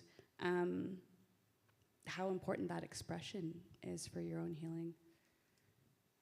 So that was a very bold experiment that I did in my early 20s during a phase of hypomania after deciding that I was gonna cure my whatever with music. And it kind of worked, like it did pull me out of like the deepest of the pits of it. What I didn't anticipate was, yes, there were lots of people that really connected with that message. Like I started doing that in 2015, 16, 17, and brought that message to a pretty large audience on television in early 2017. So yes, there were people, fellow survivors that were like, oh my God, like they needed to hear someone say something, that it wasn't your fault what you went through, and that was important at the time. Now that the Me Too thing has kind of been co-opted and kind of like oversimplified and kind of, whitewashed in a lot of ways and turned into like a meme almost, and like merchandised, and I don't know. Anyway, now that has happened, for me, it's become an expectation now for a lot of artists to vomit out every single traumatic experience we've ever had, because that is supposed to mean that we're taking artistic risks, when really sometimes I think it's just like vulnerability performed when it's not actually safe to do so.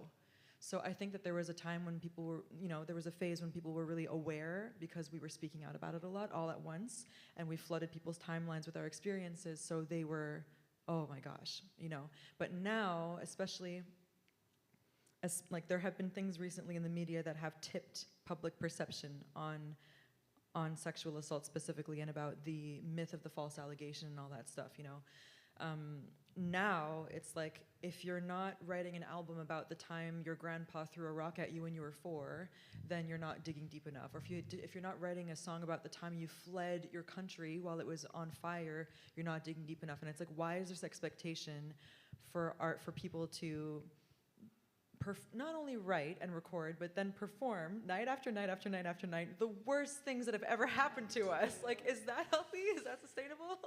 Maybe not. Like, I've learned that it's not. So yes, there were people that needed the message I had at the time, and then I learned that created an expectation that I was Rape Girl, and that I'm always gonna sing songs about that. And I was like, oh yeah, no, I'm not gonna, I don't want that to be the expectation. I'm not going to be forced. That's the whole point. Like, there has to be agency involved for me with whatever it is that I make. Agency's the point, So if I wanna write a song about my cat's really fuzzy belly, that's what you're gonna get, okay? So expanding the range of what art is. It can be cozy, it can be a lullaby, it can be comforting, it can be a refuge. It doesn't always have to be this like ugly, like excavating process that causes you harm to pull that shit out, Like sometimes I want to lie down too. Ugh. Thank you. So I have one last question before we open it up to have a couple questions from the audience. How can we, prioritize well-being moving forward? What are some thoughts that you all have when it comes to this? There's different ways to look at it. There's like within yourself, then there's what you can do in your community or they can do for you, and then there's kind of like outside. So we all know that like we can't, like as individuals, like we can't change the machine, right? We can't rage against it and expect it, by ourselves and it's gonna change. I mean, personally, so I like to believe that the change happens from within. And when you start to take care of yourself, like I said, your mind, body, spirit, when you do that, then you're in line with who you are, then you're in line with listening to what your body needs, and that can prompt the change. That's just me. Anyone else? We touched briefly backstage about the idea of mentorship too, that like a lot of people that come into this industry don't really have any education or community involved when you start out. So no one's there to tell you, you don't have to say yes to everything. So I think like finding young artists and telling them what you wish somebody would have told you is a cool thing to do too. For sure. And I think as well, mentorship and education when it comes to, yeah, you know, how to build a sustainable career in music, working with artist managers that actually care, you know, and learning to identify the differences between those that are, you know, actually in it to help the artist succeed on all fronts and not just, you know, to monetize them, right? So yeah. And I think we all have an entry point into the work that we want to do, and it's just about finding your role in it. So like, what is that for you? How do you picture yourself building a world that is better, and like, how can we start to do it and like talk to people about it, and just, yeah, finding your entry point into the work. For sure. I think we have a couple minutes left for questions. Yeah? 10? Okay. 2 questions? Okay. Or anecdotes? Does anyone want to share anything or ask the panelists? Go ahead.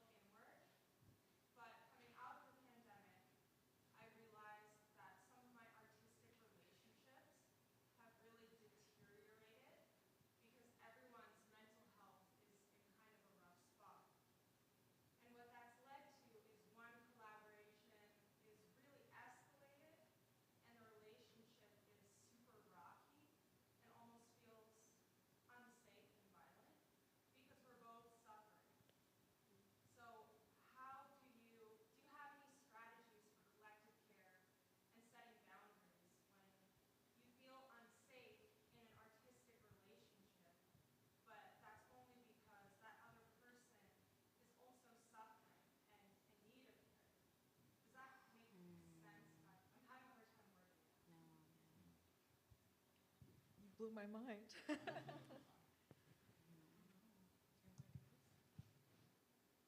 I mean, can you like take some space from the relationship? Because I think also a part of collective care is like believing in people's capacity to heal and believing in their self-determination to like find their way. And like, we're not responsible for anyone else's path or journey or their boundaries. We're responsible for our own. And that's still possible to have, like, that actually is very caring and very loving. I'm slowly learning about boundaries. And it's like, I think that you can do what you can do, right? Like, and it might change every day. And maybe there are other supports that you can call on, or, but it sounds like it needs space, the relationship, right? Yeah.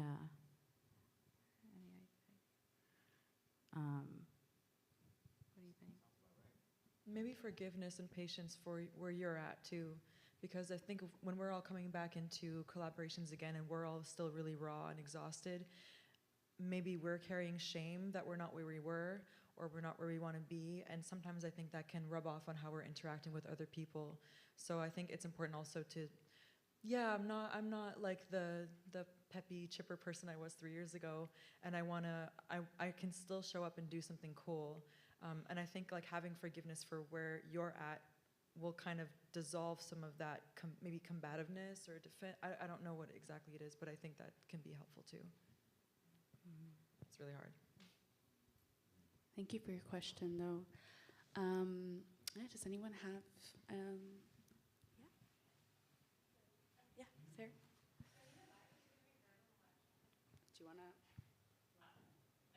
No, it's okay. I just want to thank you for speaking to me. You spoke to kind of the systemic side of why some of these burnouts and mental health challenges occur for many of us. And I think it's really important to consider that along the journey of kind of self-compassion towards who you are, kind of existing within a greater system. And I think zooming out from that, the system that we are all subject to is one of capitalism. And I think that financial inequity creates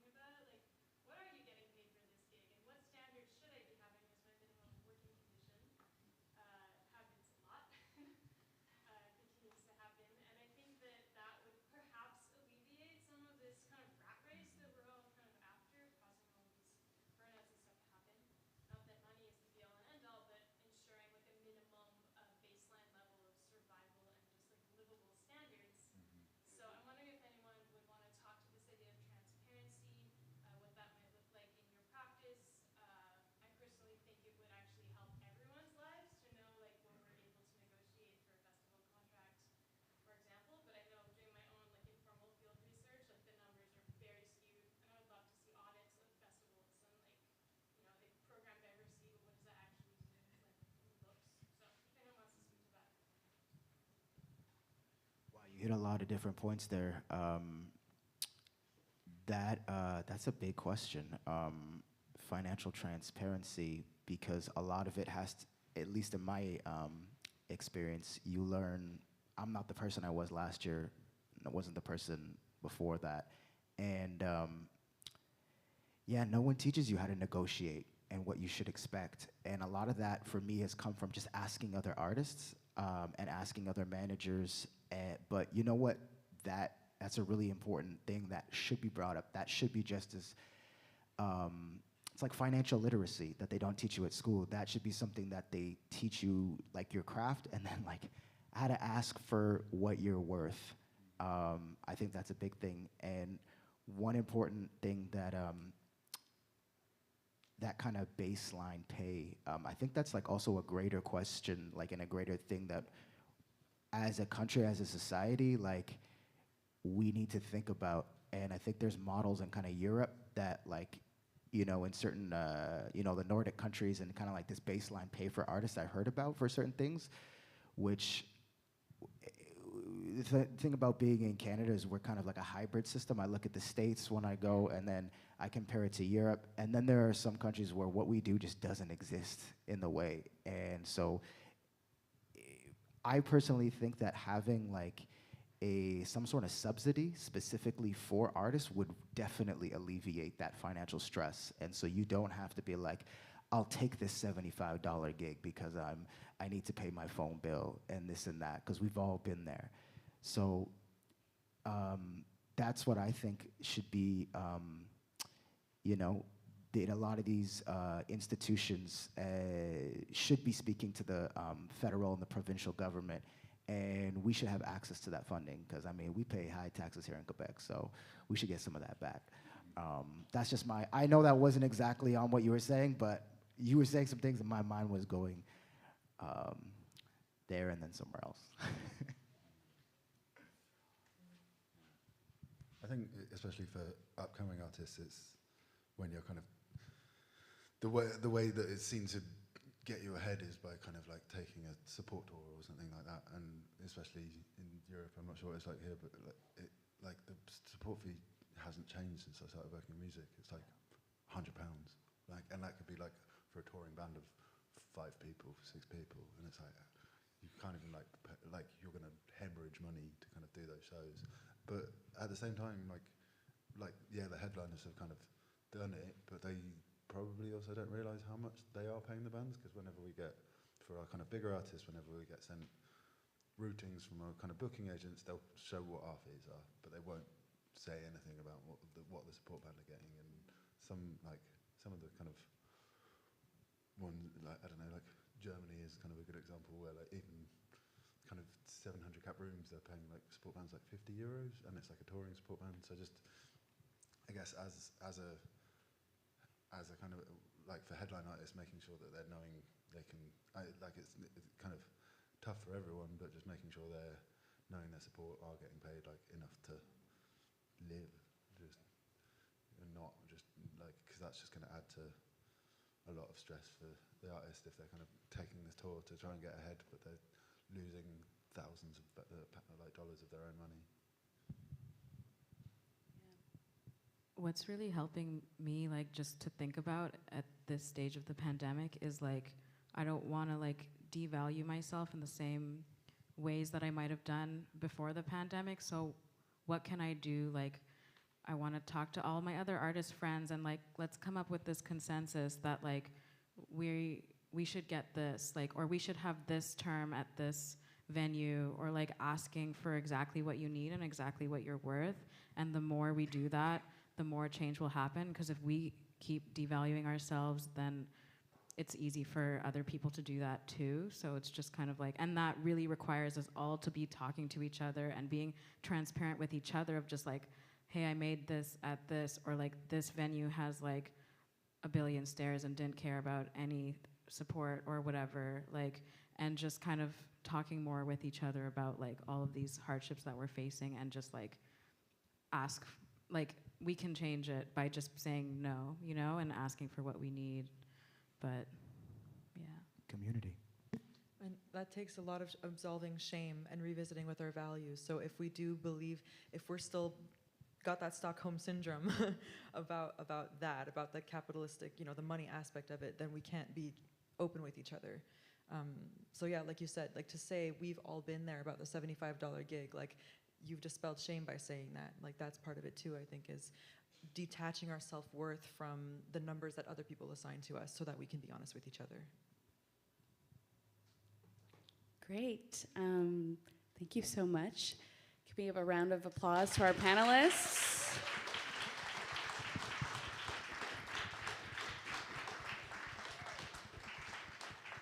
And enjoy the rest of your night. Thanks, Eve, for killing it. And Yes, the rest of the thank team. you, Eve. Oh my God, amazing team up there.